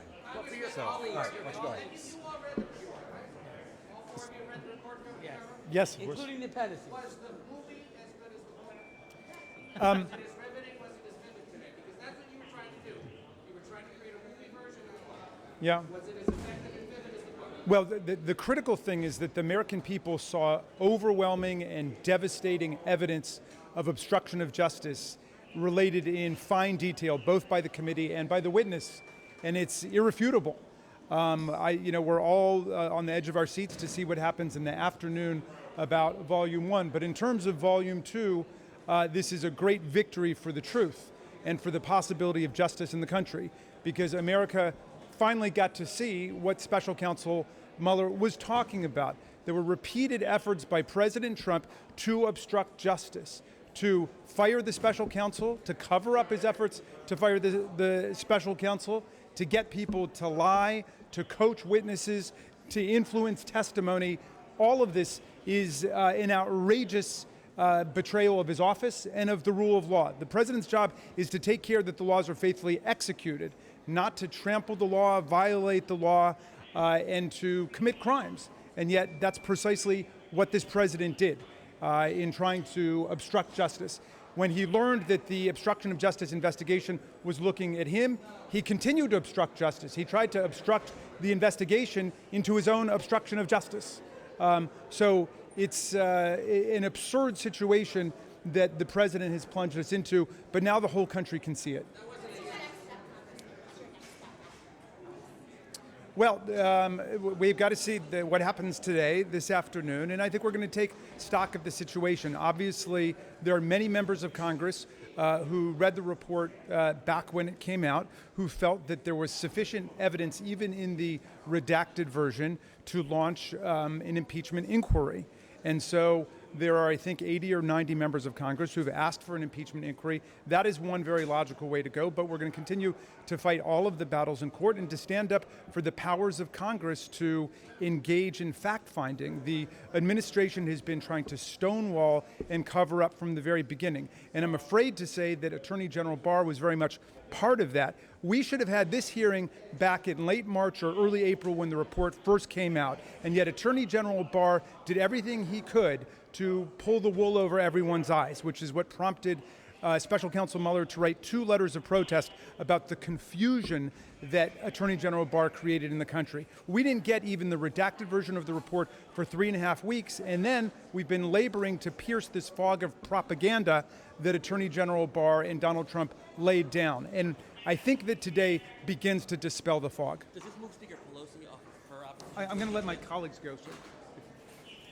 Does this move Speaker Pelosi off her opposition to this? Look, I think the Speaker has been very clear. She has reflected the consensus of our caucus. And I think as more members review the evidence, review the hearing, and are persuaded that the time has come to open an impeachment inquiry, when the broad consensus of the caucus is that it is time, I think the Speaker will reflect that. And I think those conversations continue. I see them all the time. People are really taking this responsibility seriously and soberly and looking at the evidence and contemplating the next course of action and what's best for the country. And I think that ultimately a majority of our caucus will believe an impeachment inquiry is appropriate and we'll move forward with one.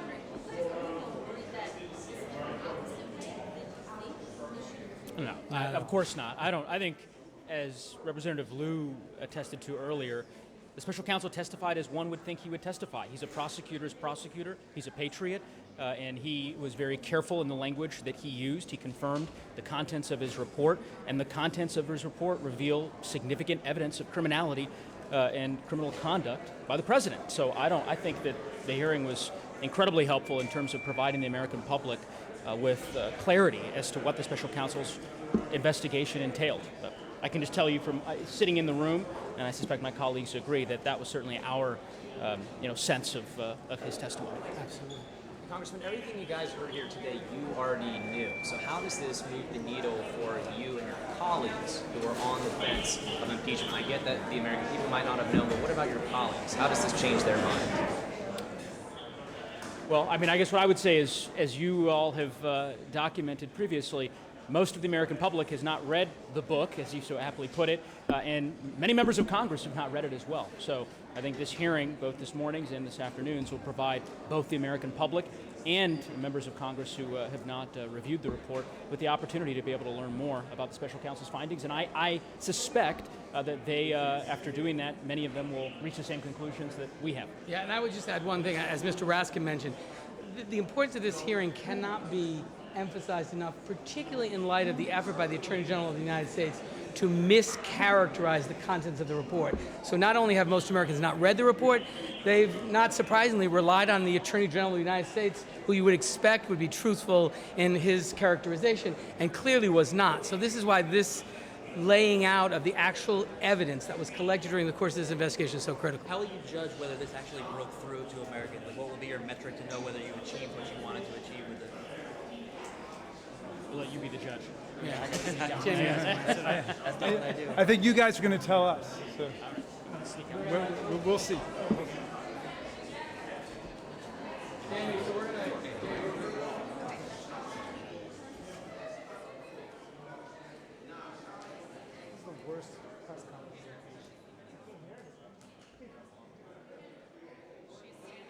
Several of the House Intelligence Committee lawmakers making their way to their seats on the dais. They're getting ready for the second hearing today with the former Special Counsel Robert Mueller. That expected to get underway in about 6 minutes.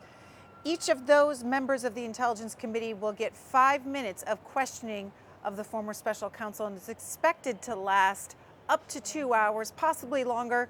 We saw the House Judiciary Committee had scheduled 3 hours of testimony, and it went 3 hours and 40 minutes. Right now, a break happening for the former Special Counsel, and he will be back in the room, the same room as the House Judiciary Committee, for his 90th appearance before Congress, his 89th just earlier this morning before our House Judiciary. If you missed any of the House Judiciary Committee hearing, you can go back and watch it on our website, cspan.org. You can find key moments. If you hit play on that video player, you'll find the key moments there of this morning's hearing. And we will continue here on C-SPAN 3 with our coverage, live coverage of the House Intelligence Committee, and then you will be able to watch both of the hearings tonight on C-SPAN and C-SPAN 2 after the House and the Senate adjourn. For right now, let's go back into the committee room and wait and watch for round 2 of Robert Mueller's testimony.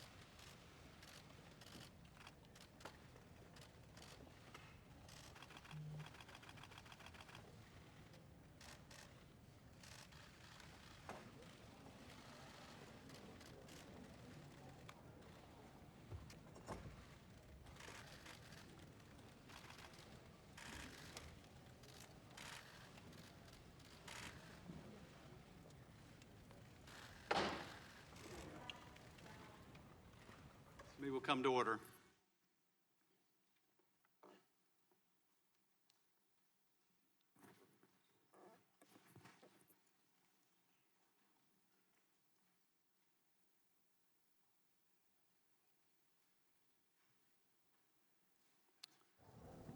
At the outset, and on behalf of my colleagues, I want to thank you, Special Counsel Mueller, for a lifetime of service to the country. Your report, for those who have taken the time to study it, is methodical and it is devastating. For it tells the story of a foreign adversary's sweeping and systematic intervention in a close U.S. presidential election. That should be enough to deserve the attention of every American, as you well point out. But your report tells another story as well.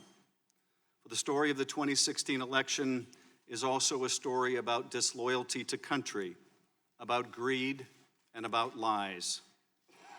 Your investigation determined that the Trump campaign, including Donald Trump himself, knew that a foreign power was intervening in our election and welcomed it, built Russian meddling into their strategy, and used it.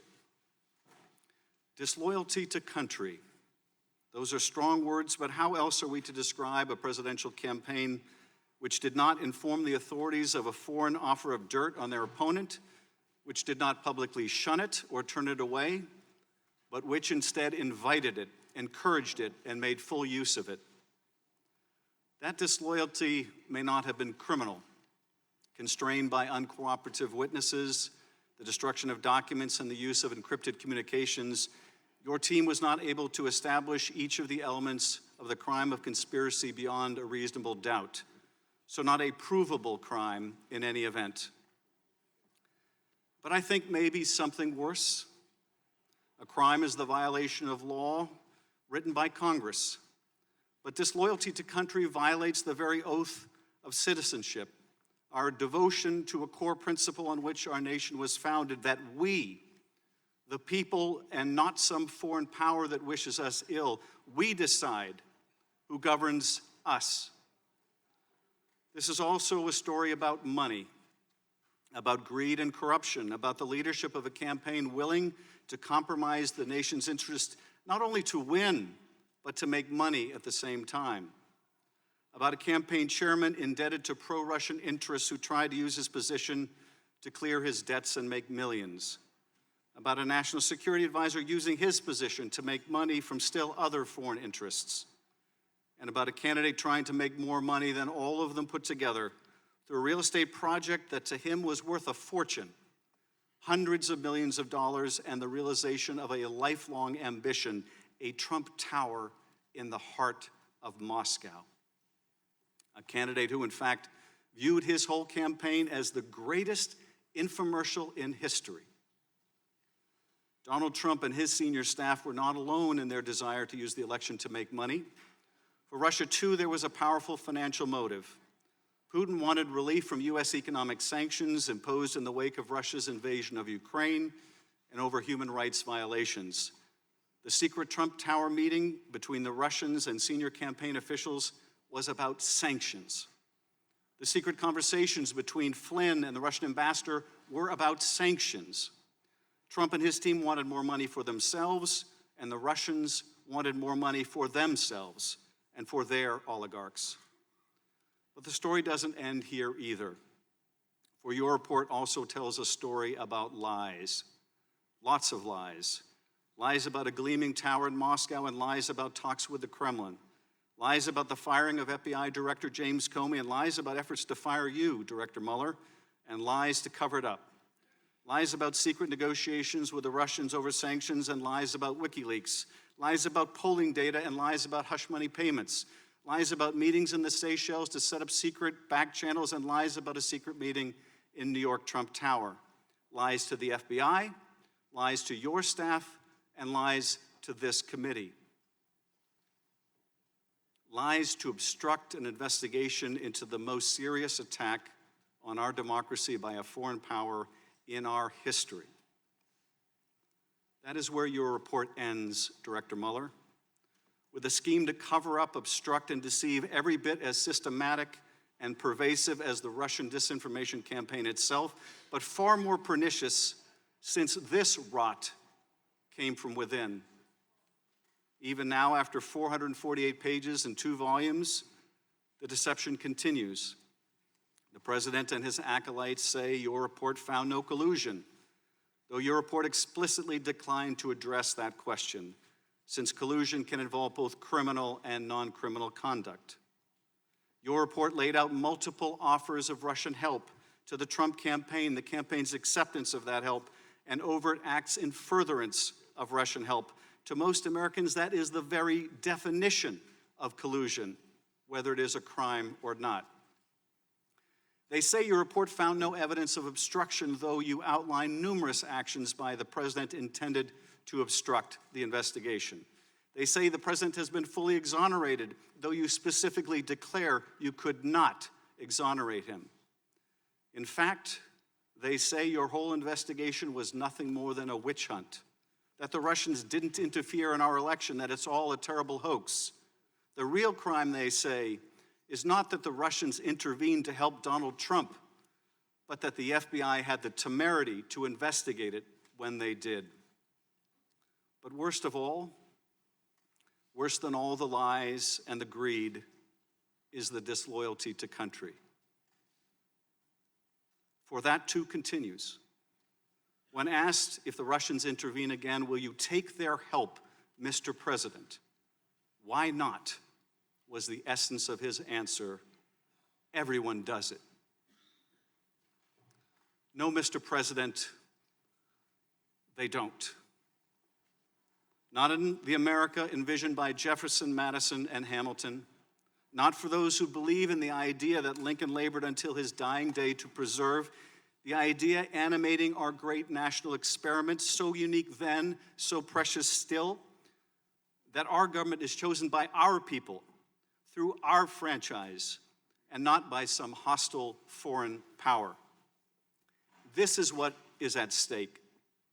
Our next election and the one after that, for generations to come, our democracy. This is why your work matters, Director Mueller. This is why our investigation matters, to bring these dangers to light. Ranking Member Nunes. Thank you, Mr. Chairman. Welcome, everyone, to the last gasp of the Russia collusion conspiracy theory. As Democrats continue to foist this spectacle on the American people, as well as you, Mr. Mueller, the American people may recall the media first began spreading this conspiracy theory in the spring of 2016, when Fusion GPS, funded by the DNC and the Hillary Clinton campaign, started developing the Steele dossier, a collection of outlandish accusations that Trump and his associates were Russian agents. Fusion GPS, Steele, and other Confederates fed these absurdities to naive or partisan reporters and to top officials in numerous government agencies, including the FBI, the Department of Justice, and the State Department. Among other things, the FBI used dossier allegations to obtain a warrant to spy on the Trump campaign. Despite acknowledging dossier allegations as being salacious and unverified, former FBI Director James Comey briefed those allegations to President Obama and President-elect Trump. Those briefings conveniently leaked to the press, resulting in the publication of the dossier and launching thousands of false press stories based on the word of a foreign ex-spy, one who admitted he was desperate that Trump lose the election and who was eventually fired as an FBI source for leaking to the press. After Comey himself was fired, by his own admission, he leaked derogatory information on President Trump to the press for the specific purpose, and successfully so, of engineering the appointment of a special counsel who sits here before us today. The FBI investigation was marred by further corruption and bizarre abuses. Top DOJ official Bruce Orr, whose own wife worked on Fusion GPS's anti-Trump operation, fed Steele's information to the FBI even after the FBI fired Steele. The top FBI investigator and his lover, another top FBI official, constantly texted about how much they hated Trump and wanted to stop him from being elected. And the entire investigation was opened based not on Five Eyes intelligence, but on a tip from a foreign politician about a conversation involving Joseph Mifsud.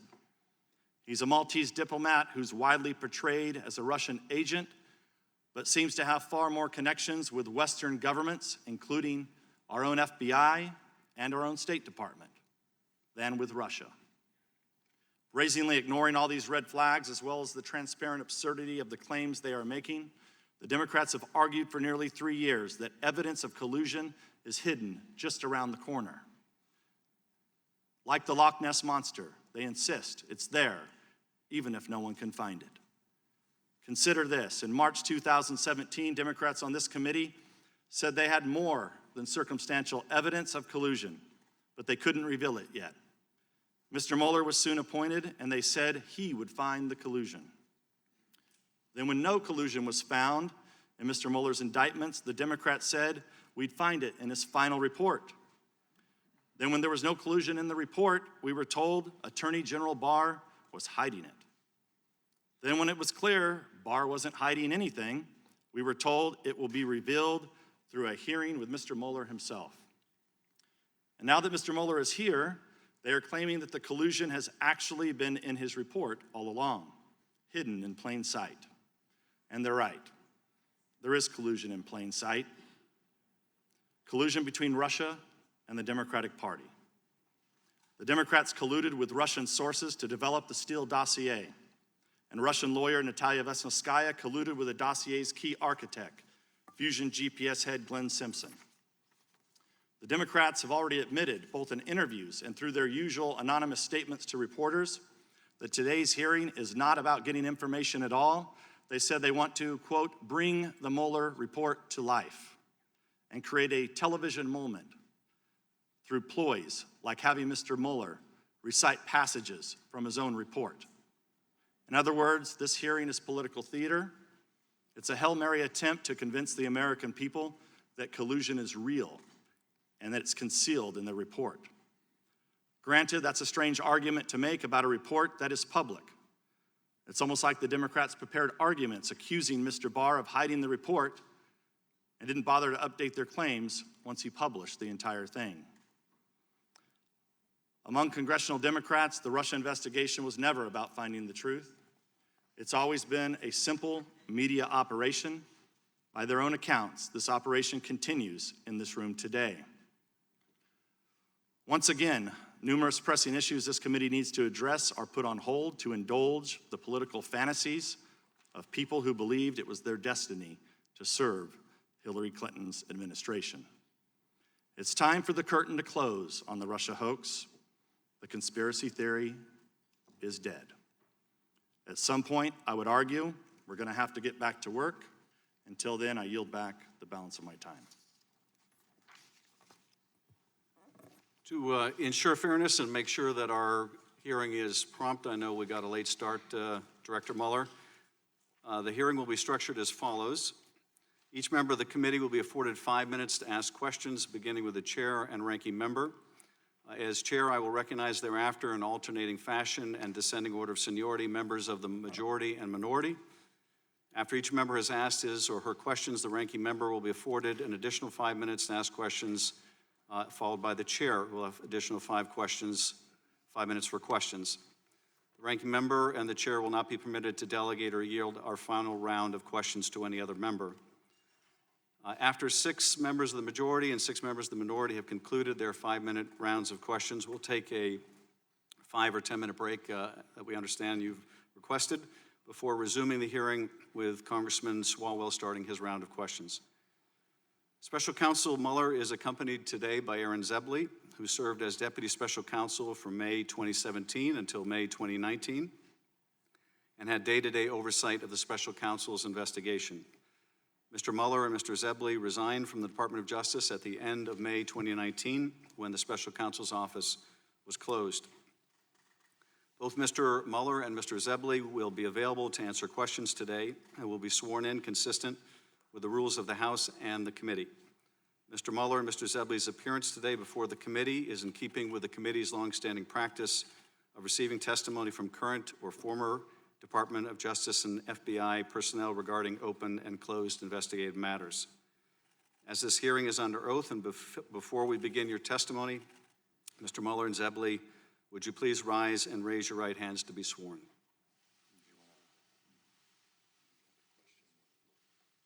Let me swear them in. Do you swear or affirm that the testimony you are about to give at this hearing is the whole truth and nothing but the truth? Thank you. The record will reflect that the witnesses have been duly sworn. Ranking member. Thank you, Mr. Chair. I just want to clarify that this is highly unusual for Mr. Zebley to be sworn in. We're here to ask Director Mueller questions. He's here as counsel. Our side is not going to be directing any questions to Mr. Zebley, and we have concerns about his prior representation of the Hillary Clinton campaign aide. So I just want to voice that concern that we do have, and we will not be addressing any questions to Mr. Zebley today. I thank the ranking member. I realize, as you probably do, Mr. Zebley, that there is an angry man down the street who's not happy about your being here today, but it is up to this committee and not anyone else who will be allowed to be sworn in and testify, and you are welcome as a private citizen to testify, and members may direct their questions to whoever they choose. With that, Director Mueller, you are recognized for any opening remarks you'd like to make. Good afternoon, Chairman Schiff, Ranking Member Nunes, and members of the committee. I testified this morning before the House Judiciary Committee. I ask that the opening statement I made before that committee be incorporated into the record here. Without objection, Director. I understand that this committee has a unique jurisdiction and that you are interested in further understanding the counterintelligence implications of our investigation. So let me say a word about how we handled the potential impact of our investigation on counterintelligence matters. As we explained in our report, the Special Counsel regulations effectively gave me the role of United States Attorney. As a result, we structured our investigation around evidence for possible use in prosecution of federal crimes. We did not reach what you would call counterintelligence conclusions. We did, however, set up processes in the office to identify and pass counterintelligence information onto the FBI. Members of our office periodically brief the FBI about counterintelligence information. In addition, there were agents and analysts from the FBI who were not on our team, but whose job it was to identify counterintelligence information in our files and to disseminate that information to the FBI. For these reasons, questions about what the FBI has done with the counterintelligence information obtained from our investigation should be directed to the FBI. I also want to reiterate a few points that I made this morning. I am not making any judgments or offering opinions about the guilt or innocence in any pending case. It is unusual for a prosecutor to testify about a criminal investigation, and given my role as a prosecutor, there are reasons why my testimony will necessarily be limited. First, public testimony could affect several ongoing matters. In some of these matters, court rules or judicial orders limit the disclosure of information to protect the fairness of the proceedings. And consistent with longstanding Justice Department policy, it would be inappropriate for me to comment in any way that could affect an ongoing matter. Second, the Justice Department has asserted privileges concerning investigative information and decisions, ongoing matters within the Justice Department, and deliberations within our office. These are Justice Department privileges that I will respect. The Department has released a letter discussing the restrictions on my testimony. but I therefore will not be able to answer questions about certain areas that I know are of public interest.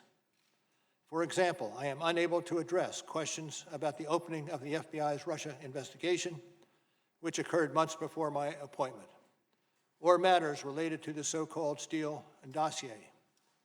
These matters are the subject of ongoing review by the department. Any questions on these topics should therefore be directed to the FBI or the Justice Department. Third, as I explained this morning, it is important for me to adhere to what we wrote in our report. The report contains our findings and analysis and the reasons for the decisions we made. We stated the results of our investigation with precision. I do not intend to summarize or describe the results of our work in a different way in the course of my testimony today. And as I stated in May, I also will not comment on the actions of the Attorney General or of Congress. I was appointed as a prosecutor, and I intend to adhere to that role and to the department standards that govern. Finally, as I said this morning, over the course of my career, I have seen a number of challenges to our democracy. The Russian government's efforts to interfere in our election is among the most serious, and I am sure that the committee agrees. Now, before we go to questions, I want to add one correction to my testimony this morning. I want to go back to one thing that was said this morning by Mr. Liu, who said, and I quote, "You didn't charge the president because of the OLC opinion." That is not the correct way to say it. As we say in the report, and as I said at the opening, we did not reach a determination as to whether the president committed a crime. And with that, Mr. Chairman, I'm ready to answer questions. Thank you, Director Mueller. I recognize myself for 5 minutes. Director Mueller, your report describes a sweeping and systematic effort by Russia to influence our presidential election. Is that correct? That is correct. And during the course of this Russian interference in the election, the Russians made outreach to the Trump campaign, did they not? That occurred over the course of, that occurred. It's also clear from your report that during that Russian outreach to the Trump campaign, no one associated with the Trump campaign ever called the FBI to report it. Am I right? I don't know that for sure. In fact, the campaign welcomed the Russian help, did they not? I think we report in the report indications that that occurred, yes. The president's son said when he was approached about dirt on Hillary Clinton that the Trump campaign would love it. That is generally what was said, yes. The president himself called on the Russians to hack Hillary's emails. There was a statement by the president in those general lines. And numerous times during the campaign, the president praised the releases of the Russian-hacked emails through WikiLeaks. That did occur. Your report found that the Trump campaign planned, quote, a press strategy, communications campaign, and messaging, unquote, based on that Russian assistance. I am not familiar with that. That language comes from Volume 1, page 54. Apart from the Russians wanting to help Trump win, several individuals associated with the Trump campaign were also trying to make money during the campaign and transition. Is that correct? That is true. Paul Manafort was trying to make money or achieve debt forgiveness from a Russian oligarch. Generally, that is accurate. Michael Flynn was trying to make money from Turkey. True. Donald Trump was trying to make millions from a real estate deal in Moscow. To the extent you're talking about the hotel in Moscow? Yes. Yes. When your investigation looked into these matters, numerous Trump associates lied to your team, the grand jury, and to Congress? Number of persons that we interviewed in our investigation, it turns out, did lie. Mike Flynn lied? He was convicted of lying, yes. George Papadopoulos was convicted of lying? True. Paul Manafort was convicted of lying? True. Paul Manafort was, in fact, went so far as to encourage other people to lie? That is accurate. Manafort's deputy, Rick Gates, lied? That is accurate. Michael Cohen, the president's lawyer, was indicted for lying? True. He lied to stay on message with the president? Allegedly by him. And when Donald Trump called your investigation a witch hunt, that was also false, was it not? I'd like to think so, yes. Well, your investigation is not a witch hunt, is it? It is not a witch hunt. When the president said the Russian interference was a hoax, that was false, wasn't it? True. When he said it publicly, it was false? He did say publicly that it was false, yes. And when he told it to Putin, that was false too, wasn't it? That I'm not familiar with. When the president said he had no business dealings with Russia, that was false, wasn't it? I'm not going to go into the details of the report that along those lines. But when the president said he had no business dealings with Russia, in fact, he was seeking to build a Trump Tower in Moscow, is he not? I think there is some question about when this was accomplished. Well, you would consider a billion-dollar deal to build a tower in Moscow to be business dealings, wouldn't you, Director Mueller? Absolutely. In short, your investigation found evidence that Russia wanted to help Trump win the election, right? I think generally that would be accurate. Russia informed campaign officials of that? I'm not certain to what conversations you're referring to. Well, through an intermediary, they informed Papadopoulos that they could help with the anonymous release of stolen emails? Accurate. Russia committed federal crimes in order to help Donald Trump? When you're talking about the computer crimes in the charge in our case, absolutely. The Trump campaign officials built their strategy, their messaging strategy around those stolen documents? Generally, that's true. And then they lied to cover it up? Generally, that's true. Thank you, Mr. Nunes. Thank you. Welcome, Director. As a former FBI director, you'd agree that the FBI is the world's most capable law enforcement agency. I would say yes. The FBI claims the counterintelligence investigation of the Trump campaign began on July 31st, 2016.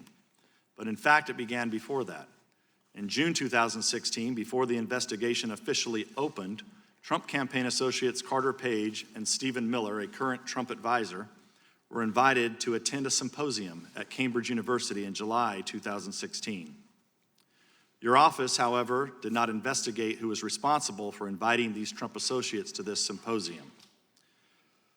Your investigators also failed to interview Stephen Schrage, an American citizen who helped organize the event and invited Carter Page to it. Is that correct? Can you repeat the question? Whether or not you interviewed Stephen Schrage, who organized the Cambridge. Okay, in those areas, I am going to stay away from. Okay. The first Trump associate to be investigated was General Flynn. Many of the allegations against him stem from false media reports that he had an affair with a Cambridge academic, Svetlana Lokova, and that Lokova was a Russian spy. Some of these allegations were made public in a 2017 article written by British intelligence historian Christopher Andrew. Your report fails to reveal how or why Andrew and his collaborator, Richard Dearlove, former head of Britain's MI6, spread these allegations. And you failed to interview Svetlana Lokova about these matters. Is that correct? I'm not going to get into those matters to which you refer. You had a team of 19 lawyers, 40 agents, and an unlimited budget, correct, Mr. Mueller? I would not say we had an unlimited budget. Let's continue with the opening of the investigation, supposedly on July 31st, 2016. The investigation was not opened based on an official product from Five Eyes Intelligence, but based on a rumor conveyed by Alexander Downer. On volume 1, page 89, your report describes him blandly as a representative of a foreign government. But he was actually a long-time Australian politician, not a military or intelligence official, who had previously arranged a $25 million donation to the Clinton Foundation and has previous ties to Dearlove. So Downer conveys a rumor he supposedly heard about a conversation between Papadopoulos and Joseph Mifsud. James Comey has publicly called Mifsud a Russian agent, yet your report does not refer to Mifsud as a Russian agent. Mifsud has extensive contacts with Western governments and the FBI. For example, there is a recent photo of him standing next to Boris Johnson, the new Prime Minister of Great Britain. What we're trying to figure out here, Mr. Mueller, is if our NATO allies or Boris Johnson have been compromised. So we're trying to figure out, Comey says Mifsud is a Russian agent, you do not. So do you stand by what's in the report? I stand by that which is in the report, and not so necessarily with that which is not in the report. I want to return to Mr. Downer.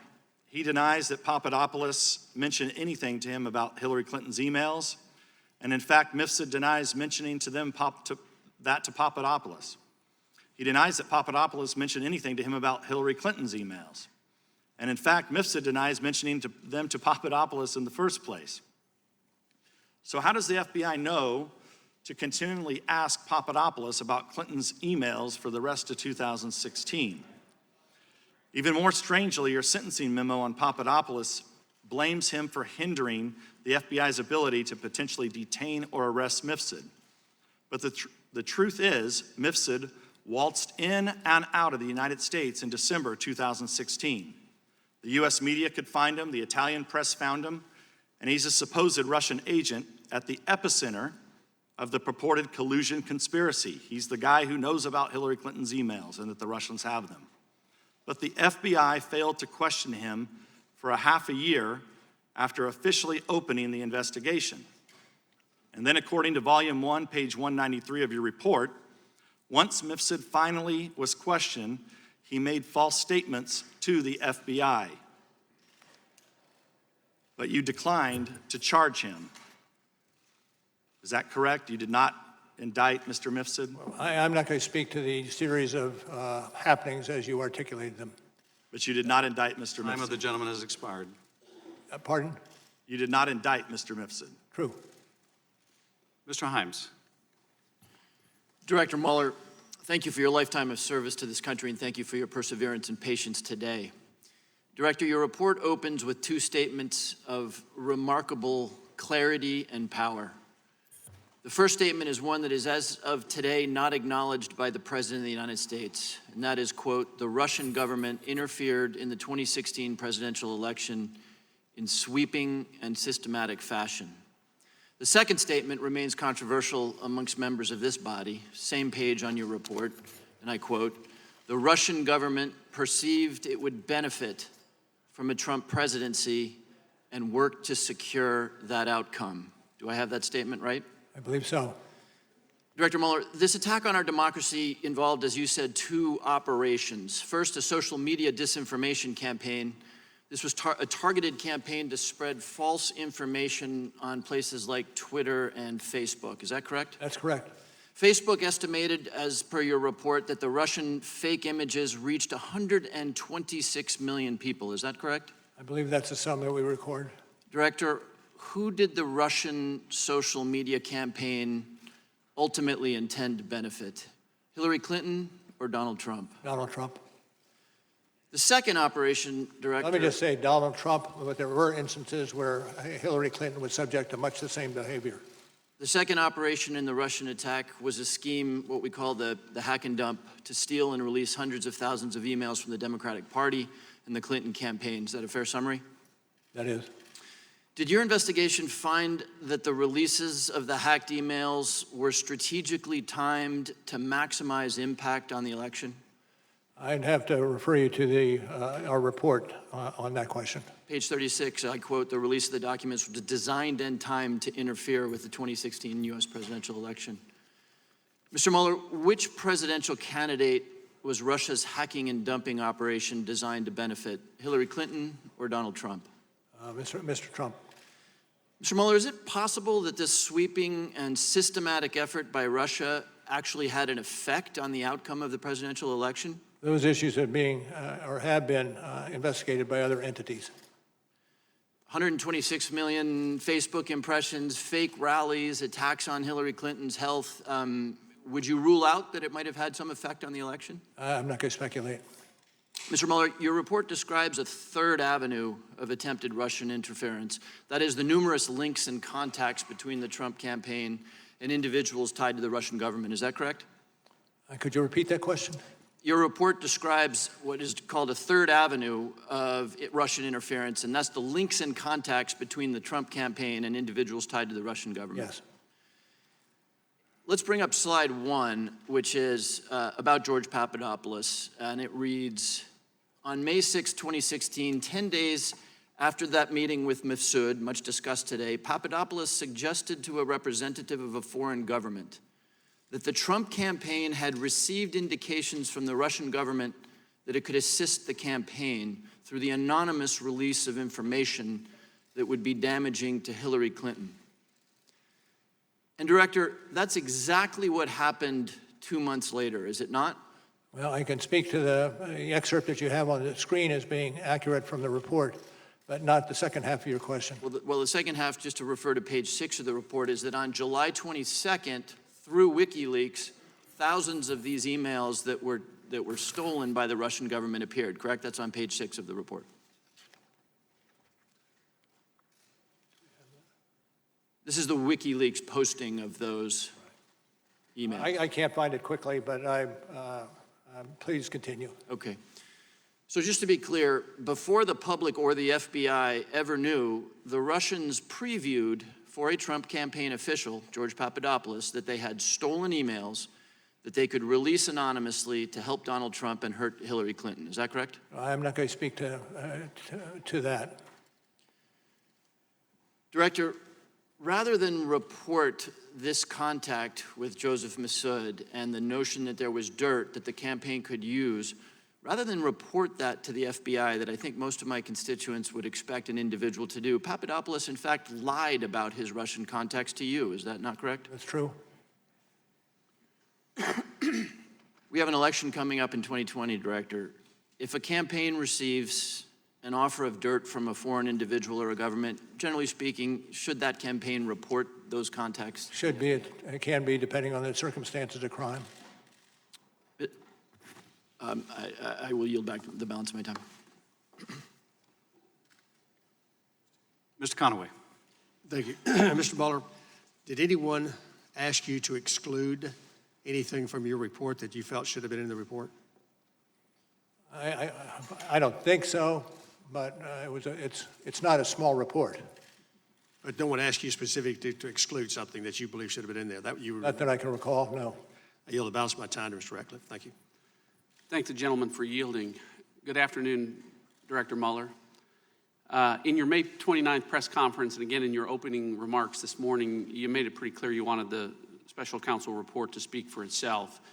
You said at your press conference that that was the office's final position and we will not comment on any other conclusions or hypotheticals about the president. Now, you spent the last few hours of your life from Democrats trying to get you to answer all kinds of hypotheticals about the president, and I expect that it may continue for the next few hours of your life. I think you've stayed pretty much true to what your intent and desire was, but I guess regardless of that, the special counsel's office is closed and it has no continuing jurisdiction or authority, so what would be your authority or jurisdiction for adding new conclusions or determinations to the special counsel's written report? As to the latter, I don't know or expect changes in conclusions that we included in our report. So to that point, you addressed one of the issues that I needed to, which was from your testimony this morning, which some construed as a change to the written report. You talked about the exchange that you had with Congressman Lieu. I wrote it down a little bit different. I want to ask you about it so that the record's perfectly clear. I recorded that he asked you, quote, the reason you did not indict Donald Trump is because of the OLC opinion stating you cannot indict a sitting president, to which you responded, that is correct. That response is inconsistent. I think you'll agree with your written report. I want to be clear that it is not your intent to change your written report. It is your intent to clarify the record to that effect. As I started today, this afternoon, and added either a footnote or an endnote, what I wanted to clarify is the fact that we did not make any determination with regard to culpability in any way. We did not start that process down the road. Terrific. Thank you for clarifying the record. A stated purpose of your appointment as special counsel was to ensure a full and thorough investigation of the Russian government efforts to interfere in the 2016 presidential election. As part of that full and thorough investigation, what determination did the special counsel office make about whether the Steele dossier was part of the Russian government efforts to interfere in the 2016 presidential election? Again, when it comes to Mr. Steele, I defer to the Department of Justice. Well, first of all, Director, I very much agree with your determination that Russia's efforts were sweeping and systematic. I think it should concern every American. That's why I want to know just how sweeping and systematic those efforts were. I want to find out if Russia interfered with our election by providing false information through sources to Christopher Steele about a Trump conspiracy that you determined didn't exist. Well, I'm not going to discuss the issues with regard to Mr. Steele. And in terms of a portrayal of the conspiracies, we returned 2 indictments in the computer crimes arena, one GRU and another active measures in which we lay out in excruciating detail what occurred in those 2 rather large conspiracies. I agree with respect to that, but why this is important is an application and 3 renewal applications were submitted by the United States government to spy or surveil on Trump campaign Carter associate, or Carter Page, and on all 4 occasions, the United States government submitted the Steele dossier as a central piece of evidence with respect to that. Now, the basic premise of the dossier, as you know, was that there was a well-developed conspiracy of cooperation between the Trump campaign and the Russian government, but the special counsel investigation didn't establish any conspiracy, correct? Well, what I can tell you is that the events that you are characterizing here now is part of another matter that is being handled by the Department of Justice. But you did not establish any conspiracy, much less a well-developed one. Again, I pass on answering that question. The special counsel did not charge Carter Page with anything, correct? Special counsel did not. All right. My time has expired. I yield back. Ms. Sewell. Director Mueller, I'd like to turn your attention to the June 9th, 2016 Trump Tower meeting. Slide 2, which should be on the screen now, is part of an email chain between Donald Trump Jr. and a publicist representing the son of a Russian oligarch. The email exchange ultimately led to the now infamous June 9th, 2016 meeting. The email from the publicist to Donald Trump Jr. reads in part, "The Crown Prosecutor of Russia offered to provide the Trump campaign with some official documents and information that would incriminate Hillary in her dealings with Russia and is a part of Russia and its government's support of Mr. Trump." In this email, Donald Trump Jr. is being told that the Russian government wants to pass along information which would hurt Hillary Clinton and help Donald Trump. Is that correct? That's correct. Now, Trump Jr.'s response to that email is slide 3. He said, and I quote, "If it is what you say, I love it, especially later in the summer." Then Donald Jr. Invited senior campaign officials, Paul Manafort and Jared Kushner, to the meeting, did he not? He did. This email exchange is evidence of an offer of illegal assistance, is it not? I cannot adopt that characterization. But isn't it against the law for a presidential campaign to accept anything of value from a foreign government? Generally speaking, yes, but generally the cases are unique. Well, you say in page 184 in volume 1 that the federal campaign finance law broadly prohibits foreign nationals from making contributions, et cetera. And then you say that foreign nationals may not make a contribution or donation of money or anything of value. It says clearly in the report itself. Yeah, thank you. Now, let's turn to what actually happened at the meeting. When Donald Trump Jr. and the others got to the June 9th meeting, they realized that the Russian delegation didn't have the promised quote-unquote dirt. In fact, they got upset about that, did they not? Generally, yes. You say in volume 1, page 118, that Trump Jr. asked, what are we doing here? What do they have on Clinton? And during the meeting, Kushner actually texted Manafort saying it was, quote, a waste of time, end quote. Is that correct? I believe it's in the report along the lines you specify. So to be clear, top Trump campaign officials learned that Russia wanted to help Donald Trump's campaign by giving him dirt on his opponent. Trump Jr. said, loved it. Then he and senior officials held a meeting with the Russians to try to get that Russian help, but they were disappointed because the dirt wasn't as good as they had hoped. So to the next step, did anyone, to your knowledge, in the Trump campaign ever tell the FBI of this offer? I don't believe so. Did Donald Trump Jr. tell the FBI that they received an offer of help from the Russians? I'm going to, that's about all I'll say on this aspect of it. Wouldn't it be true, sir, that if they had reported it to the FBI or anyone in that campaign during the course of your 2-year investigation, you would have uncovered such a... I would hope, yes. Yes. Sir, is it not the responsibility of political campaigns to inform the FBI if they receive information from a foreign government? I would think that that's something they would and should do. Well, not only did the campaign not tell the FBI, they sought to hide the existence of the June 9th meeting for over a year. Is that not correct? On the general characterization, I would question it. If you're referring to later initiative that flowed from the media, then...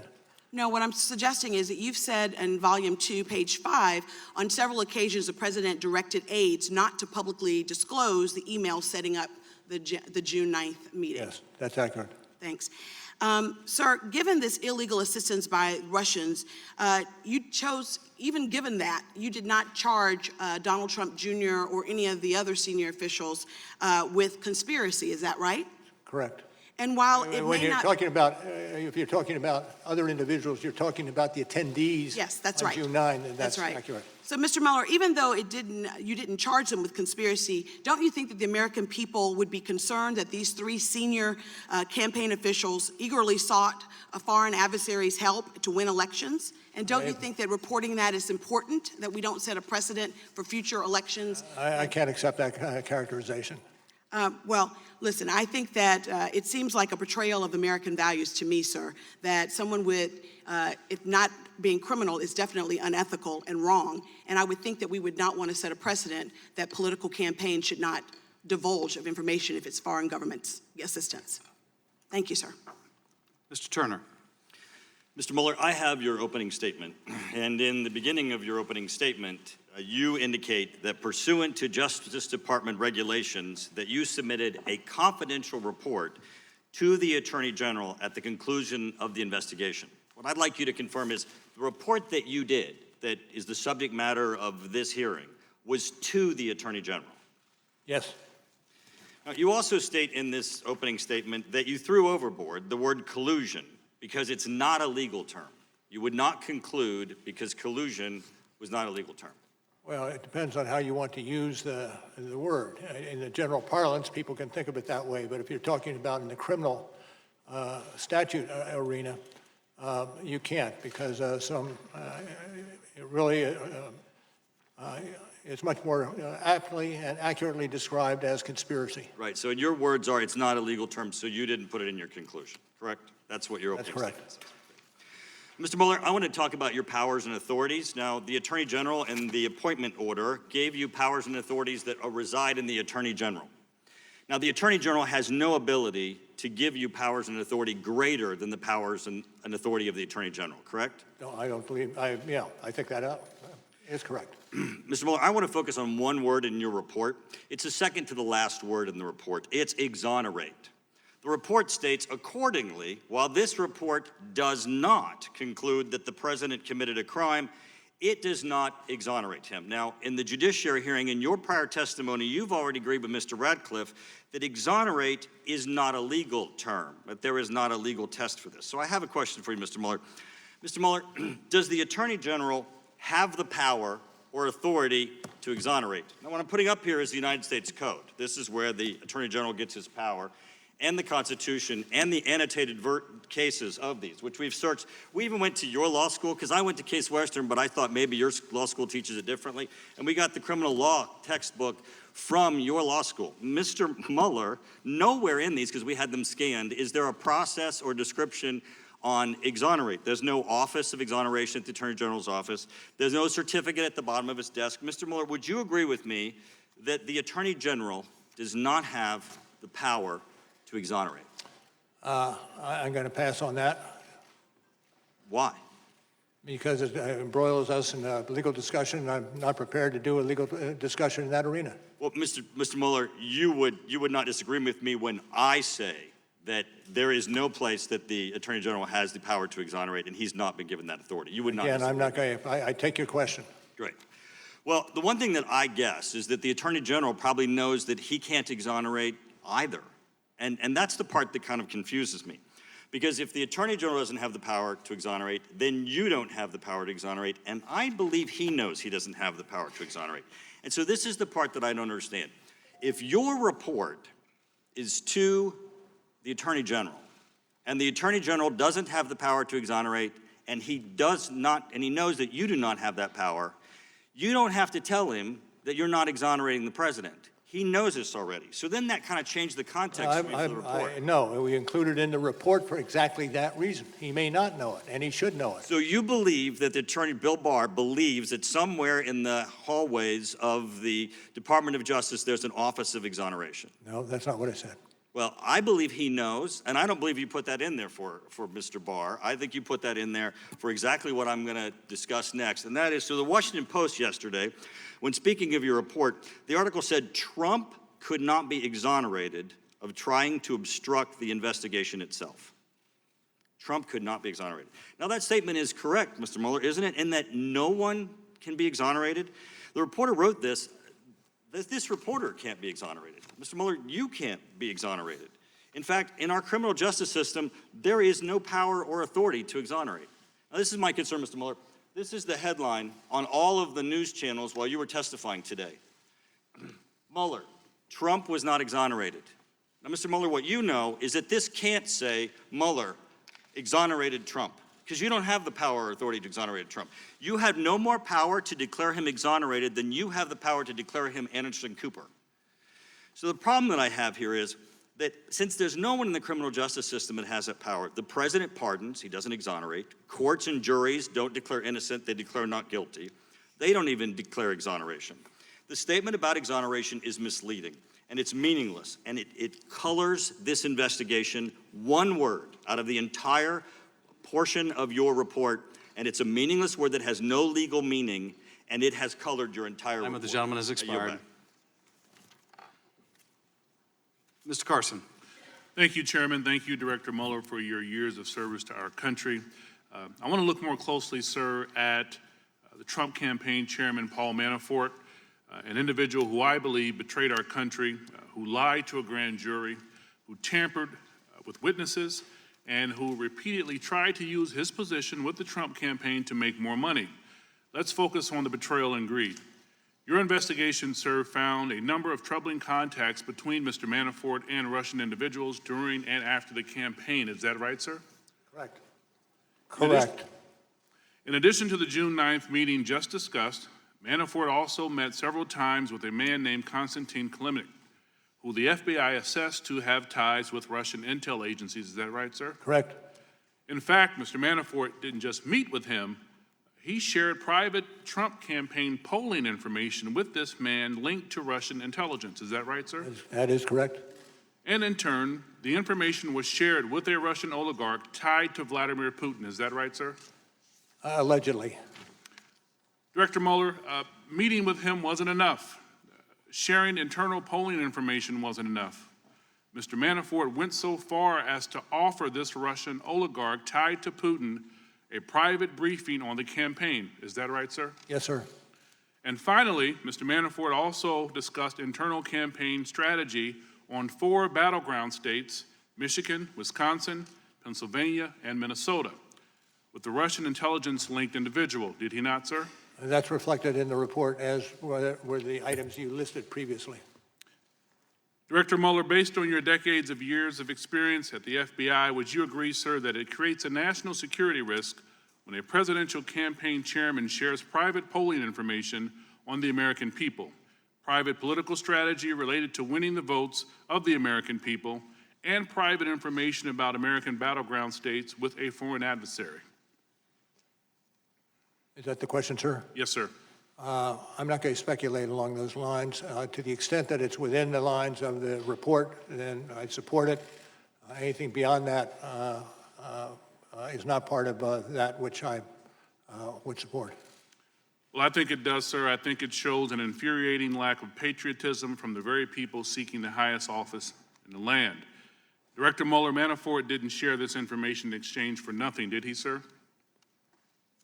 I can't answer that question without knowing more about the question. Well, it's clear that he hoped to be paid back money he was owed by Russian or Ukrainian oligarchs in return for the passage of private campaign information, correct? That is true. Director Mueller, as my colleague Mr. Heck will discuss later, greed corrupts. Would you agree, sir, that the sharing of private campaign information in exchange for money represents a particular kind of corruption, one that presents a national security risk to our country, sir? I'm not going to opine on that. I don't have the expertise in that arena to really opine.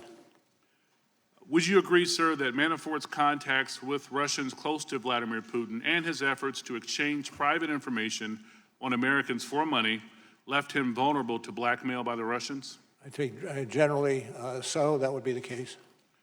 Would you agree, sir, that these acts demonstrated a betrayal of the democratic values of our country rests on? I can't agree with that. Director Mueller, not that it's not true, but I cannot agree with it. Yes, sir. Director Mueller, well, I can tell you that in my years of experience as a law enforcement officer and as a member of Congress, fortunate to serve on the Intel Committee, I know enough to say yes. Trading political secrets for money with a foreign adversary can corrupt, and it can leave you open to blackmail, and it certainly represents a betrayal of the values underpinning our democracy. I want to thank you for your service again, Director Mueller. We appreciate you for coming today. I yield back, Chairman. Dr. Wenstrup. Thank you, Mr. Chairman. Thank you, Mr. Mueller, for being here today. Mr. Mueller, is it accurate to say your investigation found no evidence that members of the Trump campaign were involved in the theft or publication of Clinton campaign-related emails?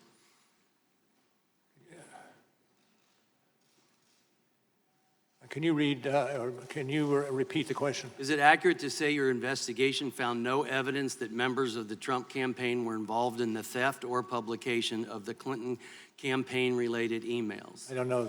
I don't know what the, well. Well, volume 1, page 5, the investigation did not establish that members of the Trump campaign conspired or coordinated with the Russian government in its election interference activities. So it would therefore be inaccurate, based on this, to describe that finding as open to doubt, that finding being that a Trump campaign was involved with theft or publication of the Clinton campaign emails. Are you following that, sir? I do believe I'm following it, but it is that portion of that matter, it does not fall within our jurisdiction or fall within our investigation. Well, based on what your report says, volume 1, page 5, I just want to be clear that open to doubt is how the committee Democrats described this finding in their minority views to of our 2018 report, and it kind of flies in the face of what you have in your report. But so is it accurate also to say the investigation found no documentary evidence that George Papadopoulos told anyone affiliated with the Trump campaign about Joseph Mifsid's claims that the Russians had dirt on candidate Clinton? Let me turn that over to Mr. Zebley. I'd like to ask you, sir. This is your report, and that's what I'm basing this on. And then could you repeat the question for me again? Yeah, is it accurate to say the investigation found no documentary evidence that George Papadopoulos told anyone affiliated with the Trump campaign about Joseph Mifsid's claims that the Russians had dirt on candidate Clinton? I believe it appearing in the report that it's accurate. Okay, so in the report it says no documentary evidence that Papadopoulos shared this information with the campaign. It's therefore inaccurate to conclude that by the time of the June 9, 2016 Trump Tower meeting, quote, the campaign was likely already on notice via George Papadopoulos' contact with Russian agents that Russia, in fact, had damaging information on Trump's opponent. Would you say that that is inaccurate to say that it's likely already on? I could direct you to the report. Well, I appreciate that because the Democrats jumped to this incorrect collusion in their minority views, again, which contradicts what you have in your report. I'm concerned about a number of statements I'd like you to clarify because a number of Democrats have made some statements that I have concerns with, and maybe you can clear them up. So a member of this committee said President Trump was a Russian agent after your report was publicly released. That statement is not supported by your report, correct? That is accurate. It's not supported. Multiple Democrat members have asserted that Paul Manafort met with Julian Assange in 2016 before WikiLeaks released DNC emails implying Manafort colluded with Assange. Because your report does not mention finding evidence that Manafort met with Assange, I would assume that means you found no evidence of this meeting. Is that assumption correct? I'm not certain I agree with that assumption. But you make no mention of it in your report. Would you agree with that? Yes, I would agree with that. Okay, Mr. Mueller, does your report contain any evidence that President Trump was enrolled in the Russian system of compromat as a member of this committee once claimed? Well, what I can speak to is information, evidence that we picked up as the special counsel, and I think that's accurate as far as it goes. Thank you. I appreciate that. So let's go for a second to scope. Did you ask the Department of Justice to expand the scope of the special counsel's mandate related to August 2nd, 2017 or August 20th, 2017 scoping memoranda? Well, without looking at the memoranda, I could not answer that Well, let me ask you, did you ever make a request to expand your office's mandate at all? Generally, yes. And was that ever denied? I'm not going to speak to that. It goes to internal deliberations. Well, I'm just trying to understand process. Does expanding the scope come from the acting attorney general or Rosenstein, or does it come from you, or can it come from either? I'm not going to discuss any other alternatives. Thank you, Mr. Mueller. Ms. Spear. Thank you, Mr. Chairman. Mr. Mueller, I think I can say without fear of contradiction that you're the greatest patriot in this room today, and I want to thank you for being here. Thank you. You said in your report, and I'm going to quibble with your words, that the Russian intervention was sweeping and systematic. I would quibble with that because I don't think it was just an intervention. I think it was an invasion. And I don't think it was just sweeping and systematic. I think it was sinister and scheming.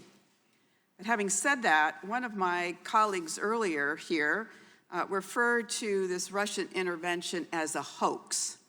And I'd like to get your comment on that. On page 26 of your report, you talk about the Internet Research Agency and how tens of millions of U.S. persons became engaged with the posts that they made, that there were some 80,000 posts on Facebook, that Facebook itself admitted that 126 million people had probably seen the posts that were put up by the Internet Research Agency, that they had 3,800 Twitter accounts and had designed more than 175,000 tweets that probably reached 1.4 million people.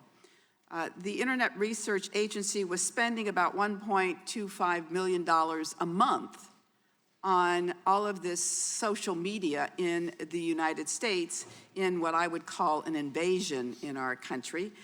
Would you agree that it was not a hoax, that the Russians were engaged in trying to impact our election? Absolutely. That was not a hoax. The indictments we returned against the Russians, 2 different ones, were substantial in their scope, using that scope word again. And I think we have underplayed to a certain extent that aspect of our investigation that has and would have long-term damage to the United States that we need to move quickly to address. Thank you for that. I'd like to drill down on that a little bit more. The Internet Research Agency actually started in 2014 by sending over staff as tourists, I guess, to start looking at where they wanted to engage. And there are many that suggest, and I'm interested in your opinion, as to whether or not Russia is presently in the United States looking for ways to impact the 2020 election. I can't speak to that. That would be in levels of classification. All right. Let me ask you this. Oftentimes when we engage in these hearings, we forget the forest for the trees. You have a very large report here of over 400 pages. Most Americans have not read it. We have read it. Actually, the FBI director yesterday said he hadn't read it, which was a little discouraging. But on behalf of the American people, I want to give you a minute and 39 seconds to tell the American people what you would like them to glean from this report. Well, we spent substantial time assuring the integrity of the report, understanding that it would be our living message to those who come after us. But it also is a signal, a flag to those of us who have some responsibility in this area to exercise those responsibilities swiftly and don't let this problem continue to linger as it has over so many years. All right. You didn't take the whole amount of time, so I'm going to yield the rest of my time to the chairman. I thank the gentleman for yielding. Dr. Mueller, I wanted to ask you about conspiracy. Generally, a conspiracy requires an offer of something illegal, the acceptance of that offer, and an overt act in furtherance of it. Is that correct? Correct. And Don Jr. was made aware that the Russians were offering dirt on his opponent, correct? I don't know that for sure, but one would assume, given presence at the meeting. And when you say that you would love to get that help, that would constitute an acceptance of the offer? It's a wide open request. And it would certainly be evidence of an acceptance if you say, when somebody offers you something illegal and you say, I would love it, that would be considered evidence of an acceptance. I'm going to stay away from any addressing one particular or two particular situations. Well, this particular situation, I'll have to continue in a bit. Now yield to Mr. Stewart. Mr. Mueller, it's been a long day. Thank you for being here. I do have a series of important questions for you, but before I do that, I want to take a moment to reemphasize something that my friend Mr. Turner has said. I've heard many people state no person is above the law. And many times recently they add not even the president, which I think is blazingly obvious to most of us. I'm having a little problem hearing you, sir. Is this better? That is better, thank you. I want you to know I agree with this statement that no person is above the law. But there's another principle that we also have to defend, and that is the presumption of innocence.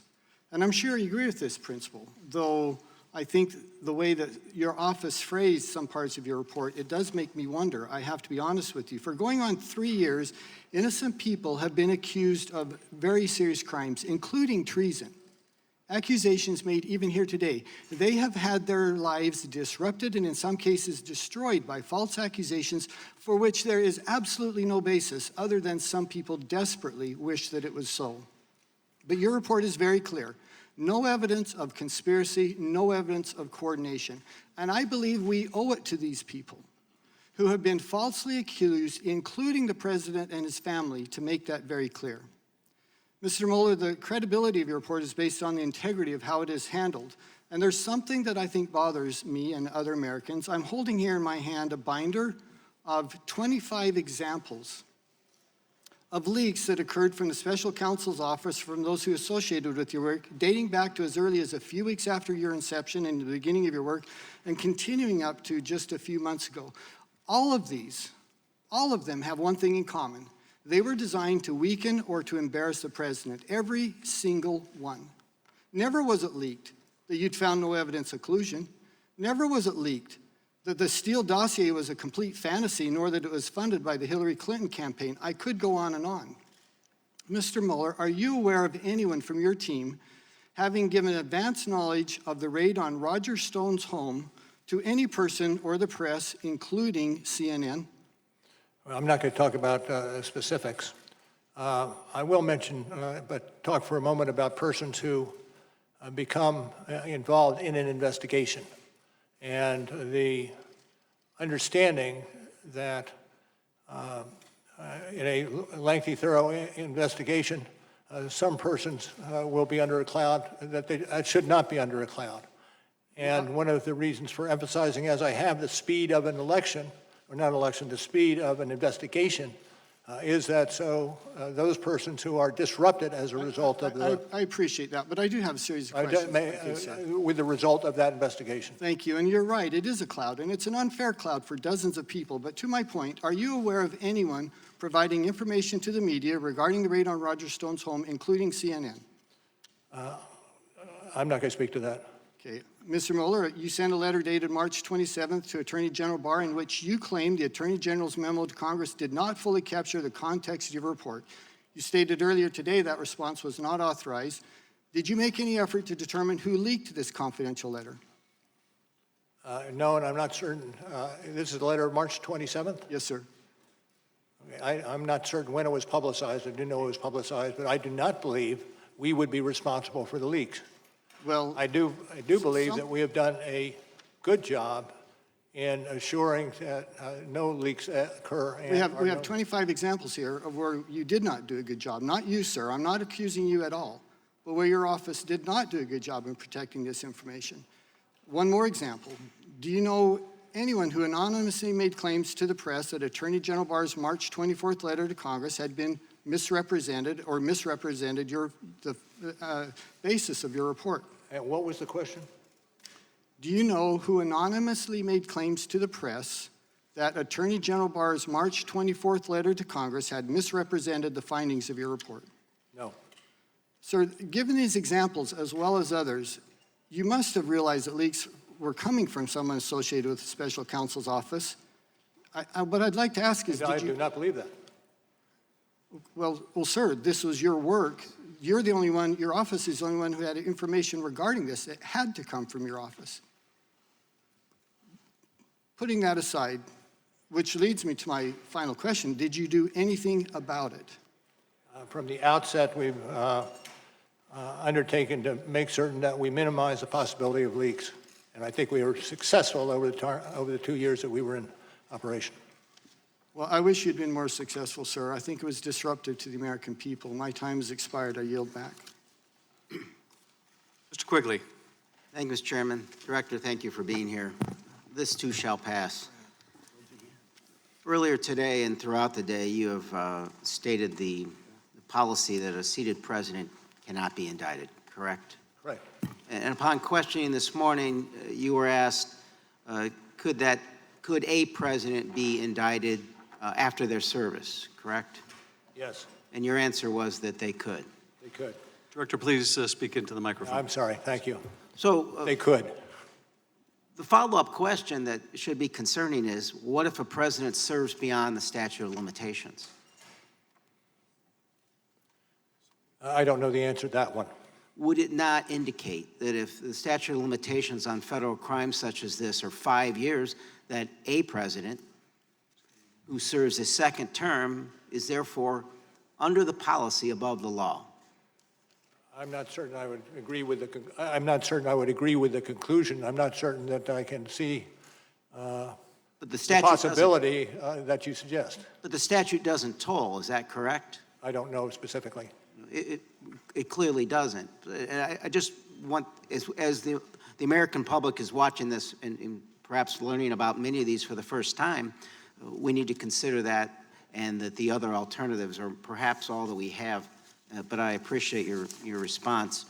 Earlier in questioning, someone mentioned that it was a question involving whether anyone in the Trump political world publicized the emails, whether or not that was the case. I just want to refer to volume 1, page 60, where we learned that Trump Jr. publicly tweeted a link to the leak of stolen Podesta emails in October of 2016. You're familiar with that? I am. So that would at least be a republishing of this information, would it not? I'm not certain I would agree. I'm not certain I would agree with that.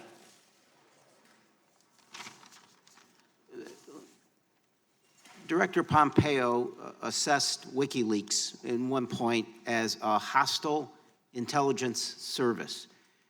Given your law enforcement experience and your knowledge of what WikiLeaks did here and what they do generally, would you assess that to be accurate or something similar? How would you assess what WikiLeaks does? Absolutely. And they are currently under indictment. It's Julian Assange. Would it be fair to describe them as, you would agree with Mr. Director Pompeo, that's what he was when he made that remark, that it's a hostile intelligence service, correct? Yes. If we could put up slide 6. This just came out, WikiLeaks. I love WikiLeaks. Donald Trump, October 10th, 2016. This WikiLeaks stuff is unbelievable. It tells you the inner heart. You got to read it. Donald Trump, October 12th, 2016. This WikiLeaks is like a treasure trove. Donald Trump, October 31st, 2016. Boy, I love reading those WikiLeaks. Donald Trump, November 4th, 2016. Do any of those quotes disturb you, Mr. Director? I'm not certain I would say. How do you react to them? It's probably problematic is an understatement in terms of what it displays in terms of giving some, I don't know, hope or some boost to what is and should be illegal activity. Volume 1, page 59. Donald Trump Jr. had direct electronic communications with WikiLeaks during the campaign period. On October 3rd, 2016, WikiLeaks sent another direct message to Trump Jr. asking you guys to help disseminate a link alleging candidate Clinton had advocated a drone to attack Julian Assange. Trump Jr. responded that, quote, he had already done so. Same question. This behavior, at the very least, disturbing, your reaction? Disturbing and also subject to investigation. Could it be described as aid and comfort to a hostile intelligence service, sir? I wouldn't categorize it with any specificity. I yield the balance to the chairman, please. Not sure I can make good use of 27 seconds, but Director, I think you made it clear that you think it unethical, to put it politely, to tout a foreign service like WikiLeaks publishing stolen political documents in a presidential campaign? Certainly calls for investigation. Thank you, Director. We're going to go now to Mr. Crawford, and then after Mr. Crawford's 5 minutes, we'll take a 5 or 10 minute break. Thank you, Mr. Chairman. Thank you, Mr. Mueller, for being here. Days after your appointment, Peter Strzok texted about his concern that there's, quote, no big there in the Trump campaign investigation. Did Strzok or anyone else who worked on the FBI's investigation tell you that around 10 months into the investigation, the FBI still had no case for collusion? Who? Can you repeat that? Peter Strzok. Could you, I'm sorry, can you move the microphone up a little closer? Sure. There's Thank you. a quote attributed to Peter Strzok. He texted about his concern that there is, quote, no big there in the Trump campaign investigation. Did he or anyone else who worked on the FBI's investigation tell you that around 10 months into the investigation, the FBI still had no case for collusion? No. Is the Inspector General report correct that the text messages from Peter Strzok and Lisa Page's phones from your office were not retained after they left the special counsel's office? Well, I don't, it depends on what you're talking about. The investigation into those Peter Strzok went on for a period of time, and I'm not certain what it encompasses. It may well have encompassed what you're adverting to. Okay, let me move on just real quickly. Did you ask the department to authorize your office to investigate the origin of the Trump-Russia investigation? I'm not going to get into that. It goes to internal deliberations. So the circumstances surrounding the origin of the investigation have yet to be fully vetted then. I'm certainly glad that Attorney General Barr and U.S. Attorney Durham are looking into this matter. With that, I'd like to yield the balance of my time to the ranking member, Nunes. Thank the gentleman for yielding. Mr. Mueller, I want to make sure you're aware of who Fusion GPS is. Fusion GPS is a political operations firm that was working directly for the Hillary Clinton campaign and the Democrat National Committee. They produced the dossier, so they paid Steele, who then went out and got the dossier. And I know you don't want to answer any dossier questions, so I'm not going there, but your report mentions Natalia Vesnitskaya 65 times. She meets in the Trump Tower. It's this infamous Trump Tower meeting. It's in your report. You've heard many of the Democrats refer to it today. The meeting was shorter than 20 minutes, I believe. Is that correct? I think what we have in our report reflects it was about that length. So do you know, so Fusion GPS, the main actor at Fusion GPS, the president of the company, or the owner of the company, is a guy named Glenn Simpson who's working for Hillary Clinton. Glenn Simpson, do you know how many times Glenn Simpson met with Natalia Vlesnskaya? Myself? No. Would it surprise you that the Clinton campaign dirty ops arm met with Natalia Vlesnskaya more times than the Trump campaign did? Well, this is an area that I'm not going to get into, as I indicated at the outset. Did you ever interview Glenn Simpson? I'm going to pass on that. According to, I'm going to change topics here. According to notes from the State Department official Kathleen Kavalak, Christopher Steele told her that former Russian intelligence head Trubnikov and Putin advisor Surkov were sources for the Steele dossier. Now, knowing that these are, not getting into whether these sources were real or not real, was there any concern that there could have been disinformation that was going from the Kremlin into the Clinton campaign and then being fed into the FBI? As I said before, this is an area that I cannot speak to. Is that because it's not in the report, or or because of an ongoing Internal investigation? deliberations, other proceedings, and the like. Okay.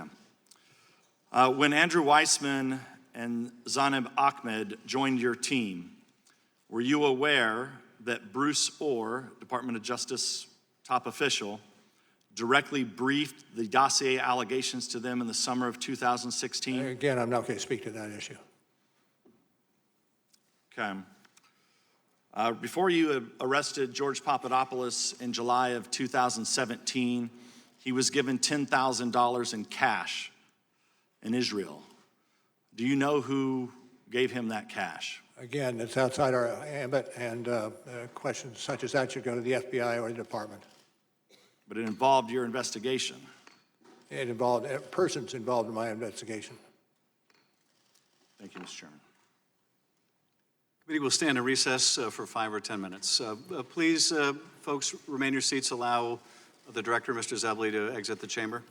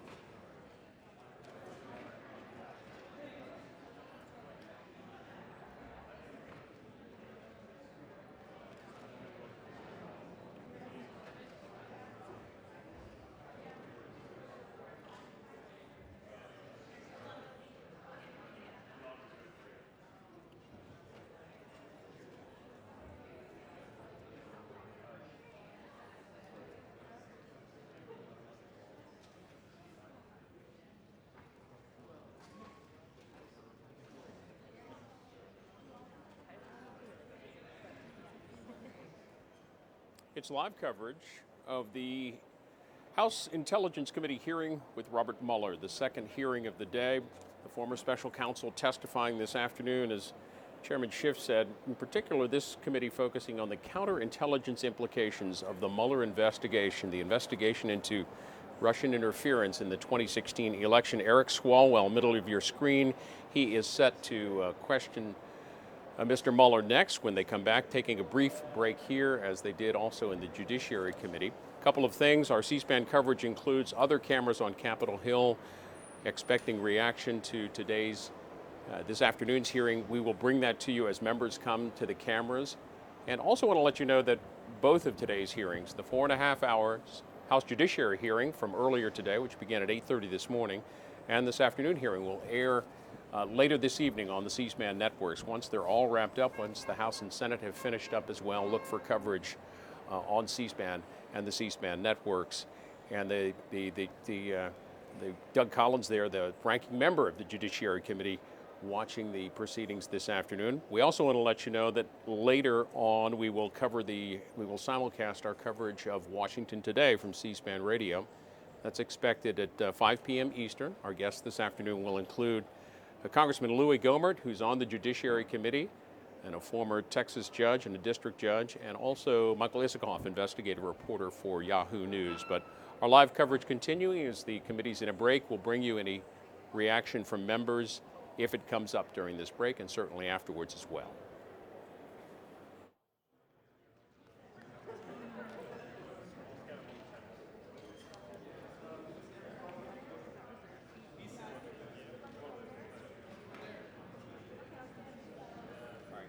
So we're pulling rotators out.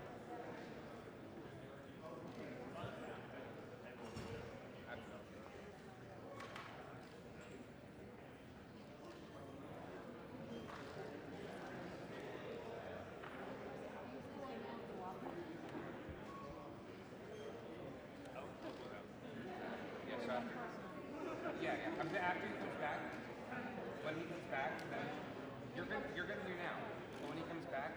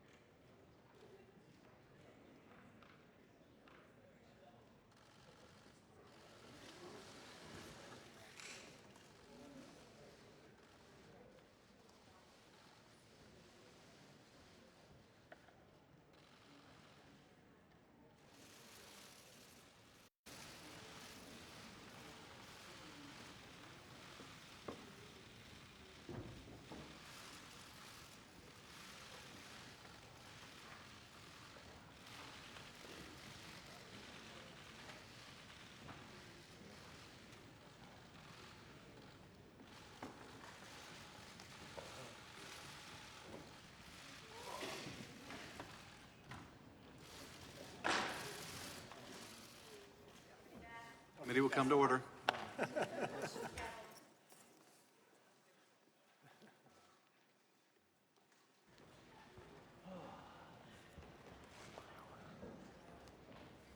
Thank you, sir. Thank you, Director. Mr. Swalwell, you are recognized. Thank you. Director Mueller, as a prosecutor, you would agree that if a witness or suspect lies or obstructs or tampers with witnesses or destroys evidence during an investigation, that generally that conduct can be used to show a consciousness of guilt. Would you agree with that? Yes.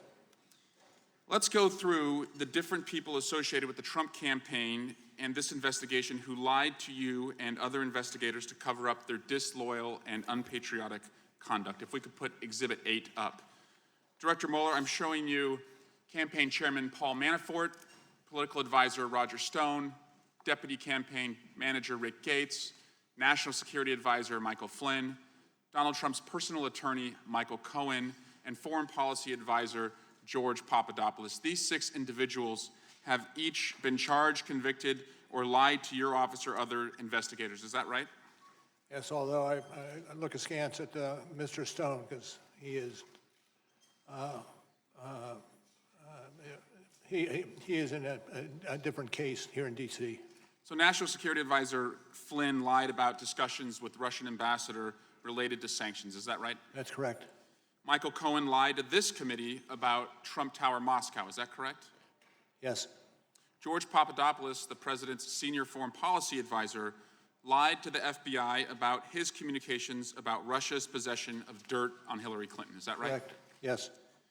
The president's campaign chairman, Paul Manafort, lied about meetings that he had with someone with ties to Russian intelligence. Is that correct? That's true.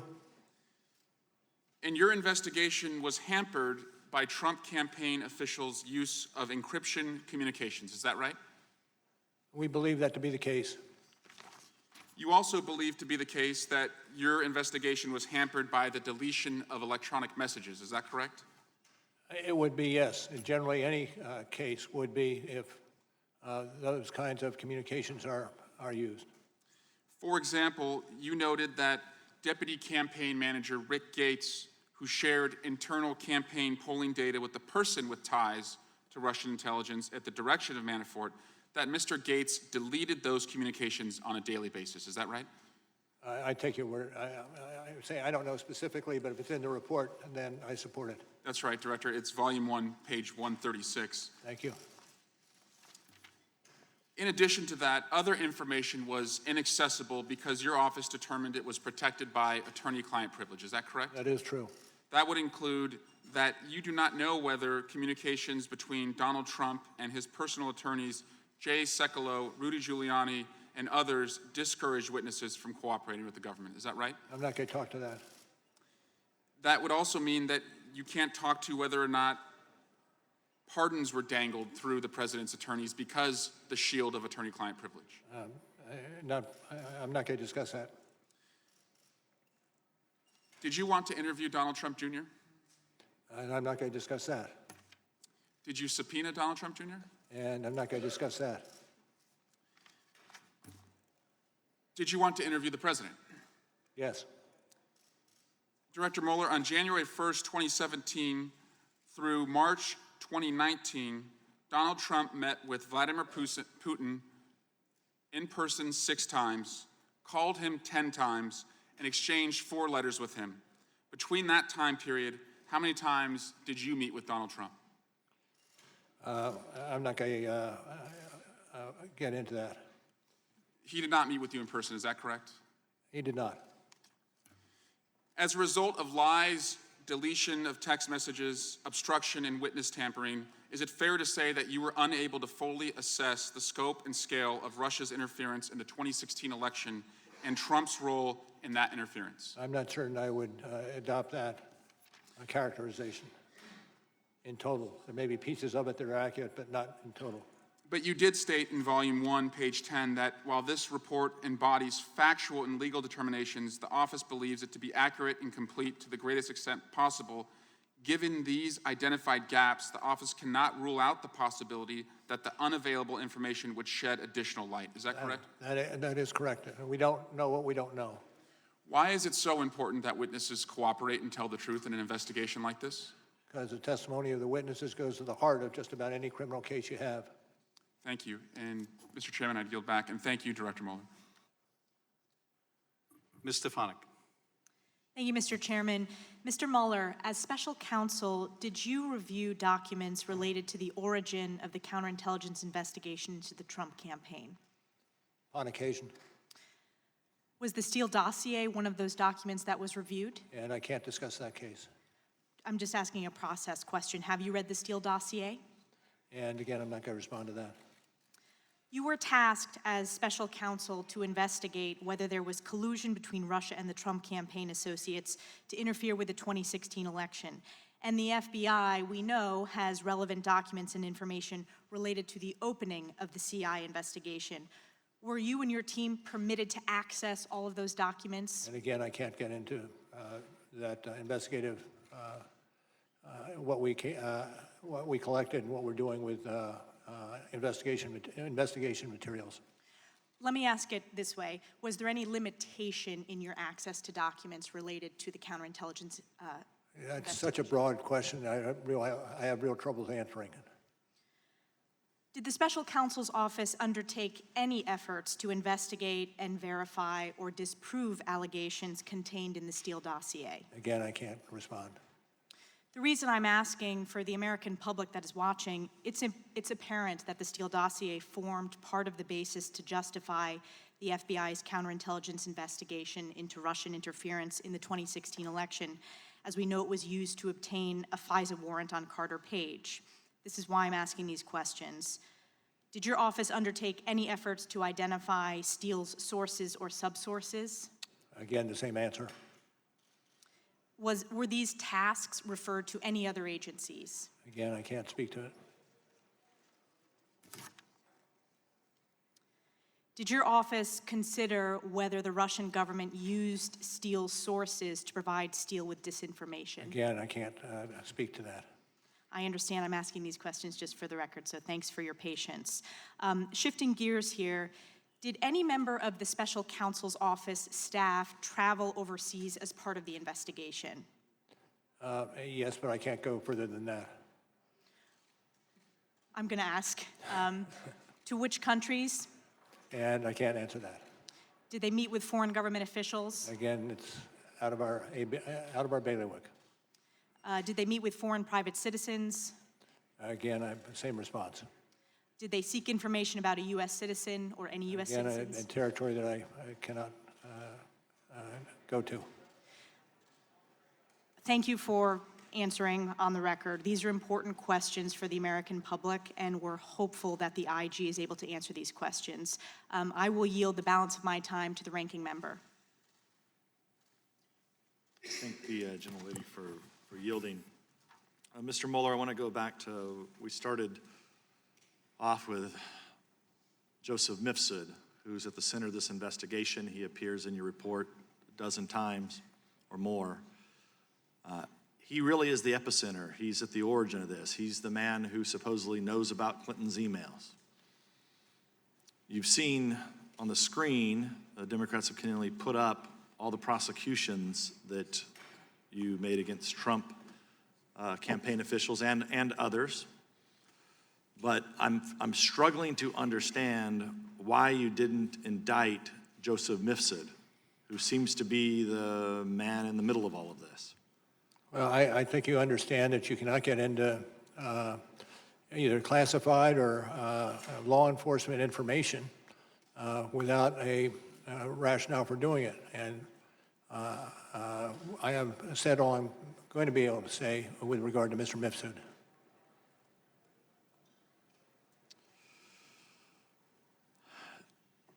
Were you aware of Kathleen Kavalek's involvement, that she had met with Ms. Steele, the State Department official? Again, I can't respond to that question. It's outside my jurisdiction.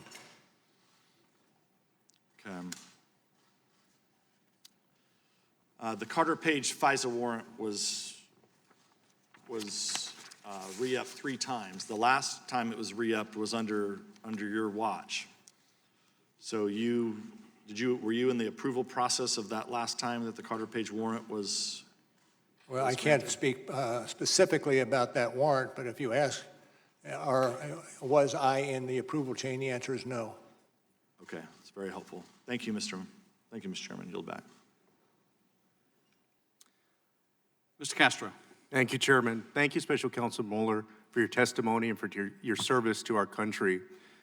Donald Trump over the years has surrounded himself with some very shady people, people that lied for him, people that covered up for him, people that helped him enrich himself.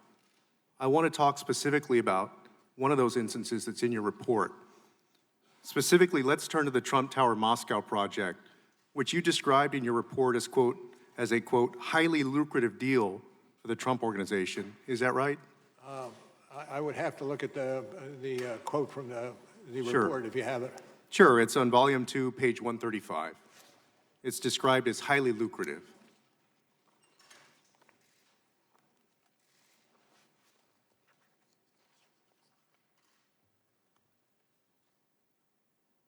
Okay, I have it. Sure. I have it. Thank you, sir. Yeah, no problem. Your office prosecuted Michael Cohen, and Michael Cohen was Donald Trump's lawyer, for lying to this committee about several aspects of the Trump organization's pursuit of the Trump Tower Moscow deal. Is that right? That's correct. According to your report, Cohen lied to, quote, minimize links between the project and Trump, unquote, and to, quote, stick to the party line, unquote, in order not to contradict Trump's public message that no connection existed between Trump and Russia. Is that right? That's yes, that's correct. Now, when you're talking about the party line here, the party line in this case... If I can interject, the one thing I should have said at the outset, if it was in the report, and consequently, I do believe it to be true. Thank you. The party line in this case was that the deal ended in January 2016. In other words, they were saying that the deal ended in January 2016 before the Republican primaries. In truth, though, the deal extended to June 2016, when Donald Trump was already the presumptive Republican nominee. Is that correct? That's correct. The party line was also that Cohen discussed the deal with Trump only 3 times, when in truth, they discussed it multiple times. Is that right? Also true, and part of the basis for the plea that he entered for lying to this entity. Thank you, and thank you for prosecuting that. The party line was also that Cohen and Trump never discussed traveling to Russia during the campaign, when in truth, they did discuss it. Is that right? That's accurate. And the party line was that Cohen never received a response from the Kremlin to his inquiries about the Trump Tower Moscow deal. In fact, Cohen not only received a response from the Kremlin to his email, but also had a lengthy conversation with a Kremlin representative who had a detailed understanding of the project. Is that right?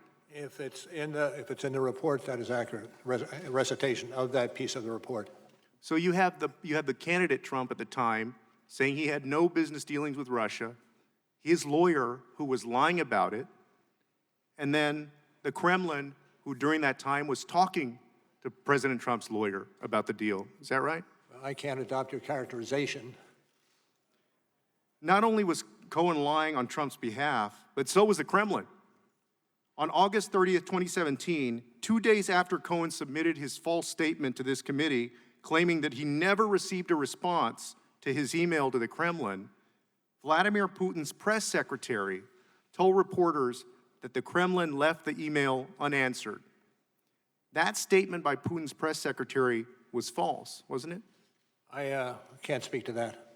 Although it was widely reported in the press. Again, I can't speak to that, particularly if it was dependent upon media sources. But it was consistent with the lie that Cohen had made to the committee.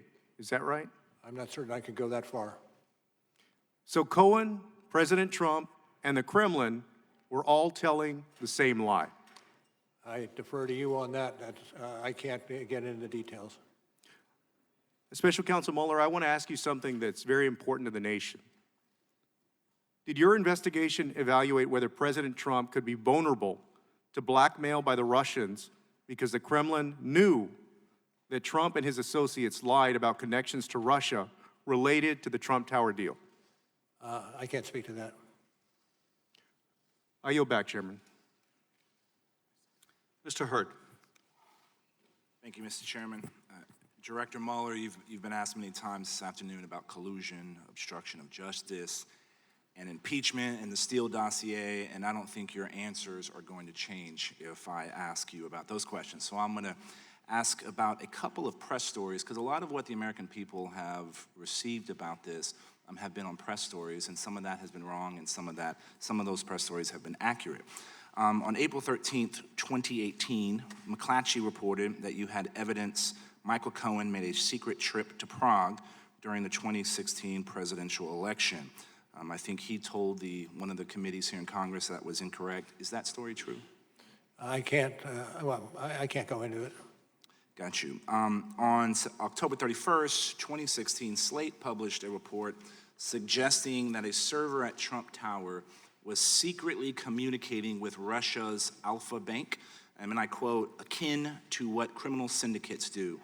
Do you know if that story is true? Do not. Do not. You do not? Know whether it's true. So did you not investigate these allegations which are suggestive of potential Trump-Russia? Because I believe it's not true doesn't mean it would not be investigated. It may well have been investigated, although my belief at this point is not true. Good copy. Thank you. As a former CIA officer, I want to focus on something I think both sides of the political aisle can agree on. That is, how do we prevent Russian intelligence and other adversaries from doing this again? And after overseeing counterintelligence operations for 12 years as FBI director, and then investigating what the Russians have done in the 2016 election, you've seen tactics, techniques, and results of Russian intelligence operations. Our committee made a recommendation that the FBI should improve its victim notification process when a person, entity, or campaign has fallen victim to active measures of attack. Would you agree with this? It sounds like a worthwhile endeavor. I will tell you, though, that the ability of our intelligence agencies to work together in this arena is perhaps more important than that.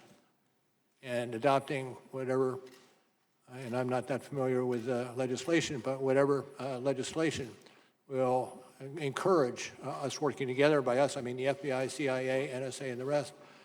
It should be pursued aggressively, early. Who do you think should be responsible within the federal government to counter disinformation? I'm no longer in the federal government, so But you've had a long career, storied career, and I don't think there's anybody who better understands the threat that we are facing than you. Do you have an opinion as a former FBI officer? As to? As to who should be the coordinating points within the federal government on how to deal with disinformation? I don't want to wade in those waters. A good copy. One of the most striking things in your report is that the Internet Research Agency not only undertook a social media campaign in the U.S., but they were able to organize political rallies after the election. Our committee issued a report and insight on saying that Russian active measures are growing with frequency and intensity, and including their expanded use of groups such as the IRA, and these groups pose a significant threat to the United States and our allies in upcoming elections. Would you agree with that? Yes. In fact, one of the other areas that we have to look at are many more companies, or not companies, many more countries are developing capability to replicate what the Russians had done. You alluded to making sure all the elements of the federal government should be working together. Do you have a suggestion on a strategy to do that to counter this disinformation? Not overarching it. Is this, in your investigation, did you think that this was a single attempt by the Russians to get involved in our election, or did you find evidence to suggest they'll try to do this again? No, it wasn't a single attempt. They're doing it as we sit here. And they expect to do it during the next campaign. Director Mueller, I appreciate your time and indulging us here in multiple committees, and I yield back to the ranking member if he has. I yield back to the chairman. Mr. Heck. Director Mueller, I'd like to go to the motives behind the Trump campaign encouragement and acceptance of help during the election. Obviously, a clear motivation was to help them in what would turn out to be a very close election, but there was another key motivation, and that was, frankly, the desire to make money. I always try to remember what my dad, who never had the opportunity to go beyond the 8th grade, taught me, which is that I should never, ever underestimate the capacity of some people to cut corners and even more in order to worship and chase the almighty buck. And this is important because I think it, in fact, does go to the heart of why the Trump campaign was so unrelentingly intent on developing relationships with the Kremlin. So let's quickly revisit one financial scheme we just discussed, which was the Trump Tower in Moscow. We indicated earlier that it was a lucrative deal. Trump, in fact, stood, he and his company, to earn many millions of dollars on that deal. Did they not, sir? True. And Cohen, Mr. Cohen, his attorney, testified before this committee that President Trump believed the deal required Kremlin approval. Is that consistent with what he told you? I'm not certain whether it's Mr. Trump himself or others associated with that enterprise that had discussed the necessity of having the input from the state, meaning the Russian government, in order for it to go forward successfully. Isn't it also true that Donald Trump viewed his presidential campaign, as he told top campaign aides, that the campaign was an infomercial for the Trump organization and his properties? I'm not familiar with that. Then let's turn to Trump campaign chair Paul Manafort. Did, in fact, your investigation find any evidence that Manafort intended to use his position as Trump's campaign chair for his own personal financial benefit? I would say there was some indication of that, but I won't go further. I think you'll find it on page 135 of Volume 1. During the transition, Trump's son-in-law, Jared Kushner, met with Sergei Gorkov, the head of a Russian-owned bank that is under U.S. sanctions. And according to the head of the bank, he met with Kushner in his capacity as CEO of Kushner Companies to discuss business opportunities. Is that correct, sir? I'm not certain. I'm not certain about that. Let me just put it that way. It was asserted thusly in your report, Volume 1, 160, pages 161 and 162.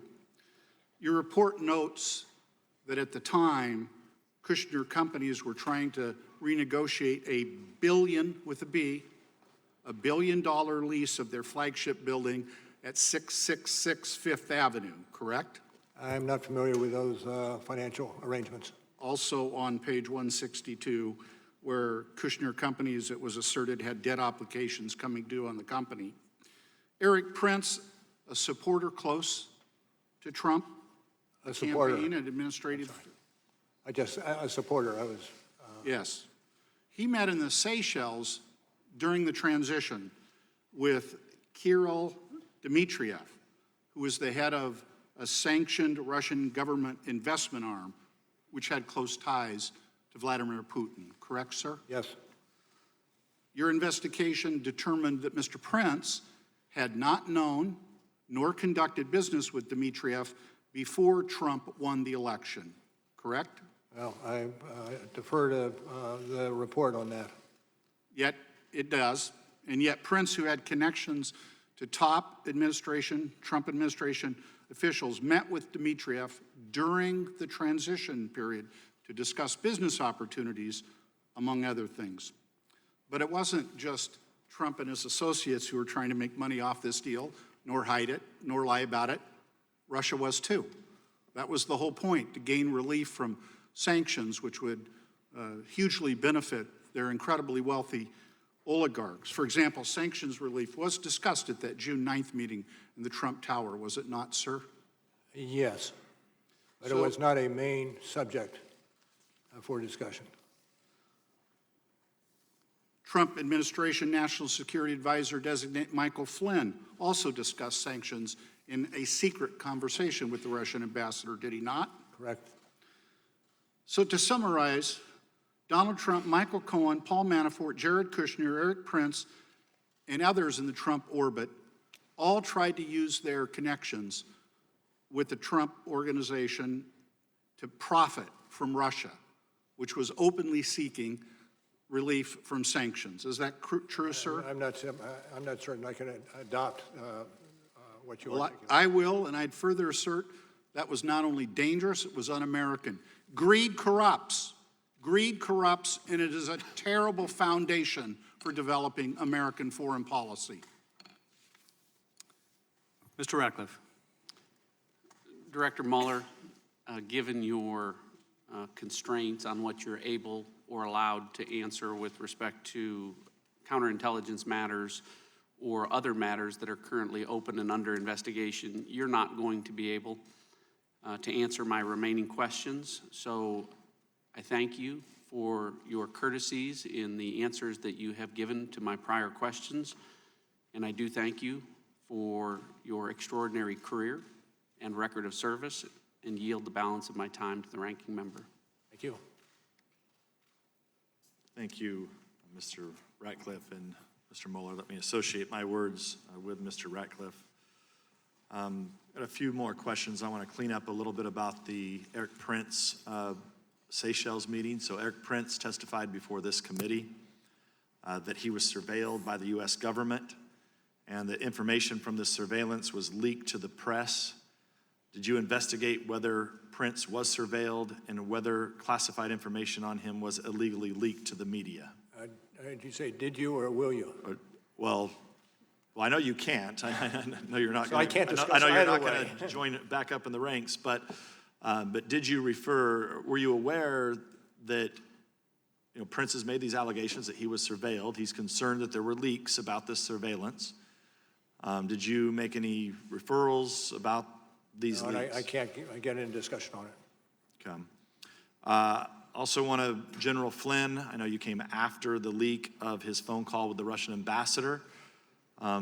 Your time at FBI, it would be a major scandal, wouldn't it, for the leak of the National Security Advisor and anyone. I can't adopt that hypothesis.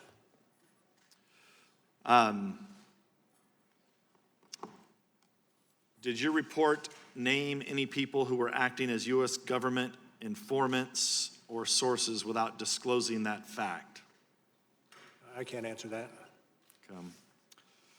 On volume 1, page 133 of your report, you state that Konstantin Kilimnik has ties to Russian intelligence.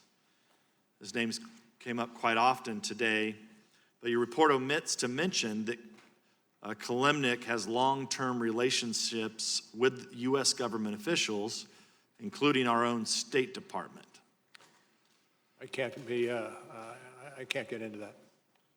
I know it's not in the report, but if Kilimnik is being used in the report to say that he was possibly some type of Russian agent, and I think it is important for this committee to know if Kilimnik has ties to our own State Department, which it appears that he does. Again, it's the same territory that I'm loath to get into. You were asked this earlier about Trump attorney John Dowd, that pieces of his phone call were omitted from the report. It was what Mr. Dowd calls exculpatory evidence. Are you concerned about? I'm not certain I would agree with that characterization. I think I said that before. Yes. An American citizen from the Republic of Georgia, who your report misidentifies as a Russian, claims that your report omitted parts of a text message he had with Michael Cohen about stopping the flow of compromising tapes of Donald Trump. In the omitted portions, he says he did not know what the tapes actually showed. Was that portion of the exchange left out of the report for a reason? No, we got an awful lot into the report, but we did not get every intersection or conversation and the like. So I am not familiar with that particular episode you're talking about. Thank you, Mr. Mueller. Thank you, Mr. Chairman. Mr. Welch. Director Mueller, did you find there was no collusion between the Trump campaign and Russia? Well, we don't use the word collusion. The word we usually use is well, not collusion, but one of the other terms that that fills in when collusion is not used. In any event, we decided not to use the word collusion inasmuch as it has no relevance to the criminal law arena. The term is conspiracy that you prefer to use? That's a conspiracy, exactly right. You help me, I'll help you. Thank you. There's an agreement. Thank you. And in fact, you had to then make a charging decision after your investigation where unless there was enough evidence to prove beyond a reasonable doubt, you wouldn't make a charge, correct? Generally, that's the case. But making that decision does not mean your investigation failed to turn up evidence of conspiracy. Absolutely correct. And in fact, I'll go through some of the significant findings that your exhaustive investigation made. You found, as I understand it, that from May 2016 until the end of the campaign, campaign chairman, Mr. Manafort, gave private polling information to Russian agents, correct? Correct. Could you speak in the microphone? Yep, I will. My apologies. Thank you. And your investigation found that in June 2016, Donald Trump Jr. made an arrangement to meet at Trump Tower along with Jared Kushner and others, expecting to receive dirt on the Hillary Clinton campaign, correct? Correct. And you found in your investigation that on July 27th, candidate Trump called on Russia to hack Hillary Clinton's email, something that for the first time they did about 5 hours later, correct? That's correct. And you also found that on August 2nd, Mr. Manafort met with a person tied to Russian intelligence, Mr. Kalimnik, and gave him internal campaign strategy, aware that Russia was intending to do a misinformation social media campaign, correct? I'm not certain of the tie there. But the fact of that meeting, you agree with? The fact of the meeting took place is accurate. In your investigation, as I understand it, also found that in the late summer of 2016, the Trump campaign, in fact, devised its strategy and messaging around WikiLeaks releases of materials that were stolen from the Democratic National Committee, correct? Is that from the report? Yes. It's according to Mr. Gates. Yes. Yes, thank you. And you also talked earlier about the finding in your investigation that in September and October of 2016, Donald Trump Jr. had email communications with WikiLeaks, now indicted, about releasing information damaging to the Clinton campaign, correct? True. So, True. All right. So I understand you made a decision, prosecutorial decision, that this would not rise to proof beyond a reasonable doubt. But I ask if you share my concern. And my concern is, have we established a new normal from this past campaign that is going to apply to future campaigns so that if any one of us running for the U.S. House, any candidate for the U.S. Senate, any candidate for the presidency of the United States, aware that a hostile foreign power is trying to influence an election, has no duty to report that to the FBI or other authorities? Well, I hope. Go ahead. I hope this is not the new normal, but I fear it is. And would, in fact, have the ability, without fear of legal repercussion, to meet with agents of that foreign entity hostile to the American election? I'm sorry, what is the question? Is that an apprehension that you share with me? Yes. And that there would be no repercussions whatsoever to Russia if they did this again. And as you stated earlier, as we sit here, they're doing it now. Is that correct? You're absolutely right. Do you have any advice to this Congress as together what we should do to protect our electoral system and accept responsibility on our part to report to you or your successor when we're aware of hostile foreign engagement in our elections?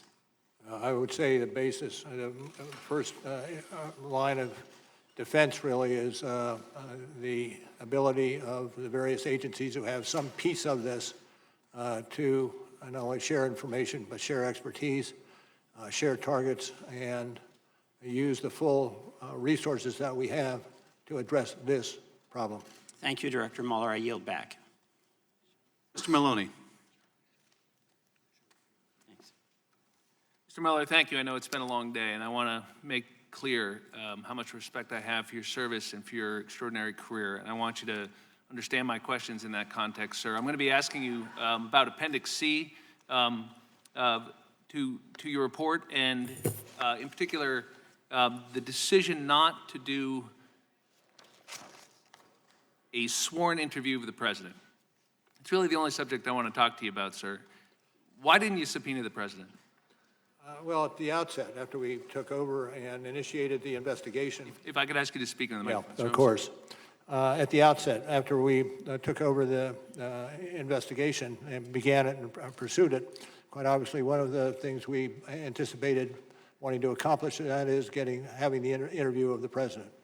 We negotiated with him for a little over a year, and I think what you adverted to in the appendix lays out our expectations as a result of those negotiations.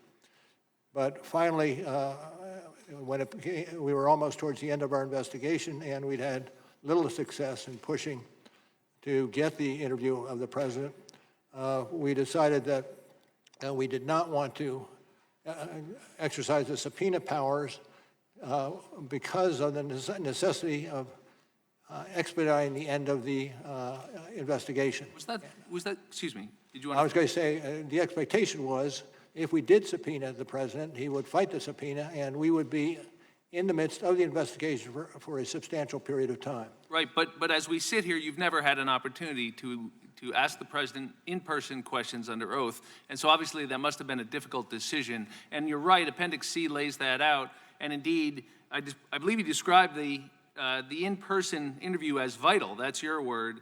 And of course, you make clear you had the authority and the legal justification to do it. As you point out, you waited a year. You put up with a lot of negotiations. You made numerous accommodations, which you lay out so that he could prepare and not be surprised. I take it you were trying to be fair to the president.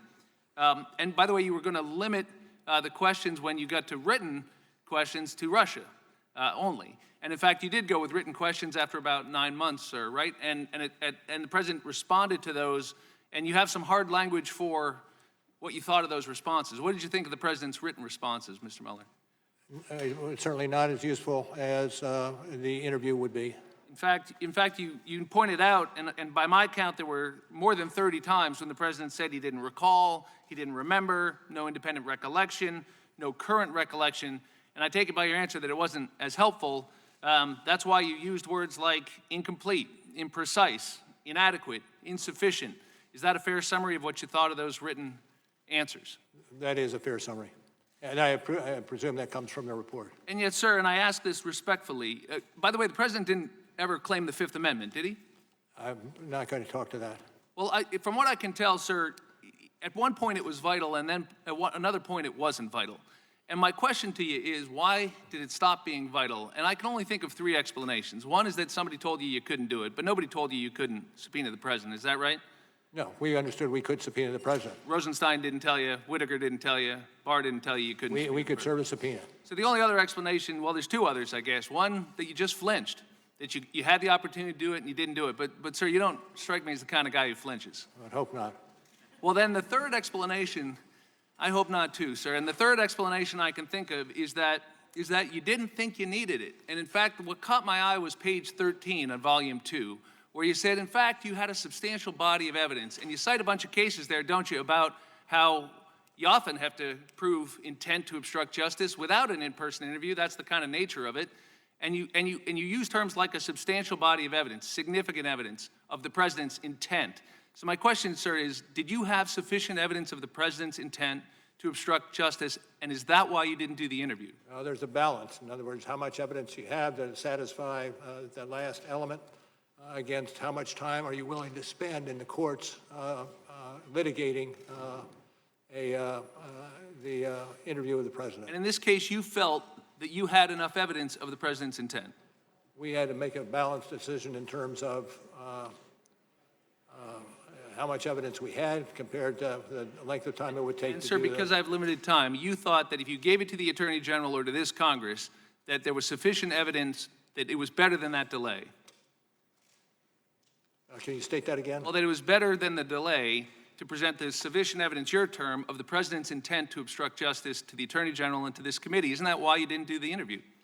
No, the reason we didn't do the interview is because of the length of time that it would take to resolve the issues attendant to that.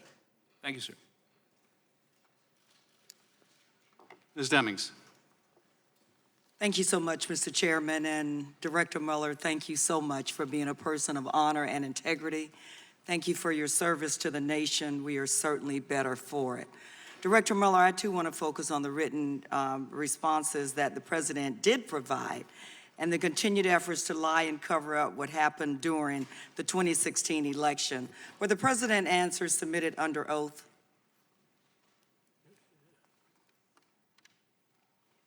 Yes, yes. Thank you, they were. Were these all the answers your office wanted to ask the President about Russia interference in the 2016 election? No, not necessarily. So there were other Yes. questions that you wanted to answer. Did you analyze his written answers on Russia interference to draw conclusions about the President's credibility? No, it was perhaps one of the factors, but nothing more than that. It was one of the factors. So what did you determine about the President's credibility? And that I can't get into. Director Mueller, I know based on your decades of experience, you probably had an opportunity to analyze the credibility of countless witnesses, but you weren't able to do so with this witness. Well, with every witness, particularly a leading witness, one assesses the credibility day by day, witness by witness, document by document. And that's what happened in this case. So we started with very little, and by the end, we ended up with a fair amount. Yeah, fair amount. Thank you. Well, let's go through some of the answers to take a closer look at his credibility, because it seems to me, Director Mueller, that his answers were not credible at all. Do some of President Trump's incomplete answers relate to Trump Tower Moscow? Yes. For example, did you ask the President whether he had at any time directed or suggested that discussions about Trump Moscow project should cease? Should what? Cease. Do you have a citation? Yes, we're still in Appendix C, Section 1-7. The first page? Says the President did not answer whether he had at any time directed or suggested that discussions about the Trump Moscow project should cease, but he has since made public comments about this topic. Okay. And the question was? Did the President, let me go on to the next question. Did the President fully answer that question in his written statement to you about the Trump Moscow project ceasing? Again, in Appendix C. No, and can you direct me to the a particular paragraph you're adverting to? It would be Appendix C-C1, but let me move forward. 9 days after he submitted his written answers, didn't the President say publicly that he, quote, decided not to do the project, unquote? And that is in your report. I'd ask you if you would to point out the particular paragraph that you're focused on. We can move on. Did the President answer your follow-up questions? According to the report, there were follow-up questions because of the President's incomplete answers about the Moscow project. Did the President answer your follow-up questions either in writing or orally? And we're now in Volume 2, page 150 through 151. No. He did not. In fact, there were many questions that you asked the President that he simply didn't answer. Isn't that correct? True. And there were many answers that contradicted other evidence you had gathered during the investigation. Isn't that correct, yes. Director Mueller? Director Mueller, for example, the President in his written answer stated he did not recall having advanced knowledge of WikiLeaks releases. Is that correct? I think that's what he said. But didn't your investigation uncover evidence that the President did, in fact, have advanced knowledge of WikiLeaks public releases of emails damaging to his opponent? And I can't get into that area. Did your investigation determine, after very careful vetting of Rick Gates and Michael Cohen's, that you found them to be credible? That we found the president to be credible? That you found Gates and Cohen to be credible in their statements I'm not about gonna WikiLeaks? Those areas I'm not going to discuss. Okay. Could you say, Director Mueller, that the president was credible? I can't answer that question. Director Mueller, isn't it fair to say that the president's written answers were not only inadequate and incomplete because he didn't answer many of your questions, but where he did, his answers showed that he wasn't always being truthful? I would say, generally. Generally. Director Mueller, it's one thing for the president to lie to the American people about your investigation, falsely claiming that you found no collusion and no obstruction, but it's something else altogether for him to get away with not answering your questions and lying about them. And as a former law enforcement officer of almost 30 years, I find that a disgrace to our criminal justice system. Thank you so much. I yield back to the chairman. Mr. Krishnamurthy. Director Mueller, thank you for your devoted service to your country. Earlier today, you described your report as detailing a criminal investigation, correct? Yes. Yes. Director, since it was outside the purview of your investigation, your report did not reach counterintelligence conclusions regarding the subject matter of your report. That's true. For instance, since it was outside your purview, your report did not reach counterintelligence conclusions regarding any Trump administration officials who might potentially be vulnerable to compromise or blackmail by Russia, correct? Those decisions probably were made in the FBI. But not in your report, correct? Not in our report. We advert to the counterintelligence goals of our investigation, which were secondary to any criminal wrongdoing that we could find. Let's talk about one administration official in particular, namely President Donald Trump. Other than Trump Tower Moscow, your report does not address or detail the president's financial ties or dealings with Russia, correct? Correct. Similarly, since it was outside your purview, your report does not address the question of whether Russian oligarchs engaged in money laundering through any of the president's businesses, correct? Correct. And of course, your office did not obtain the president's tax returns, which could otherwise show foreign financial sources, correct? Not to speak to that. I'm not going to speak to that. In July 2017, the president said his personal finances were off limits or outside the purview of your investigation, and he drew a quote-unquote red line around his personal finances. Were the president's personal finances outside the purview of your investigation? I'm not going to get into that. Were you instructed by anyone not to investigate the president's personal finances? No. Mr. Mueller, I'd like to turn your attention to counterintelligence risks associated with lying. Individuals can be subject to blackmail if they lie about their interactions with foreign countries, correct? True. For example, you successfully charged former National Security Advisor Michael Flynn of lying to federal agents about his conversations with Russian officials, correct? Correct. Since it was outside the purview of your investigation, your report did not address how Flynn's false statements could pose a national security risk because the Russians knew the falsity of those statements, right? I cannot get into that mainly because there are many elements of the FBI that are looking at different aspects of that issue. Currently? Currently. Thank you. As you noted in Volume 2 of your report, Donald Trump repeated 5 times in one press conference, Mr. Mueller, in 2016, quote, "I have nothing to do with Russia." Of course, Michael Cohen said Donald Trump was not being truthful because at this time, Trump was attempting to build Trump Tower Moscow. Your report does not address whether Donald Trump was compromised in any way because of any potential false statements that he made about Trump Tower Moscow, correct? I think that's right. I think that's right. Director Mueller, I want to turn your attention to a couple other issues. You've served as FBI director during 3 presidential elections, correct? Yes. And during those 3 presidential elections, you have never initiated an investigation at the FBI looking into whether a foreign government interfered in our elections the same way you did in this particular instance, correct? I would say I personally know, but the FBI quite obviously has how do you defend an attack such as the Russians undertook in 2016?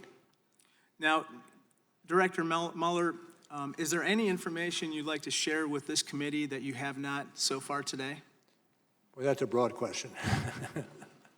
And it'd take me a while to get an answer to it, but I'll say no. Mr. Mueller, you said that every American should pay very close attention to the systematic and sweeping fashion in which the Russians interfered in our democracy. Are you concerned that we are not doing enough currently to prevent this from happening again? Well, I'll speak generally, and what I said in my opening statement this morning, and here that no, much more needs to be done in order to protect against this intrusions, not just by the Russians, but others as well. Thank you, Director. We have 2 5-minute periods remaining. Mr. Nunes and myself. Mr. Nunes, you are recognized. Mr. Mueller, it's been a long day for you, and you've had a long, great career. I want to thank you for your longtime service, starting in Vietnam, obviously in the U.S. Attorney's Office, Department of Justice, and the FBI. And I want to thank you for doing something you didn't have to do. You came here upon your own free will, and we appreciate your time today. With that, I yield back. Thank you, sir. Dr. Mueller, I want to close out my questions, turn to some of the exchange you had with Mr. Welsh a bit earlier. I'd like to see if we can broaden the aperture at the end of the hearing. From your testimony today, I gather that you believe that knowingly accepting foreign assistance during a presidential campaign is an unethical thing to do. And a crime. And a crime. Circumstances, yes. And to the degree... And a crime given certain circumstances. And to the degree that it undermines our democracy and our institutions, we can agree that it's also unpatriotic. True. And wrong. True. The standard of behavior for a presidential candidate, or any candidate for that matter, shouldn't be merely whether something is criminal. There should be held to a higher standard. You would agree? Yeah, I will not get into that because it goes to the standards to be applied by other institutions besides ours. Well, I'm just referring to ethical standards. We should hold our elected officials to a standard higher than mere avoidance of criminality, shouldn't we? Absolutely. You have served this country for decades. You've taken an oath to defend the Constitution. You hold yourself to a standard of doing what's right. I would hope. You have. I think we can all see that. And befitting the times, I'm sure your reward will be unending criticism. But we are grateful. The need to act in an ethical manner is not just a moral one, but when people act unethically, it also exposes them to compromise, particularly in dealing with foreign powers. Is that true? True. Because when someone acts unethically in connection with a foreign partner, that foreign partner can later expose their wrongdoing and extort them. True. And that conduct, that unethical conduct, can be of a financial nature if you have a financial motive or an illicit business dealing. Am I right? Yes.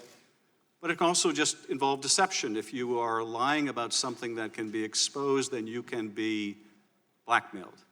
Also true. In the case of Michael Flynn, he was secretly doing business with Turkey, correct? Yes. And that could open him up to compromise that financial relationship. I presume. He also lied about his discussions with the Russian ambassador. And since the Russians were on the other side of that conversation, they could have exposed that, could they not? Yes. If a presidential candidate was doing business in Russia and saying he wasn't, Russians could expose that too, could they not? I leave that to you. Well, let's look at Dmitry Peskov, the spokesperson for the Kremlin, someone that the Trump organization was in contact with to make that deal happen. Your report indicates that Michael Cohen had a long conversation on the phone with someone from Dmitry Peskov's office. Presumably the Russians could record that conversation, could they not? Yes. And so if candidate Trump was saying, I have no dealings with the Russians, but the Russians had a tape recording, they could expose that, could they not? Yes. That's the stuff of counterintelligence nightmares, is it not? Well, it has to do with counterintelligence and the need for a strong counterintelligence entity. It does indeed. And when this was revealed that there were these communications, notwithstanding the president's denials, the president was confronted about this, and he said two things. First of all, that's not a crime. But I think you and I have already agreed that that shouldn't be the standard, right, Mr. Mueller? True. And the second thing he said was, why should I miss out on all those opportunities? I mean, why indeed? Merely running a presidential campaign, why should you miss out on making all that money? Was the import of his statement. Were you ever able to ascertain whether Donald Trump still intends to build that tower when he leaves office? Is that a question, sir? Yes, were you able to ascertain, because he wouldn't answer your questions completely, whether or if he ever ended that desire to build that tower? I'm not going to speculate on that. If the president was concerned that if he lost his election, he didn't want to miss out on that money, might he have the same concern about losing his re-election and missing out on that money? Speculation. The difficulty with this, of course, is we are all left to wonder whether the president is representing us or his financial interests. That concludes my questions. Mr. Nez, do you have any concluding remarks? Director Mueller, let me close by returning to where I began. Thank you for your service, and thank you for leading this investigation. The facts you set out in your report and have elucidated here today tell a disturbing tale of a massive Russian intervention in our election, of a campaign so eager to win, so driven by greed that it was willing to accept the help of a hostile foreign power in a presidential election decided by a handful of votes in a few key states. Your work tells of a campaign so determined to conceal their corrupt use of foreign help that they risk going to jail by lying to you, to the FBI, and to Congress about it, and indeed, some have gone to jail over such lies. And your work speaks of a president who committed countless acts of obstruction of justice that, in my opinion, and that of many other prosecutors, had it been anyone else in the country, they would have been indicted. Notwithstanding the many things you have addressed today and in your report, there were some questions you could not answer given the constraints you're operating under. You would not tell us whether you would have indicted the president but for the OLC opinion that you could not.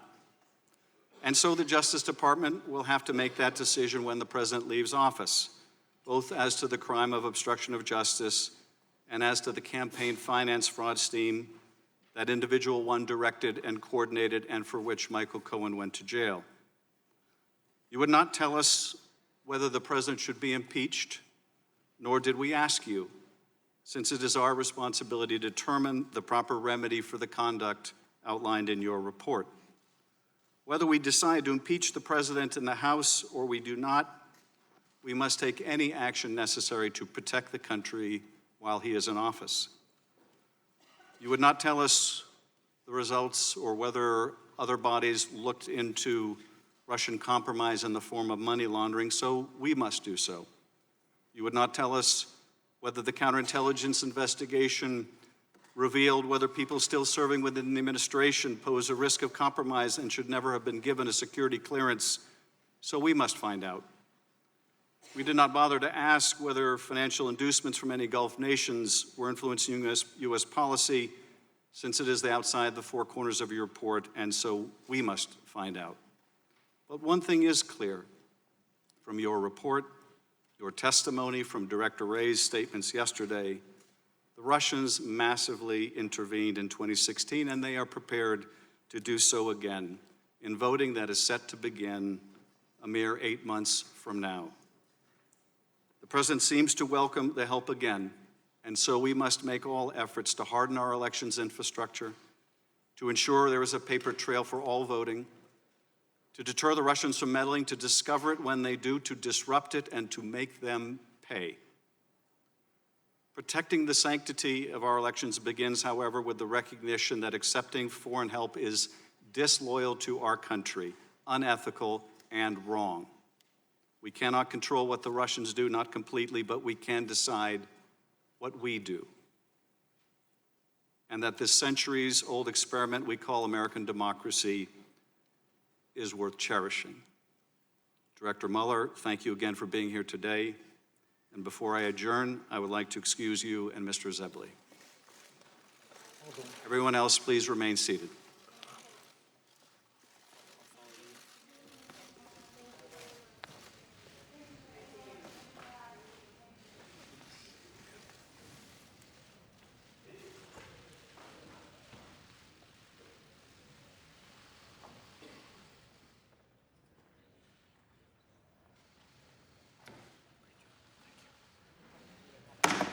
This hearing is adjourned.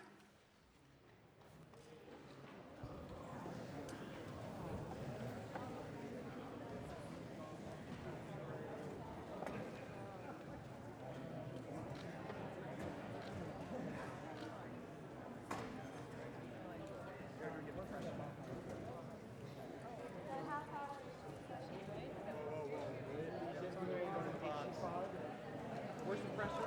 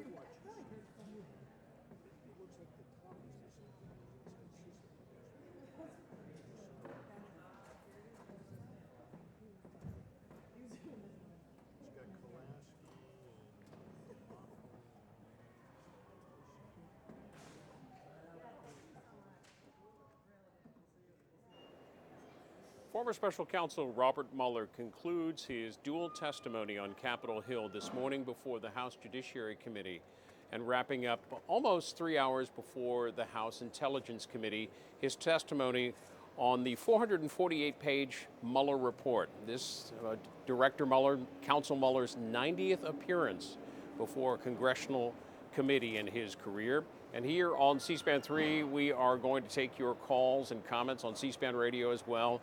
Interested in what you saw and heard in today's testimony? Here's how to join the conversation. For Democrats, call 202-748-8920. Republicans, 202-748-8921. And for all others, that's 202-748-8922. And just to let you know our plans, we have cameras outside of the hearing room in the Rayburn House office building here on Capitol Hill. So if there are any members of the committee that come to the cameras, we'll take you there immediately. We also plan to show the hearing as well, both hearings today, to re-air the hearings in their entirety on the C-SPAN network. So if you missed any of the earlier testimony, we'll have it for you much later this evening after the House and Senate gavel out. But interested in hearing from you. It's been a full day of testimony before both committees. Let's go first to John in San Francisco on our others line. John, San Francisco, go ahead. You're on the air. Probably as disappointing as everybody thought it was going to be, but I was wondering that it seemed someone should have asked if he had a report, because his familiarity with it. John, you're breaking up on us a little bit. I'm going to let you go here and go to Jackie in Irvine, California. Democrats line. Jackie in Irvine, go ahead. Yes, thank you for taking my call. I am so proud to have the opportunity to participate in democracy. Can you hear me? Yeah, we can. Go ahead, Jackie. Okay. I am so proud to have this opportunity to watch C-SPAN and listen to the hearings and participate in democracy the way I have this morning. I have to say that to see figures such as Chairman Schiff and Mr. Mueller, they are gentlemen of integrity, someone that can make every American very proud. And it really breaks my heart, to be honest, that when I see the president speak, when I see how he conducts himself, when I see how he represents us as Americans, I cringe. Now, I think they did a very good job of bringing forward to all Americans key points of fact that we should be concerned about. It's clear that Trump has a corrupt presidency and he had a corrupt campaign. And with all of the answers of the questions, I'm hoping that independents and undecideds out there will have take it to heart and really understand the threat that we're facing. That's Jackie from California, and the president departing shortly from the White House, headed out to a fundraiser, a private fundraiser in Wheeling, West Virginia. We may hear some comments from the president at that time, and as we are able, we'll bring them to you as we can. If you don't see them here shortly, we'll have them later in our coverage too. And a reminder too, we'll re-air both of the hearings tonight on the C-SPAN networks. This morning's judiciary hearing, the afternoon hearing that just wrapped up, the House Intelligence Committee. Let's go to Kyle, who's in Portland. Kyle's on our Republican line, 202-748-8921. Hey there, Kyle. Hi, thank you for having me. I just have to say that this testimony, and having actually been one of the few Americans to have read the report myself, I have to agree completely with Justin Amash and his conclusions regarding all of this. The president's behavior is shocking. The testimony regarding Don McGahn and the instruction by the president to remove Mueller from office and obstruct justice, in which his aides and his legal counsel were forced to ignore out of compromise to themselves, and ultimately leading to McGahn's firing, are incredibly damning. I encourage everyone within the GOP to look beyond party politics and the party of Donald Trump at this stage and see within themselves to do what is right on behalf of America and decry this as wrong. It is morally objectionable. It is wrong. And if this man were not the sitting president of the United States, he would have already been indicted, and seeking and punishment would be pursued for these actions and these crimes. As we're Thank you. as we're taking your calls, you're seeing on your screen our cameras, waiting to hear possible comments from members of the Intelligence Committee. They've just wrapped up their questioning of Robert Mueller, his second appearance of the day. Kenny's next up in Seattle, Washington, others line. Hello. Hi, Kenny, go ahead. Anybody that thinks that this president is for America has got their head screwed on wrong. It's obvious he's out for himself. It's obvious that he didn't even want to be president to begin with, and it's obvious that he was going to use it for an infomercial for his product line. And I just find it disgusting about how the Republicans back his every word. And I really hope that the coming president doesn't use his behavior as a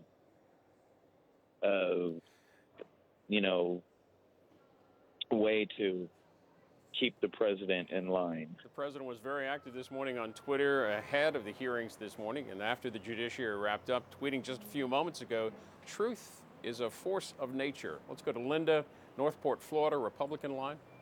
Welcome. Linda in Florida, you're on the air. Donna, I'm sorry, go ahead. Yep. Donna in East Norwich, New York. Go ahead. Yes, hi, that's me. Thank you very much for taking my call. You bet. I didn't have a very high bar. I was able to watch both hearings, fortunately. I came away with several things. One, my frustration with Mr. Mueller. Even though I felt very empathetic toward him, at times he just seemed like my befuddled uncle, but I am very appreciative of his past service to this country, and he is a true patriot. But I was very frustrated that he would not go out of the lines of the report itself. I was very proud of the way the Democrats comported themselves, and I have to say that I was deeply moved by Adam Schiff's opening and closing statements, both.